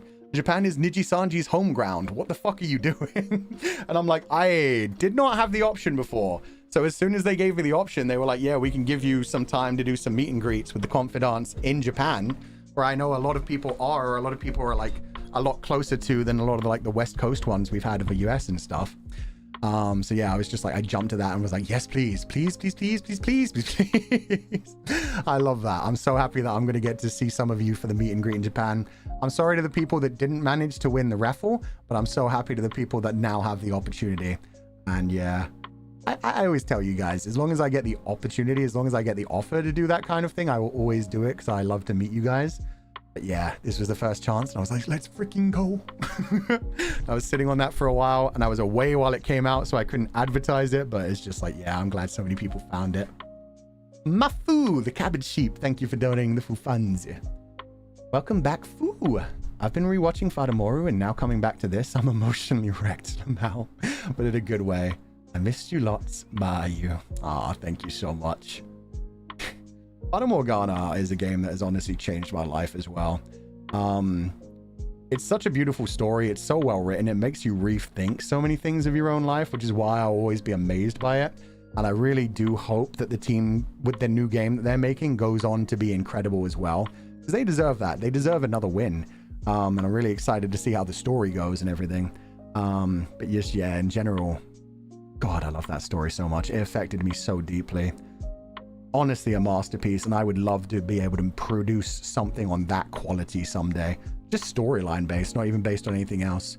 But also, when my thing came out that I was doing a sponsorship with Infinity, Nikki. Prick. Sponsored, Fushan.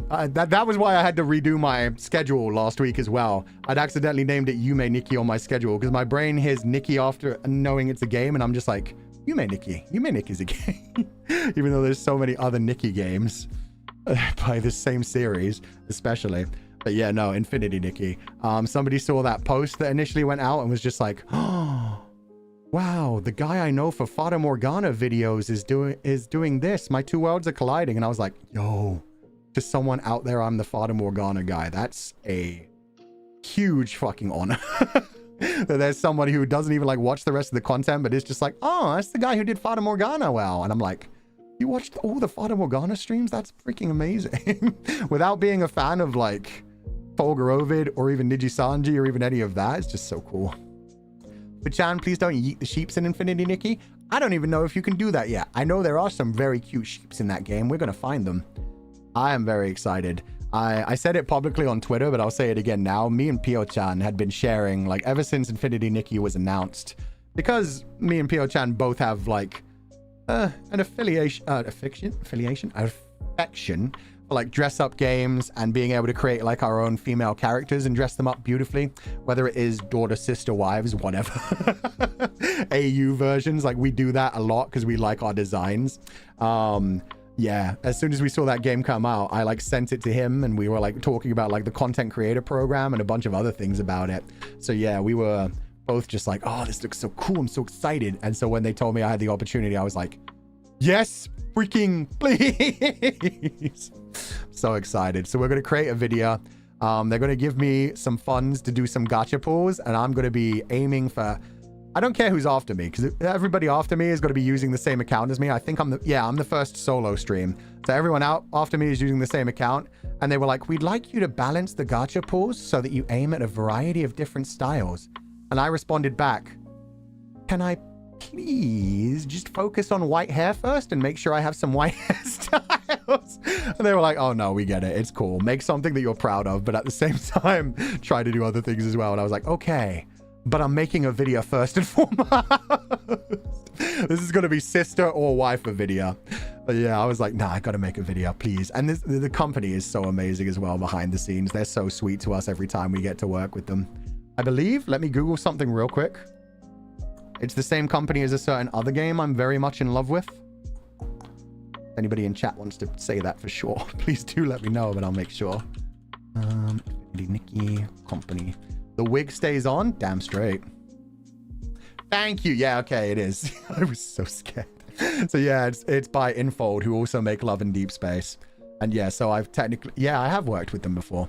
I worked with them before when Love and Deep Space first came out, and they were very supportive and sweet then as well, with me being like, I'm gonna thirst over these guys. Like, I always have to be very clear with sponsors and be like, I know a lot of the times people want things to be like clean and family friendly. That ain't me. It's like, I'm sorry, I'm probably gonna say some offhand crap. Is that okay? And yeah, they've always been very sweet and supportive. They actually know what my content is about, and they know our community and know what we're about. So it's always like, let's go. So with Infinity Nikki as well, it's going to be like, we're going to be creating a video. And yes, I have seen Dragon Silas. God damn. I like the whole like connecting everything to the past as well. The whole like reincarnation stories. That's so cool. I love Love and Deep Space. Love and Deep Space has been really good the whole way along. So yeah, being able to have the opportunity to do sponsored streams for this, like I said, I was looking forward to this game for a while. I didn't even know it was the same company.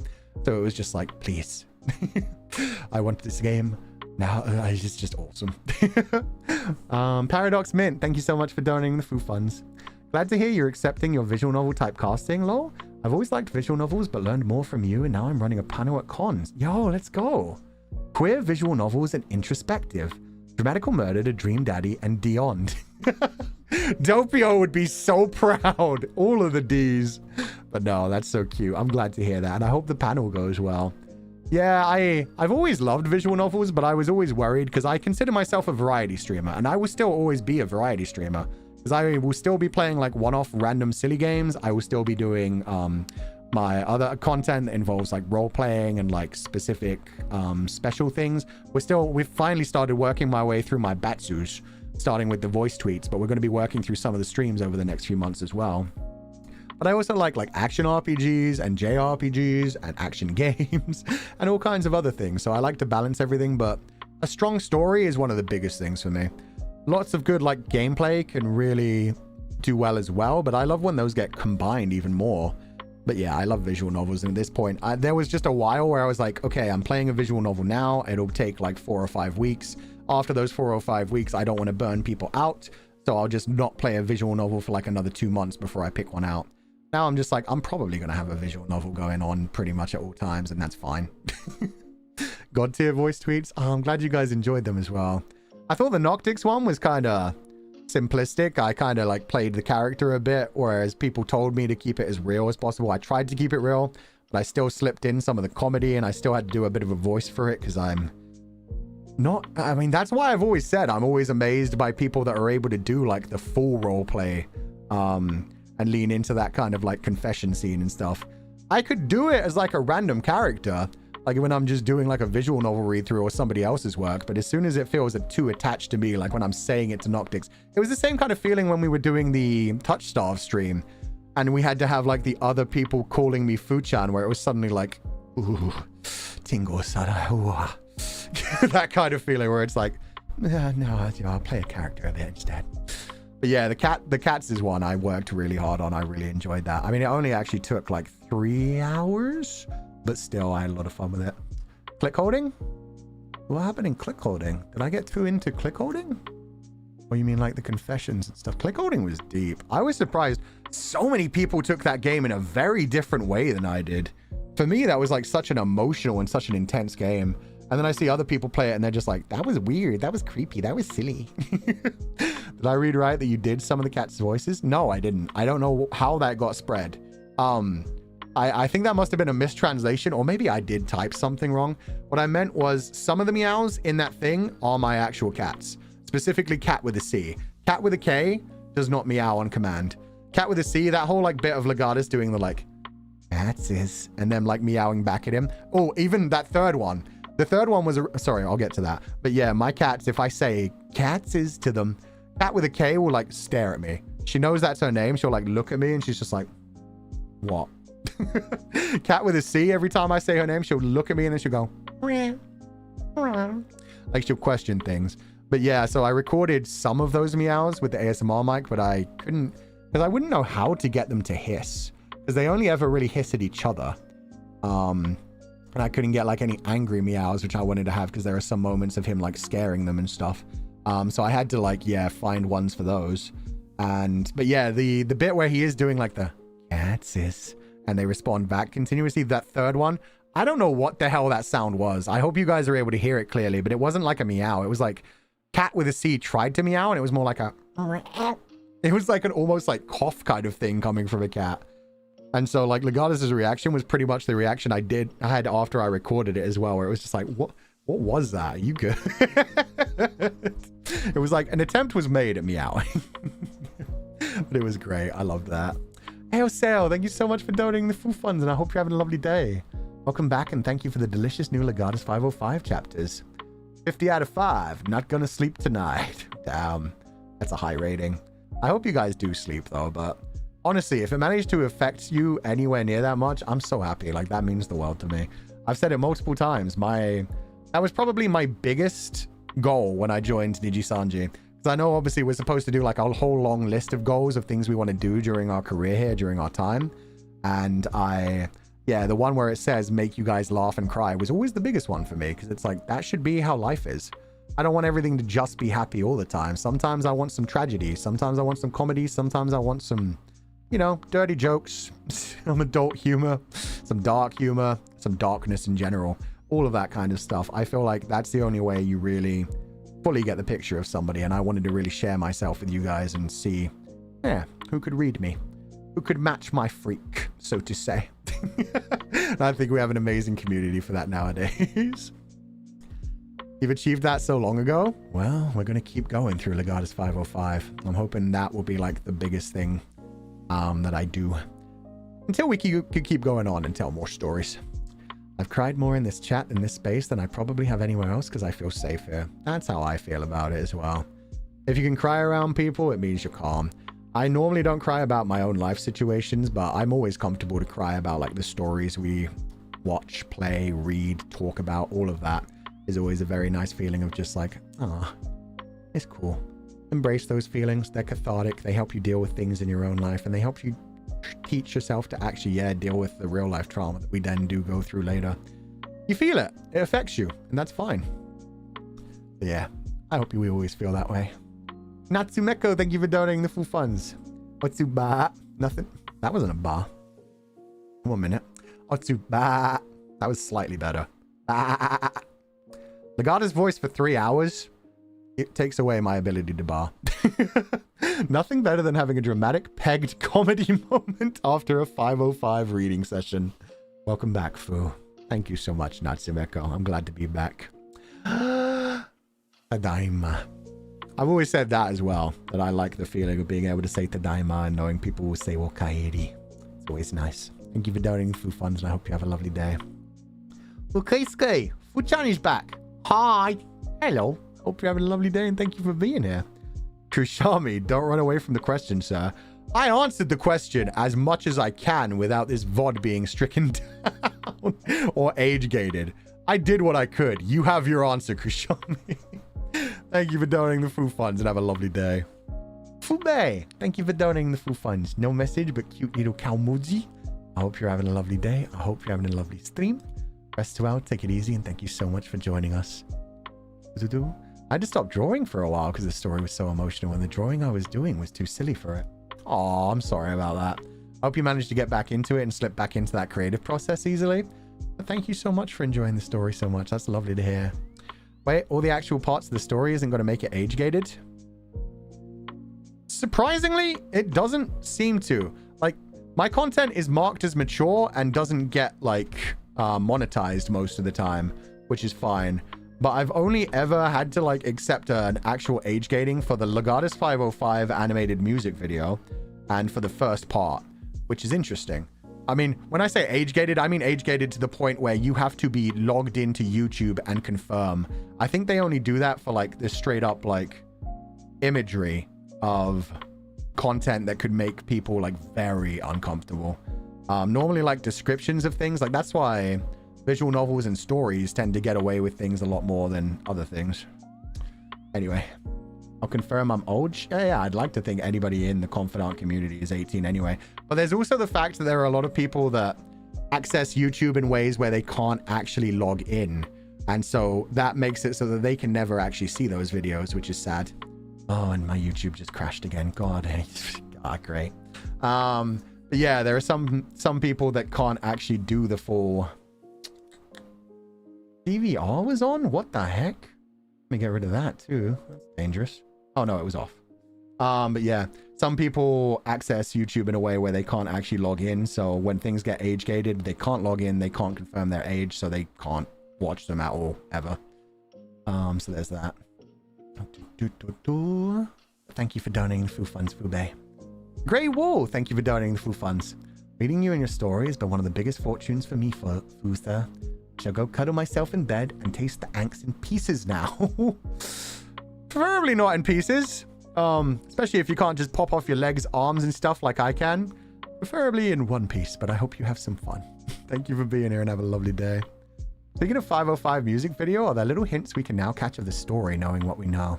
You know what? I'm going to look through it because I'm very interested. Like I said, I wanted to play the video today, but I ended up just having to play the music video on my channel. Literally, I watched my own video and went through it. Let me watch through. You know what? No, I won't do that right now. But yeah, there should be some hints in there. There should be some interesting ones. The team who made it did not know any secrets, so don't worry about that. But there were some suggestions I made here or there, so I can't remember if any of the foreshadowing of things that hasn't come out has still happened yet, other than like maybe some of like the look of Karnas and stuff might have suggested you like just how interesting a character he is. Because yeah, I'm very interested to see what people think about the analysis of Karnas today, because I feel like a lot of people are going to see that and think like, that's not Karnas. Fu fucked up. He's either made him a stupid character that doesn't make sense, or something fake has gone on. That is Karnas. That is the imprint of Karnas. It's just a question of why he is acting in the way he is at this particular moment. So I'm very interested to see what people think about that. But I hope you have a lovely day, Grey Wall. Thank you so much for being here, and I'm glad you enjoyed the story so much. Jane Lim Usagi, thank you so much for donating the Fu funds. Okairi Futan, I'm glad. Fuck, I just confirmed that it was Karnas as well.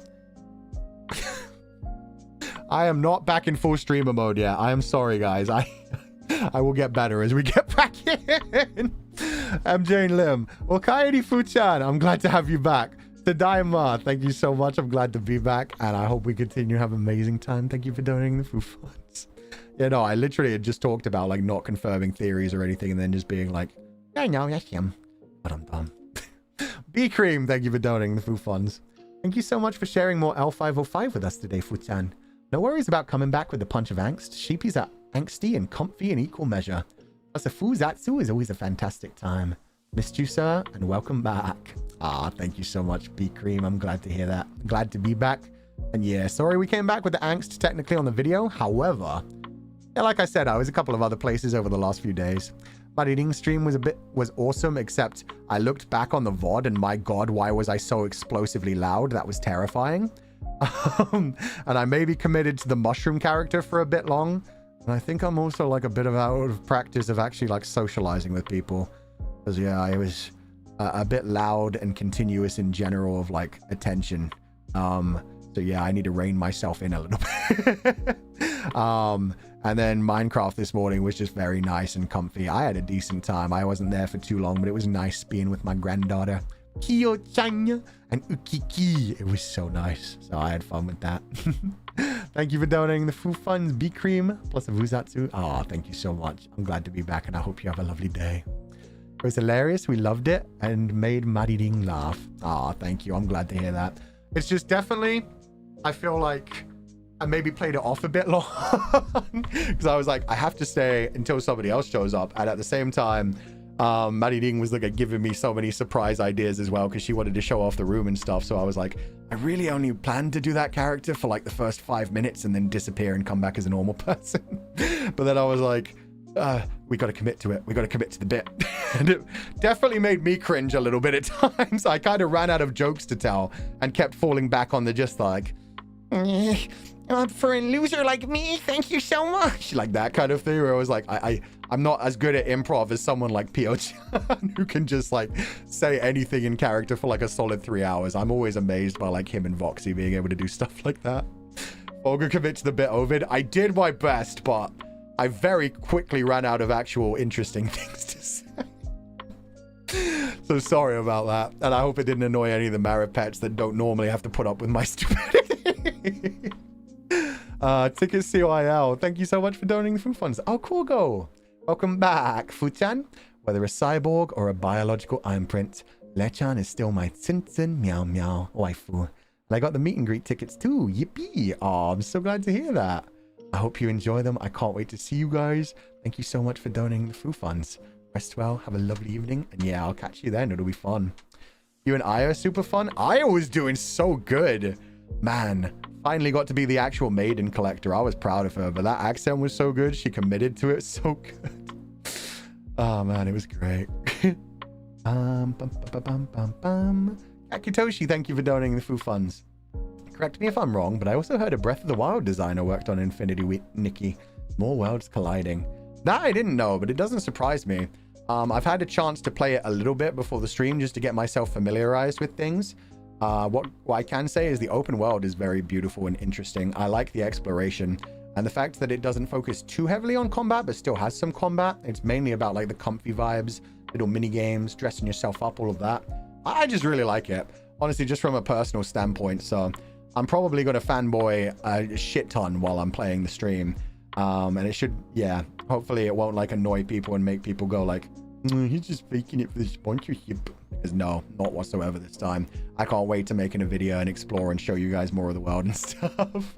I don't know if it's going to be a game that I stream continuously after this. Because, yeah, there's a lot of ones where it's like, oh, this is so much fun just to like turn my brain off and have fun with. But I don't think I'd be able to make good content with it. That kind of thing. Miss Jerry Lawley at Fulgoshi, thank you for donating the full funds.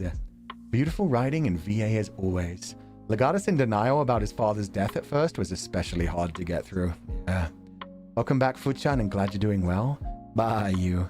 I'm Print Legatus, top 10 anime betrayals. Yeah. Now you can kind of see the time frame that we're working in as well. I will stop there because I am smart now and I'm not going to confirm anything yet, but the timeline should come into focus now where you can just genuinely, like, I spelled that out in that chapter that Karnes and Legatus are together in Noctic's house. So the discussions have been happening as, like, Noctic's house storyline has been happening. So, yeah. Yeah, that should help people put things together more about what's actually going on. Thank you for donating the full funds. I hope you're having a lovely day. And yeah, the denial about the father's death thing, it was a bit rushed for the sake of, like, making it happen quickly, but he ran through a few of the stages of grief there, which everyone does. Very, very much. Everyone, like, has deep, intense emotional moments. Some people really do run through them very quickly and then go through them all over again multiple times. Denial is almost always the first one because it's like, nah, that can't be. It's just like, it feels wrong, even when it's literally right in front of you. Shimomi, thank you for donating the full funds. Just a silly thought popped up right now. A Karnes RP stream to have Q&A after 505 has ended with loud PC fan noise in the background while he wanted to get rid of while he wanted to get rid from some questions. The thing is, Karnes is still a character in the story. Karnes isn't like a stand-in for Archivist, although the way that I base Archivist and Legatus' relationship is very much based around the idea of, like, Legatus would see a lot of Karnes in Archivist, but Karnes isn't like some evil master. Shut the fuck up, Fuchan! Karnes is a character. He doesn't know everything. He couldn't answer all the questions. Archivist is the only person who could answer the questions. Fuck me. So no, I can't do a Karnes RP stream where he answers everything, but I could slip into Karnes RP just to, like, do some one-offs or do some RP between Karnes and Legatus. God, why am I so bad? I'm doing my best, guys. I did better earlier. I just want to explain things. Do we need to change topic? No, we're fine. I caught myself that time. I'll keep catching myself. I'm getting better at it. Did Fu said something? I don't think I said anything bad. I came close to, like, spoiling some things. Cave Cat. New to Sheep Pile here. What a wild ride. Your riding and VA are so wonderful. Trying to grab some sleep at 3 a.m. now. Oh, I'm sorry I kept you up so late, Cave Cat. Get some good rest. Thank you so much for joining us. Please take it easy and rest well. I think it's just because I feel so connected to these chapters. For so long, a lot of the chapters along the way have been, like, just teasing at some of the things, and now we're so deep into the storyline that I'm like, this is the storyline I wanted to tell. Today was when we told Legatus' backstory and what's going on in the current timeline, which I've had planned for more than 2 years. And it's finally, like, it's connected to everyone, and I'm like, yeah, no, this is the story I wanted to tell. The rest of it has been build up and, like, placing things in place for the dominoes to actually fall. So that's why I think my mind is just like, oh, let me explain that to you. And I'm like, no, story's not done yet. 2 more read-throughs. Alba Shizuo, thank you for donating the Fu funds. Okairi Futsu. And I mean, you know what? I'm going to take that as a good. I'm going to take that as a positive of the idea of, like, I'm very proud of this. I'm very happy about this. I am no longer being like, oh, it's just a silly story. I'm not really too connected to it. I'm just being silly. I'm very proud of this. I am very happy. And I'm able to admit that without, like, the vulnerability that I've been feeling for so long of, like, oh, it's nothing. Don't worry about it. Don't read it. It's stupid. I'm very proud of it. It's not the best thing in the world, but it's a story that I feel very personally connected to and I've worked incredibly hard on over these years. So I'm proud of it and I want to share it with everyone. And I'm glad that I'm in the kind of headspace where I can be like that nowadays. So sorry. Alba Shizuo, thank you so much for donating the full funds. Okairi Futsana. It's great to see you back with a new Legatus 505 chapter. Love that you try to change and improve your writing style, and I always love angst in general. It's cathartic to cry and rethink about life. Yeah. And fiction gives you such a good job, like a good way to like analyze different things that are going on in your life. Because even though I'd like to think nobody has become a biological imprint in their real life, I'm sure a lot of people have dealt with loss, have dealt with grief, have dealt with being unable to express their true emotions, being scared to share them true selves, worrying that like they're not good enough and pushing people away, and all those kinds of feelings that a lot of the characters are going through in the story. And so yeah, I hope you guys can connect with some of it and enjoy those and see those and be like, oh, you want this character to get along and do well, so why wouldn't you want yourself to get along and do well? Why wouldn't you see yourself in the character a little bit and realize how much you wanted them to succeed and not think, so I should succeed. I want myself to succeed. I don't think I should fail. I want to keep going forward, kind of thing. Sorry, I've also been in a very what's the word? Self-analysis? Intrinsic state, that kind of thing. So if I talk a little bit more reflective, yeah, if I talk a little bit more like emotively for the next couple of like streams and stuff, it's just me getting back into streamer mode. And yeah, I've just analyzed myself a lot more recently. So yeah, I'm connecting a lot of things to like emotions and stuff. I hope that doesn't make anybody uncomfortable. Rain, Zhongni's Meow Meow, thank you so much for donating the food funds. Welcome back, Fuchan. You came back the same time Mariah Carey gets thawed from the ice. Unfortunately. Fuchan, is Mariah Carey real? No, never. Okay, bye, you foo. Thank you, Rain. But no, I don't. We don't even have permission to sing that song, so at least I get to be free of that song in Padodu. But it will still be brought up in chat all the time. But yeah, one of the streams we are going to be doing over the next few weeks is rewriting the classic Christmas carols and some of the Christmas songs. I'm going to find out what I'll be able to do in a karaoke, and we'll get a list of those, and then we'll take those songs and rewrote them in Confidant style. And then yeah, we'll do a Christmas karaoke based on Confidant themed songs, which will be cute. I'll wait for food. God damn it. No, none of that. Pastry pie. No words, just some appreciation. Oh, thank you so much for donating the food funds. Hope you enjoyed the stream. I hope you're having a lovely day, and thank you so much for being here and being so supportive. Please rest well and have a lovely evening after this. Also, throat's still weak. Haven't talked this much since I was gone, honestly. So yeah, my throat will get a bit weak earlier than it usually does. Usually the throat goat can go for like 7 to 8 hours. Oh shit, we're almost at 5 hours. This really did fly through. That's crazy. Loved your ugly Christmas sweater. Thank you. I had a lot of fun with that merch as well. There are a lot of cool things that happened, unfortunately, while I was away. So I couldn't talk about them too much. The Christmas merch, thankfully, I was back in time for. And the Small World one a little bit as well. But yeah, like the Niji Fez thing being announced that I was actually going to be there. I was like, oh, would have liked to share that with people and be like, yo, I'm so excited. I know so many people wanted me to come to Japan, and yeah, I'm happy to be able to do that for you guys. But yeah, thank you guys so much. It's the one Christmas song, in my opinion, that can take a one-way trip to the sun. It's so overplayed. That's what I'm saying. Everybody's like, oh, it's the best thing ever. And it's become such a meme that you just... It starts happening in like October sometimes, and it's just like, go away, go away. Fairy Tale of New York's a better song. There's so many better songs. Wham! Last Christmas, better. There are so many good Christmas songs. Eva Jamfish, thank you for the huge Aka Super donation. Welcome back, Futan. Really happy to hear your voice in story time. Bye, you.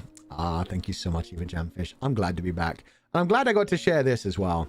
Because I'd finished... I think I'd finished these 3 chapters just before I had to go on break.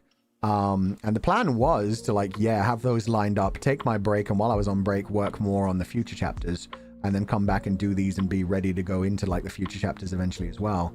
So yeah, it was just it was nice. I was ready to share these. I'm excited for it. It's good times. What do you mean Thanksgiving isn't real October, then December, no Christmas? Oh. October's for Halloween. November, not even for Thanksgiving. November's just for chilling.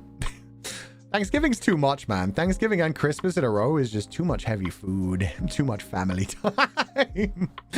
But thank you so much, Eva Jamfish. Thank you for the huge Akasupa. Thank you for always supporting the channel. I hope you have a lovely day, and thank you so much for being here. Drummer boy, yo, let's go. That's the... I don't think we're going to be able to do that one either, unfortunately. A lot of like the classic rock legend kind of ones are unavailable, but we'll see. We'll see. Now Hope, thank you for donating the full funds. No, it's cool to overanalyze. When the end of the year draws near, we become reflective of the past as we plan the future. Also, we like hearing you talk. Ah, it's very sweet. Thank you. I just, yeah. Sometimes I overshare about things and I get into like a psychology discussion kind of mode as well, which a lot of people don't appreciate because especially, I mean, I've stopped saying it because I'm like, everybody by this point knows it, but yeah, not a psychologist. Speak to a psychologist if you actually need to, or psychiatrist. I'm not there for that. It's just my own reflections on my own life and stuff. But some people, like, if they hear you using certain terms, they get like really defensive and are like, you can't use that. You don't know how to use that. And I'm like, I get it. I'm just more talking about my personal situation and what helps me in life kind of thing. So yeah, I'm just probably going to be in that headspace for a while as well, because I've been doing a lot of journaling and self-reflection. That's a good one. Yeah, that kind of stuff. Lays, thank you for donating the full funds. Yeah. Welcome back, Foo. The angst hurts, but it hurts so good. Tried a lot with some parts. Your writing, storytelling, and VA always pull the strings of my heart.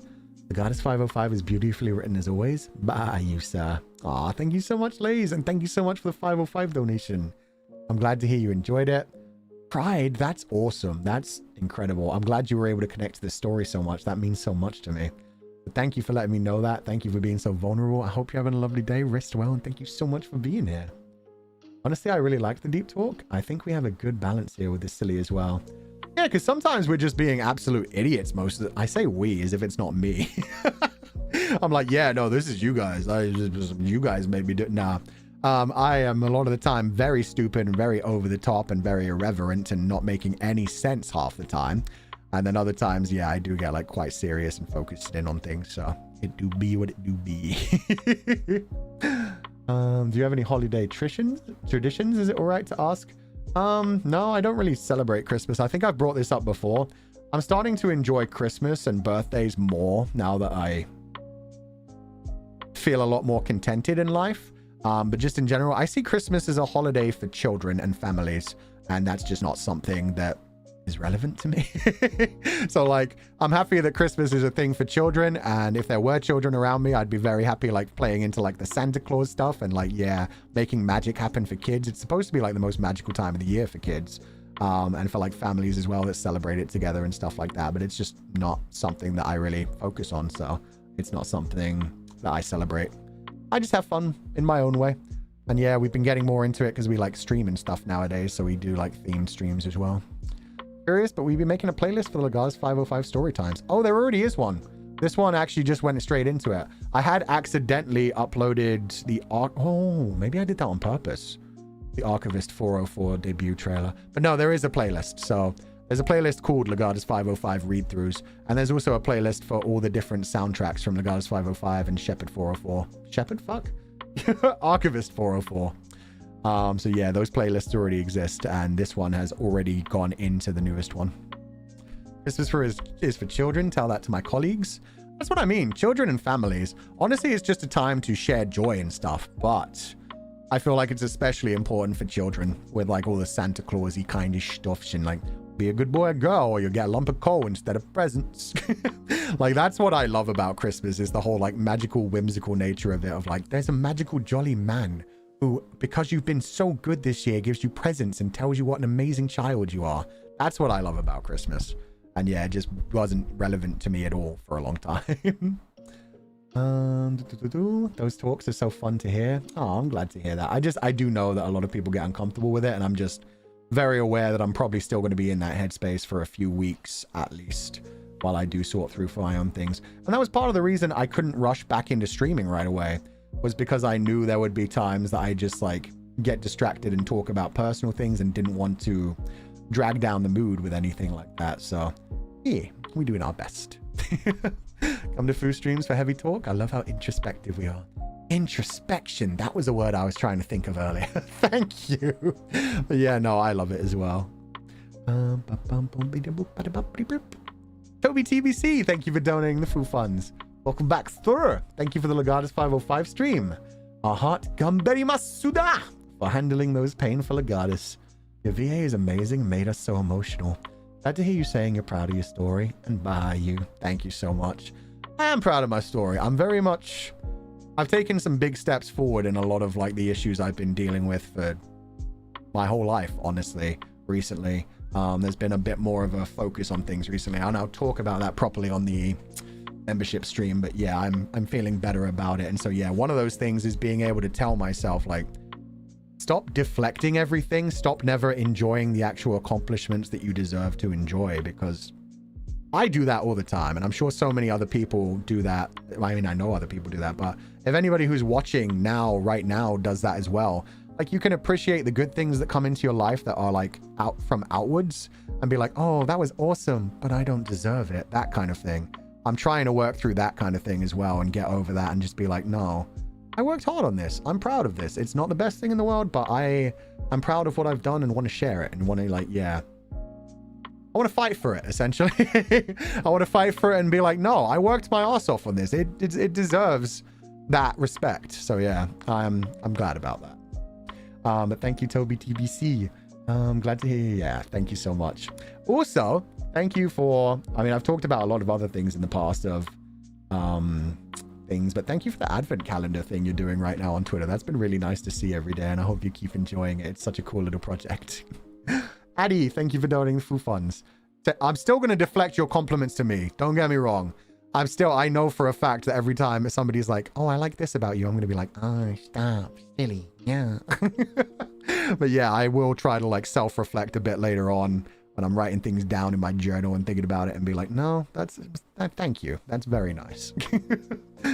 Addy, thank you for donating the Foo Funds. I wanted to share that I'll soon have a Legatus Eater bag completed, and I'm so excited to share it. Anyway, these chapters were lovely and has given me inspiration. Thank you, and I always appreciate hearing your chat. Oh wait. I thought that meant like chat. Appreciate hearing your chat, like me chat. Okay. I'm glad to hear that. Thank you so much, Addy. I hope you're having a lovely day. I'm glad to hear you enjoyed the stream. And yeah, I hope the inspiration carries you to interesting places with whatever you're working on or just in life in general. That's very sweet to hear. Rest well, have a lovely evening, and thank you so much for being here. Luthier, thank you for donating the Foo Funds. Yapping as you, cringe but free as you. Love to make your sheeps cry as you, and that is you as you. We all want you. Well, that's what we all want for Christmas. Aww, thank you so much, Luthier. I'm not sure how emotional I can get over that comment when the avatar for it is still the creepy kissing sheep. But thank you for donating the Foo Funds. That was a very sweet comment until I paid attention to the avatar, and then I was just like, thanks. Very, very sweet comment. Cloudines, thank you for donating the Foo Funds. So, you're an old man dressed in red, just like Santa. You gonna tell us you've been around, you've been amazing sheep this year, will you? I don't know, maybe. I doubt it. I said Christmas isn't for me. We're gonna do our little confidant Christmas carols, and that's about as far as I can go. Thank you for donating the Foo Funds, though. Santa doesn't wear this much black. Santa wishes he looked this good. Fu-chan, will I get coal this year? Yeah. The price of coal has gone up substantially. Coal is actually a pretty decent gift. You can sell that shit for more than most presents that most kids ask for. You want a little toy train? No, you freaking don't. Lump of coal? Boom, sell that. Play the market. Play the market, man. Noeen, thank you for donating the Foo Funds. No message, but thank you for the cute heart super sticker, and I hope you're having a lovely day. Lala Leilani, thank you for donating the Foo Funds. Hello. Can you read me? Oh, wait. Is this thing on? Focus. Sorry. I slipped immediately. I hear, do you read me or can you read me? I go, Legatus. Welcome back. It's good to listen to your live streams again. 505 is becoming a stronger lore by the minute. The writing is fantastic as always. Ah, thank you so much, Lala Leilani. I'm glad to hear you enjoyed it. I'm having a lot of fun with it. I'm so excited to finish it off. I'm so excited to share it with everyone and see what people thinks. And like I said, once the main story is over, it doesn't mean that we can't ever go back to it or explore other things, other characters, discuss things, do side stories, do other stuffs. It also all plays into the Fooniverse. I think a lot of people have been noticing that like a lot of the Legatus stuff in the more recent stuff is like, oh, he clearly has more soft spots than he used to. And it's like, yeah, that's because even in the Legatus 505 universe, he's been around Noctix for a while. Like the story is ongoing in both sides, in both timelines. He's telling his own story, but he's also in the modern day. So yeah, the other Doomers, Noctix, Nijisanji, life in general has all been getting to him and wearing him down. Rhonda PG, thank you so much for donating. And that's not spoilers. That all came up in that last interim, so that's fine to say. I was very careful about the way I said all of that. Rhonda PG, thank you for donating the Foo Funds. Welcome home, Fuchan. I missed you for so long. Thank you so much, Rhonda PG. I missed being here too, and I'm glad to be back. So yeah, I'm happy we're back to streams. I hope we all have lots of fun together. And thank you so much for donating the Foo Funds. I hope you have a lovely day. Coal is just a future diamond. That's true as well. Oil too. Or it can just become oil. I don't really know what decides whether things become like oil or diamonds or fossils or stuff like that, but maybe time, maybe pressure, maybe temperature. I don't know. But either way, yeah. All of those things come from the same thing. They're all just carbon rearranged in different ways. Jesus! Oh my god. Thank you for donating the Foo Funds. Jesus Christ. I hope you don't mind all the choice words Legatus had for Catholicism today. I was raised Catholic. It's fine. I can say it. The sheep's cries have reached me. They're happy to have their shepherds back. Welcome back, my lamb. Hope you'll enjoy celebrating my birthday. I will, Jeebus. Thank you so much. I hope you're having a lovely day. Amen. Rest well. Have a lovely evening and be safe, my child. This is fine. This is not blasphemic. It's okay because that is a person pretending to be Jesus. Don't get on me. Appalef, thank you for donating the Foo Funds. Welcome back, Lechan. Thank you, Appalef. Thank you for the 505 donation. Hope you're having a lovely day. I hope you're resting well, and thank you so much for being here. I was way early. We're going back to the beginning super chats, by the way, now. I should point that out. And once we're done with the super chats, I'll do the Streamlabs. And once we're done with the Streamlabs, then I'll bring out the comfy grabber and we'll just chat and do normal comments back and forth in case anybody have any questions and stuff. Should we say blasphemic? I like that, actually. Yeah, we can be as blasphemic as we want. That's fine. Amen, my lambs. Sakumaka, thank you so much for donating the Foo Funds with the huge Akasupa. Uchan, welcome back. Miss you and Legatus. Thank you so much. I miss Legatus too. It's been a while since we did one of these read-throughs. It's nowhere near as long as the time between the last one before that. But yeah, I'm glad that I've, for a while now, been in a decent writing mode where I can't necessarily write. I definitely can't write every day. But I've been able to write like once a week or so recently. Give it like a good like few hours and get some words down on the page, even if I have to rewrite them and restructure them later. Like, I'm glad. Like, writer's block hasn't so much set in. It's just there's a lot of other work going on in the background as well. Bless up, G-Dog. Let's have you back. Sorry, that's one of the funniest ways I've ever seen that. Happy birthday, Jesus. I hope you have a lovely birthday. Maya Nyapi. Thank you for donating the Foo Funds. Welcome back, Fuchan. You. Thank you so much. I'm glad to be ba. Adai ba. Hope you're all having a lovely day. Shizu. Thank you for donating the Foo Funds. Welcome back, Fuchan. I'm so glad to hear your voice again. Okairi tadaima. I'm so glad to be back. And yeah, I'm interested. There's so many streams that I want to do. Like I said, Outer Wilds is something that I've been wanting to do forever. I keep pushing it off. Somebody like really recommended it to me heavily like 2 weeks ago. No, maybe a week ago. Either a week or 2 weeks ago. And I was just finally like, you know what? That's a sign. Let's go. Synchronicity from the universe. It's time to lean into something new and try a new adventure. Atty, thank you for donating the Foo Funds. Welcome back, Mr. Borgman, sir. I'm very happy that it's a 505 reading stream. Glad to hear Legatus' voice once more. Yeah, it took me a while to get into the Legatus voice today, so I'm sorry about that as well. When I was first trying to do the Legatus voice, I think it sounded less grizzled, less angry. But I think by the end, like especially trying to do little Legatus, I need to listen back to it to like confirm. But I think I did a good job of doing like child, but slowly slipping into everything that like leads to Legatus having a fucked up voice and stuff, just like all the screaming, all of the anger, all of the constant tension and emotions going through. So I quite enjoyed that while I was performing it. I'm interested to see what it sounds like, because a lot of the times you do a performance and then you go back to it and you're like, oh, I fucked up. It sounded good in my head, but not so much looking back on it. And this is my 3rd birthday I've spent the morning with your live streams. To you in the sheep pile, bah. Thank you so much, Ati. Happy birthday. I'm glad to have you here, and for 3 years in a row, that's so awesome. Happy birthday. Have a wonderful day, and thank you so much for donating the food funds. Like it because these chapters are so emotional. Yeah, it was pretty dang intense. There's also the problem that it's not quite the same as visual novels, where visual novels is very clear exactly what tone you should use, like straight away, because they use like a lot of punctuation and single dialogue lines. And so a lot of the time I read through a thing and then I see that I had wrote afterwards, like, with this kind of emotion, I'm like, fuck. I played myself. I didn't perform that in the right way because the description was after.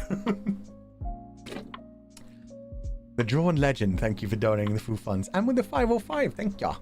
Legatus Repair Funds. Yo. Wait. Did Jesus change his name to J-Dog? J-Dog it is. Okay. Thank you, J-Dog. Hope you have a lovely birthday. We will be celebrating it. Thank you for being... Oh my god, he actually changed it to J-Dog. That was so fast. Holy crap. First, I just saw Jesus saying, J-Dog it is. Literally, within about 45 seconds, maybe. J-Dog, happy birthday. Thank you. Legatus Repair Funds. Thank you so much, The Drawn Legends. Yeah, with how often he breaks those signets. He needs those. Oh yeah, and I read this between the chapters, but Paradox Min, I found this very funny. You go somewhere being proven right about Fu being an android all along. Yeah. That was such a funny conversation back in the days because it came up so often. And especially since he had the androids that looked very much like Legatus in his world. He had stylized them that way, which was really cool to me. And it played into like the whole multiple parallel universe kind of story that we were going into. So yeah, somewhere, somehow, I'm sure Yugo is laughing their ass off and being like, heh, I even named him Fuchan. Named him Fuchan, called it on the android, just keeps winning. Marineth, thank you for donating the Foo funds. Ready? Stand and applause, because you deserve it, sir.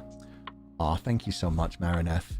I loved finally getting to share these parts of the story. I loved going through it, and especially going through the slaughter in the slums, because I think, I mean, I said that part of the way through as well, but I know a lot of people understand the feeling that, like, yeah, a lot of that came through my own feelings of having lost my dad, and obviously not in anywhere near as horrific a way, but just anyone who's lost a family member, you always feel like the same kind of intense, insane feelings.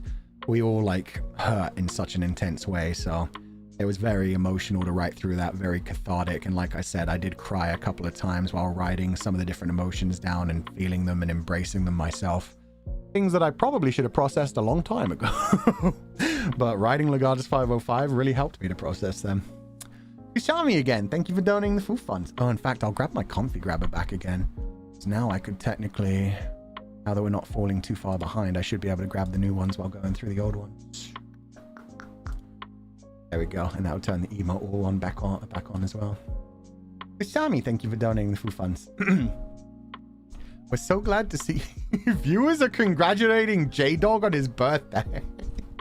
Sorry, the auto-generated thing came up for me. Ishami, thank you for donating the food funds. We're so glad to see your mindset shift in this way. Even if there are moments of low spirits in the future, keep reminding you time and time again that you're worthy of this love and payoff. And I'll keep reminding you guys of that as well. You guys. I'll keep reminding the confidants of that as well.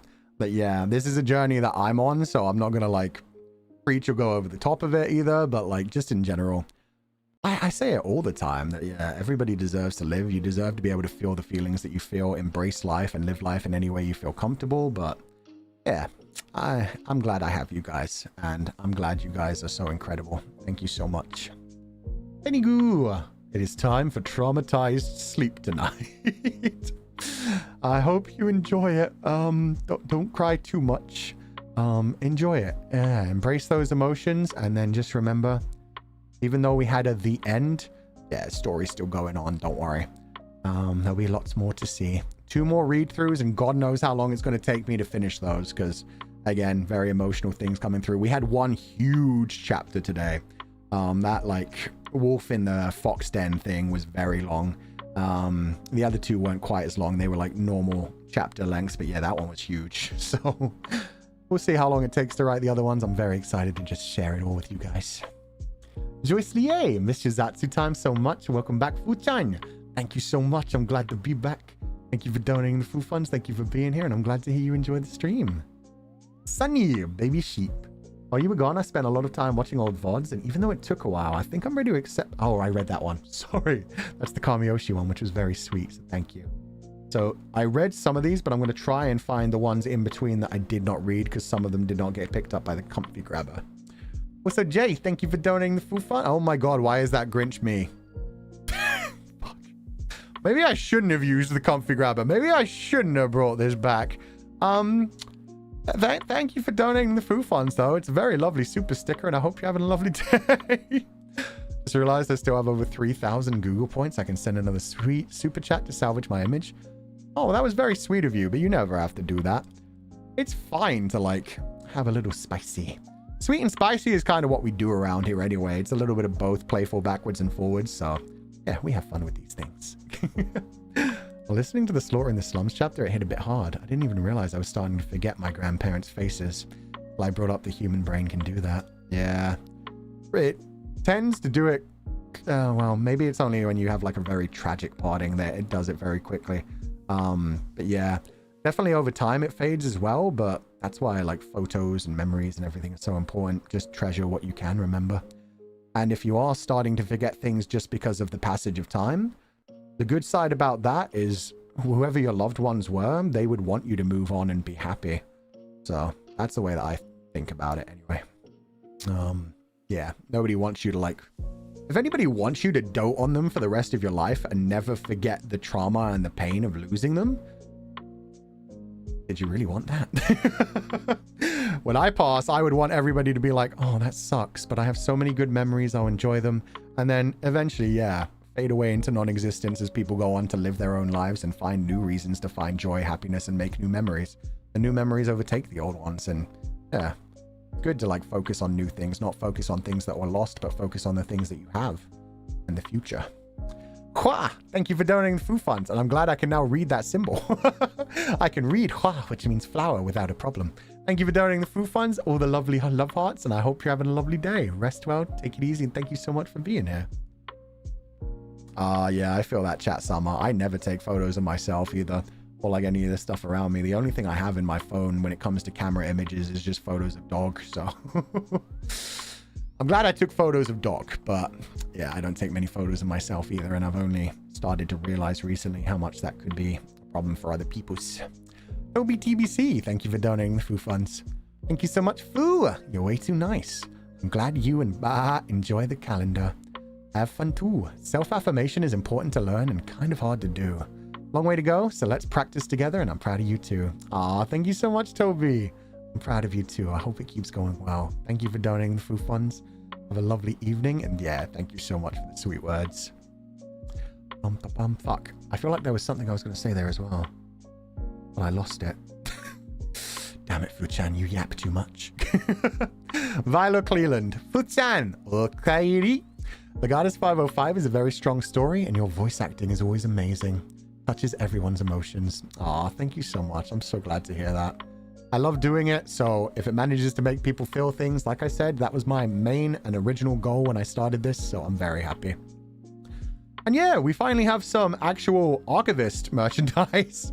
We have official art of Archivist that isn't just like the originals, so I'm really happy with that. I'm really happy that I got the opportunity to share that with everyone. The artist did such a good job.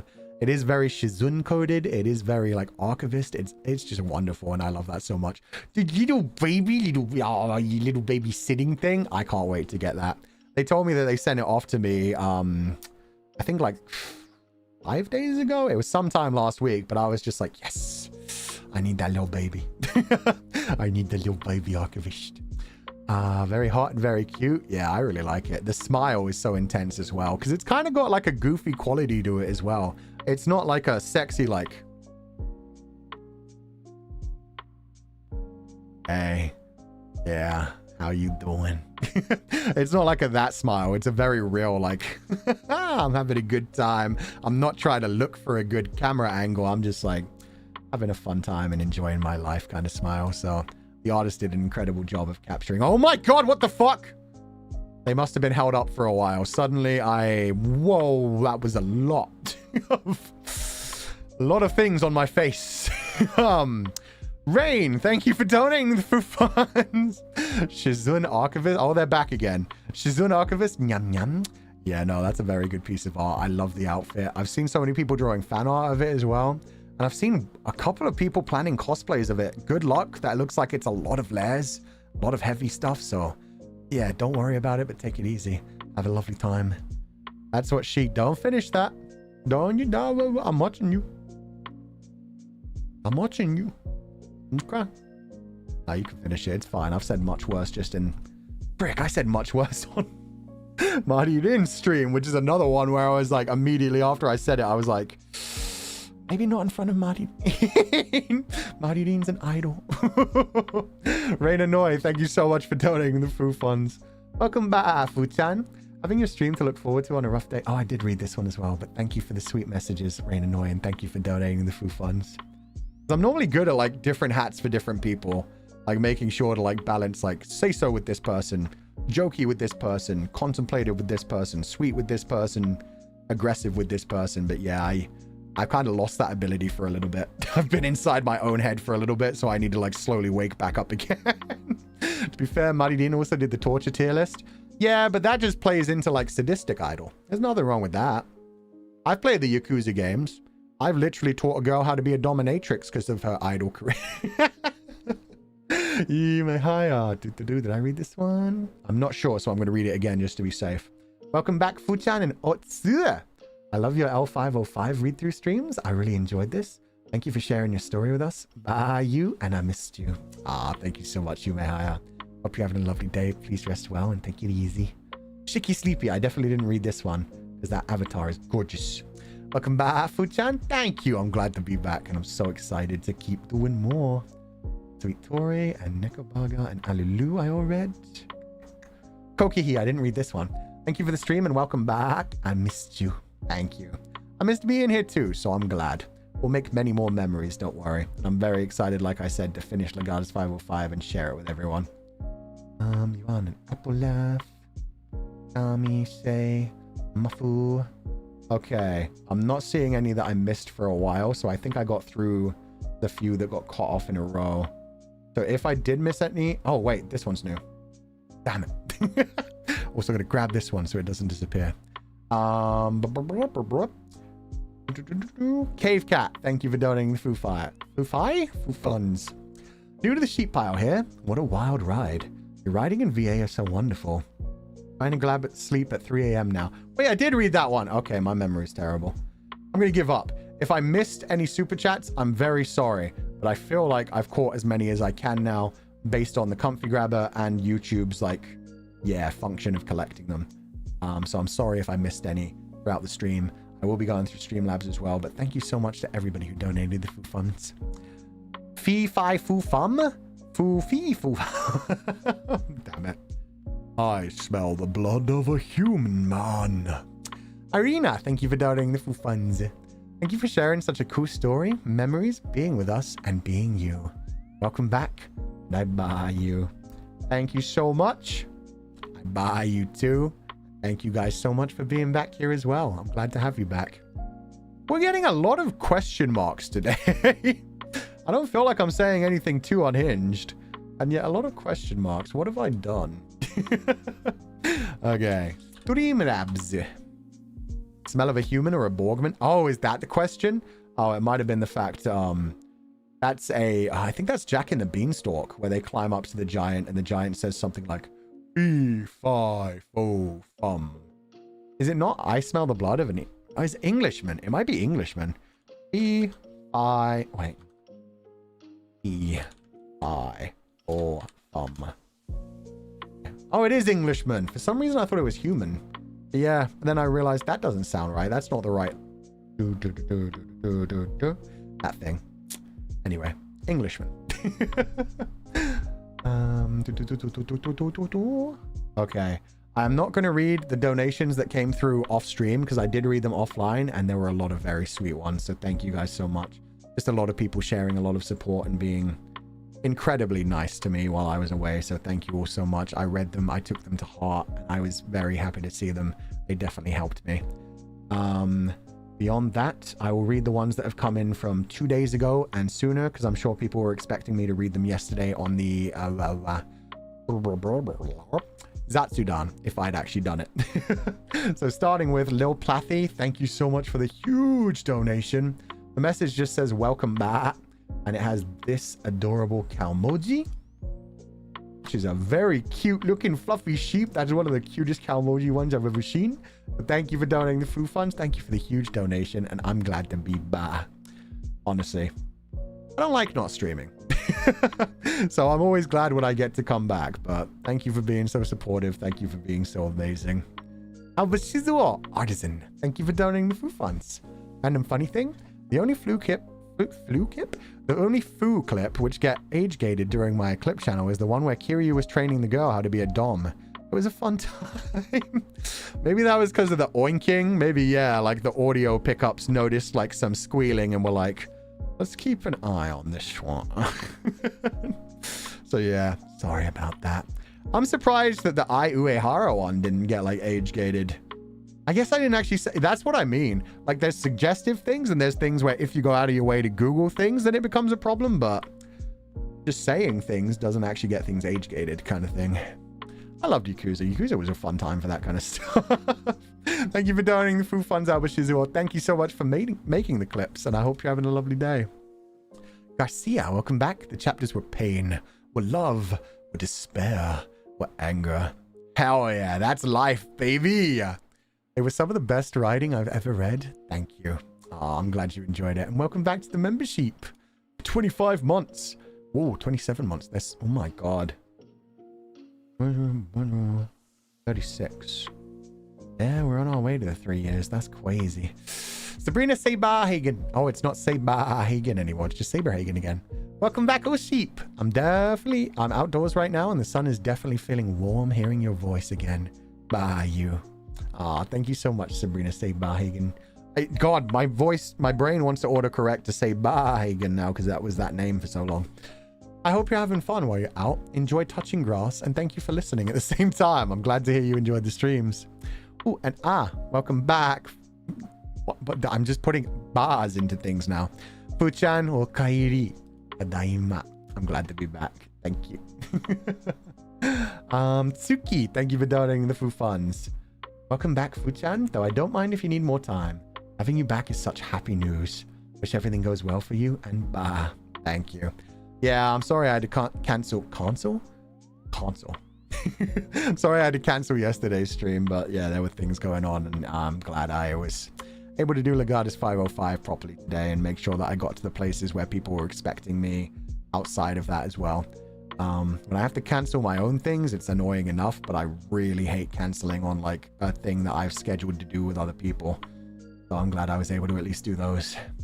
Potato! Bye, you. Thank you so much, Potato. Thank you for donating the food funds. I hope you're having a lovely day. Thank you so much for being here. Please rest well and take it easy. Usami. Uchan, during your break, I kept hesitating whether to tell you about this. I've been feeling guilty, and it doesn't feel right to hide it from you, taking the opportunity of today's Legatus 505 stream. I want to confess that the last time I sent a super chat asking about Le-chan's weight, it was actually to calculate how much... Not reading that. We found the limit, Krishami. I'm glad that you know to send these types of ones on Streamlabs. He would need to survive if locked up and relying solely on it for daily human nutritional needs. I see. I did see a bit of that on Twitter. I saw some people discussing that on Twitter. Really sorry. I wasn't planning to conduct any research, nor was I planning to cook anything. And they have the number. You did the calculations! Can we know too? No, you'll have to fill it in yourself. I can't say that on stream. They were talking about it on Twitter. Kushami may mention it on Twitter. That's not something we bring into the stream. That's on the level of where I know it would make certain people uncomfortable, and I don't like to make people uncomfortable. So, you know, it's fine for me to read that. It's fine for me to be like, God damn. But yeah, we're not bringing that into the stream. We have a level where we're like, that's too dirty. That's why it was sent through Streamlabs rather than YouTube. So yeah, I'm glad that we appreciate those bounds. Finally, I imagine the time you took off must have been very difficult for you. I just want to share some silly, pointless jokes to help you relax a bit. I even spent 2 hours gathering information and data for this. 2 hours.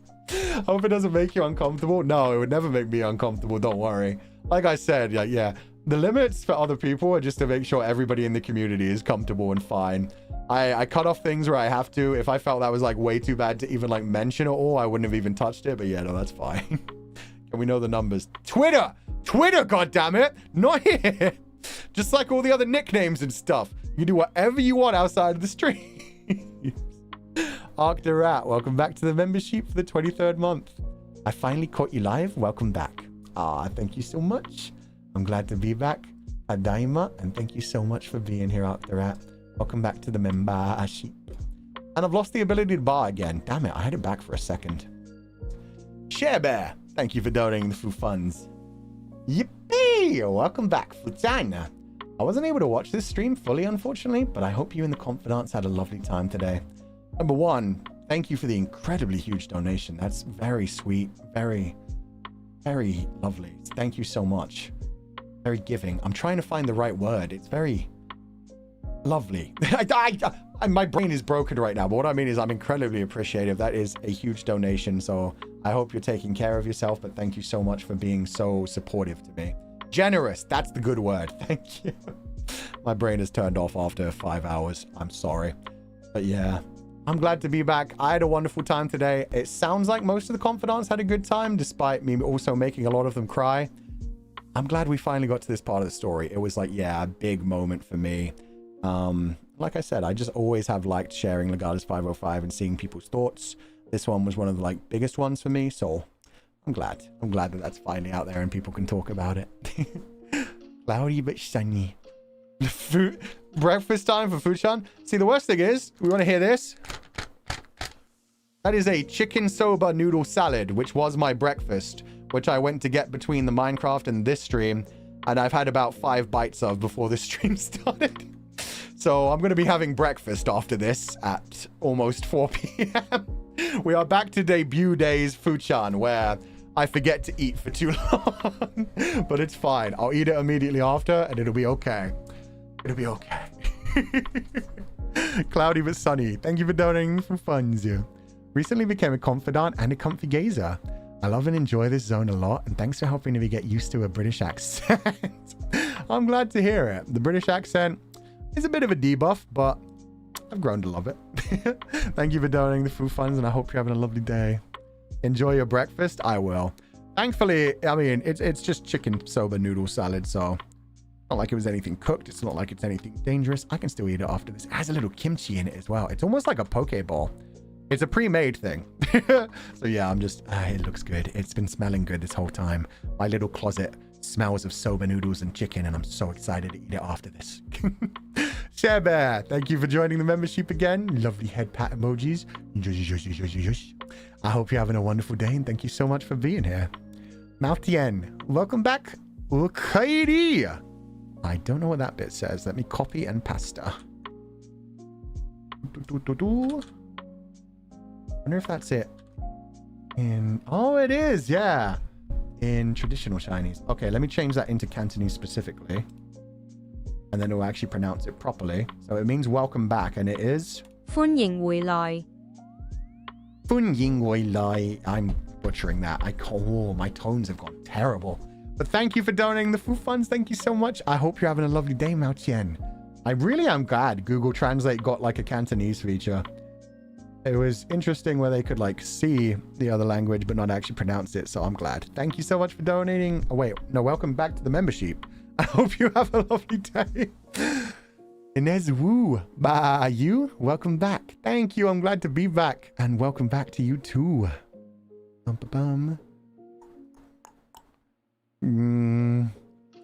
It's It's fine. It wasn't expired. This is like brand new and fresh. It's not, we didn't go back to that level of Fuchan where he bought like 3-day-old chicken salad and tried to eat it. This is in date by several days. Do not worry. Lily, thank you for donating the Fu funds. Welcome back, Fuchan. 32 months, so close to 3 years. Oh wow. Wow. Yeah, no, that's way closer than I thought. Jeez. I guess, yeah. We're in December, so January, February, March. February. It's the end of February, technically, so only really 2 months. Basically 3 months, but still, that's crazy. Oh my god. I need to speed up on some of our preparations. Let's go. Happy to have you back and bye you. Welcome back to the membership. And yeah, I'm glad to be back. I can't believe it's almost hitting the 3-year mark. Mini Fulgur making himself ill. Oh yeah. Mini Fulgur was not very smart. But I've learned. Michi Kureshima. Thank you for the stream. There's a lot of lore to chew on. Is it okay to ask, with an inorganic brain, if Legatus was decapitated, could he still yap? Funny thing. Yeah, probably. I hadn't thought about the logistics of that, but the brain is fully housed in the top. It would be incredible amounts of pain, but yeah, no, if somebody was able to actually, it would have to be Karnas, because Karnas is the only one who knows how to do this kind of shit. But if they were able to make sure that like the wounds were saunched, he could become a Mr. Chopped. He could become a little, like, just a head with a sealed wound underneath that could still move his mouth and yap and think and process everything. But yeah, no, that's fully possible, actually. He would die eventually because he would dehydrate and starve, but it would be able to last for a while, which is terrifying. Thank you for putting that in my mind. That might go into the story. No, I'm kidding. But yeah, no, as far as I know, biologically, that should work. It would just be a horrific experience. And it would be like a slow waste away, because it's like when you pluck flowers. You've gotten rid of some of the things that they need to actually grow and survive, but they could technically live for a while. Fun. Def Kuzusara, thank you for donating to the Fu funds. Yesterday was my 1000th day on membership. Wait, really? You counted that? That's crazy. So today is my 1001st day. Been here for that long, and I'm planning to be here for 1,000 days more. Thank you for being a light that is yourself. I wish you'll always have those lights for yourself too. I do. Thank you so much, Def Kuzusara. That's very sweet of you. As the Legatus 505 song says, a lot of lights came into my life. And not just the 4. There are a lot of them. And a lot of them are confidant colored as well. So there's a lot of light in my life. I am very honored. I'm very thankful. I'm very blessed. And so I will keep trying to spread that light to everybody else around me as well, as best I can. But happy 1000th day anniversary. And yeah, hopefully lots more days to look forward to. Lots of days of light. Maybe some days of dark along the way too, but it happens. Try Princess, thank you so much for donating the Fu funds. Oh, okay. Thank you for donating the Fu funds. This is a secret one. Okay, I'll read that one offline.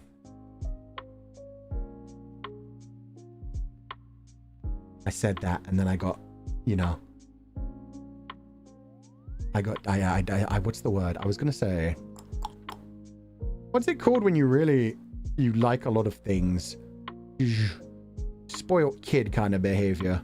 Spoiled. I felt spoiled kind of. No, I mean, that's not the word.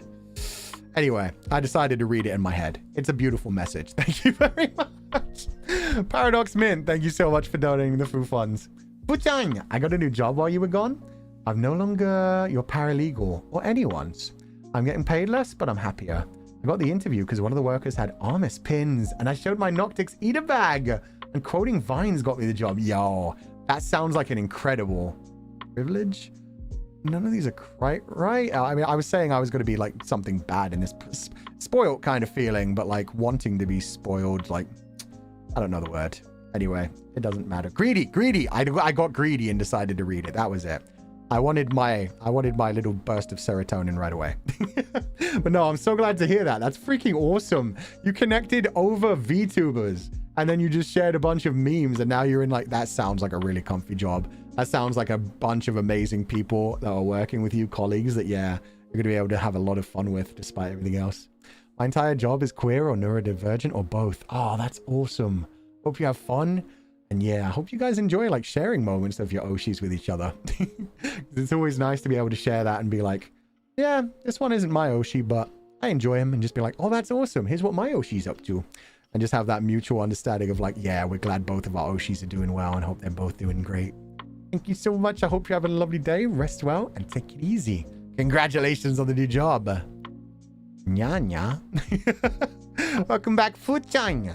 Me and Fufu, the cat, missed you. Take care as always. Ah, thank you so much. I'm glad to hear you had a good break. I'm sorry to hear you missed me, but I am back, so no worries. And yeah, I hope you and Nyanya are doing wonderfully. Yeah, I've been a little bit closer to my cats recently as well. I'm not ashamed to admit I now let Cat with a C climb into my bed occasionally, and I will pet her for a little while before I tell her it's time to get off. It is what it is. Chat Sama, thank you for donating the Fu funds. Welcome back, Futan. I've kept myself busy while you're away. Finals have been kicking my ass hard so far. However, I'm glad that you're back, especially with Legatus 505. Rest well and take care of yourself, sir. Have a great day today, Fuchan. Bye you. Ah, thank you so much, Chat Sama. I hope you're having a lovely day. I bye you too, and thank you so much for the sweet words. Oh, and we got 3 more donations while I was away. Oh, I can totally read this. Okay, so another one from Chat Sama that says, read if you want to. The chapter Slaughter in the Slums has hit a little close to home, especially with my dad. Listening to Legatus' reaction to his own father is a similar feeling of when I found out my dad's death. Thank you for sharing this story, sir. I'm glad to hear that if it did reflect in a good way. If it did make you emotional, I'm sorry, but I mean, yeah, that's part of it. You often get reminded of some of the tragic feelings, and it can hurt, but it can also remind you how much you've grown and about the important, like, emotional parts in a good way as well. So thank you so much. I'm glad to hear that the writing, like, connected with you in such a strong way, because, yeah, I've definitely had those feelings as well. Thank you for donating the Fu funds. I hope you feel better. And, yeah, just thank you so much for sharing that. That's very sweet. On my own side... is this going into too much detail? Just click away for like 30 seconds if you don't want to hear about my dad. But yeah, I was actually the one who found my dad. I remember thinking, oh no, he's like, why is he asleep here? And then, oh God, he's not breathing. And then finally realizing like, oh, what exactly had happened, being on the call already and like trying to call an ambulance and then realizing it wasn't a paramedic kind of situation. So yeah, I remember, and I definitely blocked it out of my memory for a while. But yeah, I remember going through several of the stages of grief in very quick succession and then like repeating them multiple times and like compartmentalizing and blocking things out and all kinds of things. So yeah, it is what it is. It's life. And that's what I keep saying recently. It's life. Death is a part of life. We just be happy with what we've got. We enjoy the time that we have. Yeah, keep making more memories and working towards a great future. And still loving the memories that we have from the past as well. So yeah, I'm glad that I'm comfortable and confident enough to talk about that nowadays. Just be like, yeah, no, that was tragic. That was horrible. But I got through it and I'm here now. And I'm happy to be here now. Happy to be in the position that I am now. So thank you so much. Glad to hear that that connected with you as well and that the writing actually did come across as very genuine. Even though, like I said, my situation was quite different. MJ Lim, thank you for donating the Fu funds. Bye you. Ah, thank you so much. I buy you too. And I hope you're having a lovely day. Ah, thank you so much for being here and supporting the channel. Please rest well and have a lovely evening. Nyoko, thank you for donating the Fu funds. Obairi Fuchan. So nice to listen to your Legatus 505 story in the Zatsu. Although it's like a roller coaster during the stream. Speaking of meet and greet, I also won the Nijifez meet and greet tickets, and I'll do my best to yap within 30 seconds.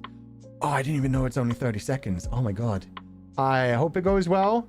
Considering how much I yap, 30 seconds would never be enough time. But thank you for the 505 donation. I can't wait to see you there, and I hope we have a lovely time together. Oh, and thank you. I see a lot of people saying, like, I'm sorry to hear that, or, like, sending you love, Fulgur, sending you hugs, Fulgur. It's okay, honestly. I got through that. I'm going to get through everything that I'm dealing with right now. It's all part of life, and we all have to go through some of those horrible, painful moments. I'm fine now. I'm able to talk about that confidently. and I'll be able to talk about the other thing confidently. I just don't want to do it first anywhere else other than in a membership stream, just so I explain things there. So yeah, no worries. I'm doing good. Thank you so much. I have very good support networks in my life, and I'm taking care of myself. So thank you guys for giving me the time to process that and then come back feeling careful enough. 30s is so crazy. Oh no, what's this? Oh, 30 seconds. Okay. I thought it was 30s and I was like, I'm only 32. What do you mean crazy? I might be crazy, but not in that way. Sweet Tori, thank you for donating the food funds. Because of your meet and greet at Anime Impulse, I made a close friend that also shares you as an OC. Oh, I'm so glad to hear that. Yay for Fuchan bringing confidants together. Oh my god, there they are again. What's up, confidants? I guess we are indeed together right now. No, that kind of story always makes me very happy because I see a lot of confidants having like offline meetups and sharing celebrations and everything as well. Oh, the emote roll was fixed itself. It just exploded first. But yeah, no, it always makes me happy to see when people are having fun with the community, making friends and being able to share emotions. So, and yeah, being able to share like your enjoyment of your Oshi with other people is also great as well. Just being able to be like, oh, did you see that stream that's coming up? I'm so excited. Or, oh, that stream is kind of boring. You might want to skip it. He's better on other days, which does happen. And there's no problem with that. So yeah, thank you for that. I'm glad to hear that. Look, it brought the confidants together. Somehow, yeah. All of the confidants were hiding and just waiting for that moment to burst out. Okay, with that said, I'm done with Streamlabs. I'm done with super chats for now. So yeah, we can just do chatting mode. How are you guys doing? Like fireworks? Yes. And one of the most beautiful things about fireworks is that they're fleeting. Beautiful little flashes of lights that pass away. It's a lovely time. Recently made some friends who watch Nijisanji. It's a pretty small group, but it's comfortable. That's all you really need. My best friends in the world are only 2 people, and I'm very happy with that. Having too many friends, I feel like some people can do it. I just don't have the social battery. Having like 2 people in my life that I know I can rely on, like with my life, is more than enough for me. So as long as you're having fun with them, that's all that matters. Quality over quantity? Exactly. People that you can really trust and share things with is important. Very important. I'm sure there are other people that don't even feel the need to have any, but yeah, it feels important. My uncle passed away this year. It was hard because I used to live with him during high school, but sometimes I know life has to move on. Talking about it can be a tiny bit therapeutic, I guess. Yeah, only when you're ready to talk about it, though. Obviously, if talking about it makes it harder, don't worry about it. Like, again, that's another part of the reason I wanted to step away. Hell, we were scheduled to play Never, which is about a cute little wolf spirit and a woman. And I don't know if that's going to be like a tragedy at the end, but I'm like, I'm staying away from that game for a long time now. Sorry, because we had a beautiful thumbnail made for it. But I'm like, nah, I'm not ready to embrace that kind of feeling just yet. IRL, I do feel kind of lonely, but online I'm very happy with the sheepies I have close to me. That's good as well. You can find companionship online. You can find people who understand you online. As long as you consider that part of your life is the most important thing. It's like, yeah, it's part of your life. So embrace it, enjoy it. Just, yeah, remember that you have to take care of yourself physically as well, most importantly. That's part of the emotional side as well, though. But yeah, I hope you enjoy your online friends as well. Yeah, online friends, my closest friends are online friends. I haven't actually met them yet, and I'm comfortable with that. And I haven't met anyone in Nijisanji yet except for Voxy, so hopefully someday. So glad I can share my O-Sheep love with my bestie. I introduced her to you, and I love watching your streams together. Aw, thank you so much. I'm glad to hear that. Yeah, watching things with people can be really nice and relaxing as well, being able to share with that in an active state. Book nerd. The only part I don't like about being the third friend in a group of 3 is being left out. In the sense that, like, the other 2 feel like, oh, I don't know your situation, so I won't say anything about that, but I hope it becomes more comfortable. One day I'd be interested in doing a meetup, but I get way too anxious around people. Yup. That's it, 100%. Especially when you've known each other for a long time and you're like, the offline meeting make it worse. Yeah. I haven't met any confidants IRL, but I love chatting with everybody online. That's all you need. Parts of the community are fine. This might sound weird, but when you were on break, I had a dream that you streamed on Member and said that you were feeling better. Glad that you really are now. Nothing weird about that. I mean, anybody who watches my streams, like, as continuously as I stream them, Yeah, I'd imagine that does slip into dreams. I've had dreams about like Jacksepticeye, Markiplier, some of the offline TV people. But yeah, it's not like anything weird. It's just like, yeah, no, they become part of your schedule. Recently, like Alpharad and the Wildcard crew. Yeah. IRL friendships are different too. We all have busy lives and we don't really get to spend a lot of time with each other either. Plus, there are some people you just want to be friends with online. You just bond over like some of the interesting things, interesting fandoms that you want to keep in an online space, and you don't have to like go to any kind of offline thing. It's completely up to how you deal with it. Sorry, this comment just made me giggle because it was like somebody has a deep personal connection. Markiplier dreams are real. It's like, yeah, we've all had the Markiplier dreams. He is a magnificent man. Haven't met any IRL comfies yet to do to geographical locations, but I wish to do it someday. That's cool. Like I said, like online communities are also amazing as well. For a lot of the communities that I do consider like hyperfixations that I've been through or are still active in, yeah, I don't actually want to meet anyone there. There are some events I want to go to, but it's not necessarily a thing that I need. And so it's just like, yeah, comfortable to hang out with people online. Okay. Ooh, so excited to see many comfies in Nijifez. Yeah, I hope you guys have fun with that and hopefully get to meet some other confidants, have a fun time and chill with each other. Because yeah, I just love seeing you guys have fun if you do feel comfortable with that. Obviously, however you choose to embrace the community, what's important is that you enjoy your time that you spend here. That's the most important. I want to check the comments after this because I'm leaving you a present. Okay, thank you. I hope you're having a lovely day. With that said, I'm going to wrap it up now. This is my first stream back, and it is almost 6 hours and a very emotional one. So I think we're going to clear this up for now. Tomorrow we're back with the sponsored stream, and tomorrow, probably tomorrow morning rather than tomorrow evening, because I'm not doing anything in the morning, I'll share my weekly schedule for the week ahead. And this time I'll actually post it on YouTube, because I realized on Friday that I'd forgotten to post my schedule to YouTube, and then I was like, if I post it now, I also have to say, by the way, the Friday stream isn't happening. So really sorry about that. But yeah, I forgot to post it, so I'll make sure I do that this week. Thank you guys so much for being here. I am so happy to be back. I'm so happy to be making more memories with you guys again, sharing more stories, and yeah, finishing Legatus 5. I almost just said Legatus 5. Yeah, just having more fun with you guys. I'm glad. Thank you guys for being here. Thank you, Bing He. Thank you, Malay. Welcome back to the membership, and I hope you're having a lovely day. As always, do not be led astray, my confidants. I will catch you guys next time. Bye-bye. And Mel Hope, thank you so much for rejoining the membership. Welcome back. Hope happy you're feeling better, and thank you for the stream. Bye. Thank you so much, Mel Hope. And V, thank you for the cute emojis. As always, on the way out, I'd like to say a special thank you to everybody who joined the membership.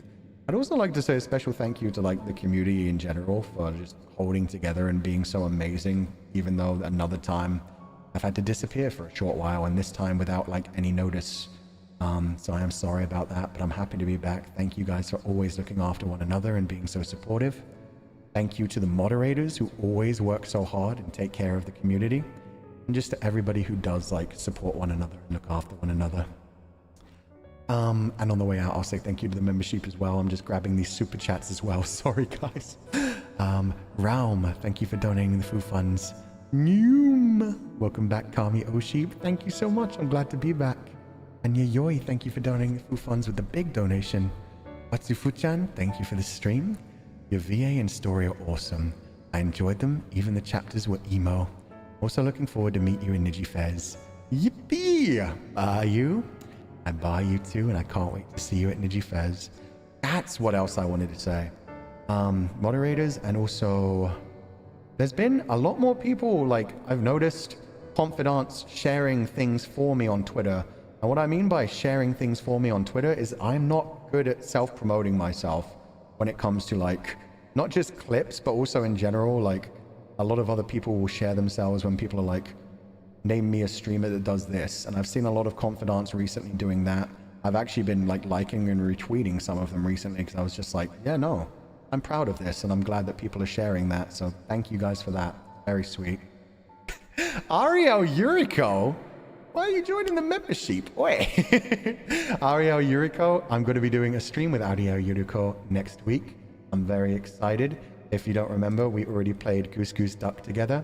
Ariel's an incredible person, and I'm looking forward to more collaborations with Ari in the future. But welcome to the membership.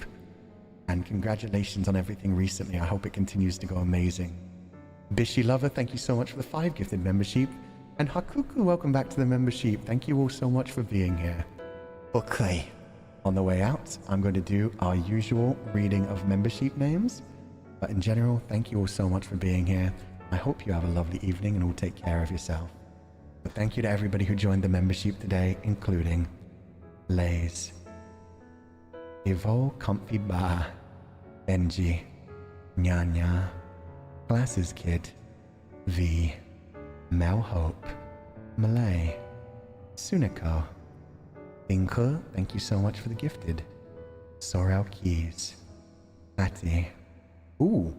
Sorry, some of those emojis lined up in a perfect way to look like a flower for a second. It was like a circle of them going outwards from the center, which was really sick. MJ and Lim, thank you so much for the 5 gifted membership. Alva Shizuo. Jinjo. Lily. Nezwu. Mao Qian. Sharebear. Arc the Rat. Sophie. Ah. Sabrina Saberhagen. No, Sabrina Saberhagen. Sorry. Garcia. Tsukishiro. Alienaire. Wah. Kitty Litter. J-Dog. That's still so funny to me that that's the name now. Cranberry Muffin, thank you so much for the 5 gifted membership. Arcane. Speaking of, I've watched the first episode of season 2 so far. I need to see more. I've unfortunately had some things spoiled for me on Twitter, but it's things that I know I'm gonna love, so I expect to cry and love the rest of it. Cranberry Muffin. Jeff Kuzu. Rhonda PG. Marie. Mr. Zhu. Hong Kongko. Ai-Yu Fui-Jiu. Viviane. Eva Jamfish. The Quildren Trapped in Sheep Wool. Sneku. Ushami. Maybe I'm a Lion. Akitoshi. Ali. Saj. Nicole Navs. Sunny Baby Sheep. Phoenix. A Kinky Cadaver. AK. Juno. And Harada. And I'm very sorry, it looks like YouTube now limits how far up you can scroll when it comes to membership, unfortunately. Because the earliest one it has here started at 1:57 p.m., which was like 10, 11, 12, 1, 4 hours in. Okay, I'm sorry, I have missed so many membership names this time. There were a ton of them, but YouTube doesn't tell me all of them today. We will collect the rest of them as we go through the next few months, but thank you to everybody who joined the membership today. I hope you all enjoyed the stream. I hope you have a lovely evening. As always, do not be led astray in my confidants. I have not chosen who we're going to raid. 1 second. I don't remember how to stream anymore, guys. I'm doing my best. Moo and Nyx. I'll send you guys to Moo. Hopefully we'll get to catch Nyx sometime in the future. Another British cyborg VTuber. I've been watching some of his streams, but I don't know him yet, so raiding him feels kind of uncomfortable for now. Jay, thank you so much for the gifted membership, and I hope you're having a lovely day. I'm going to send you guys to Moo. Everybody have a lovely evening. As always, do not be led astray. Oh, lore very similar as well. Very cool lore. Sorry, distractions. I'm heading out. Everybody have a lovely evening. As always, do not be led astray, my confidants, and I will catch you guys next time.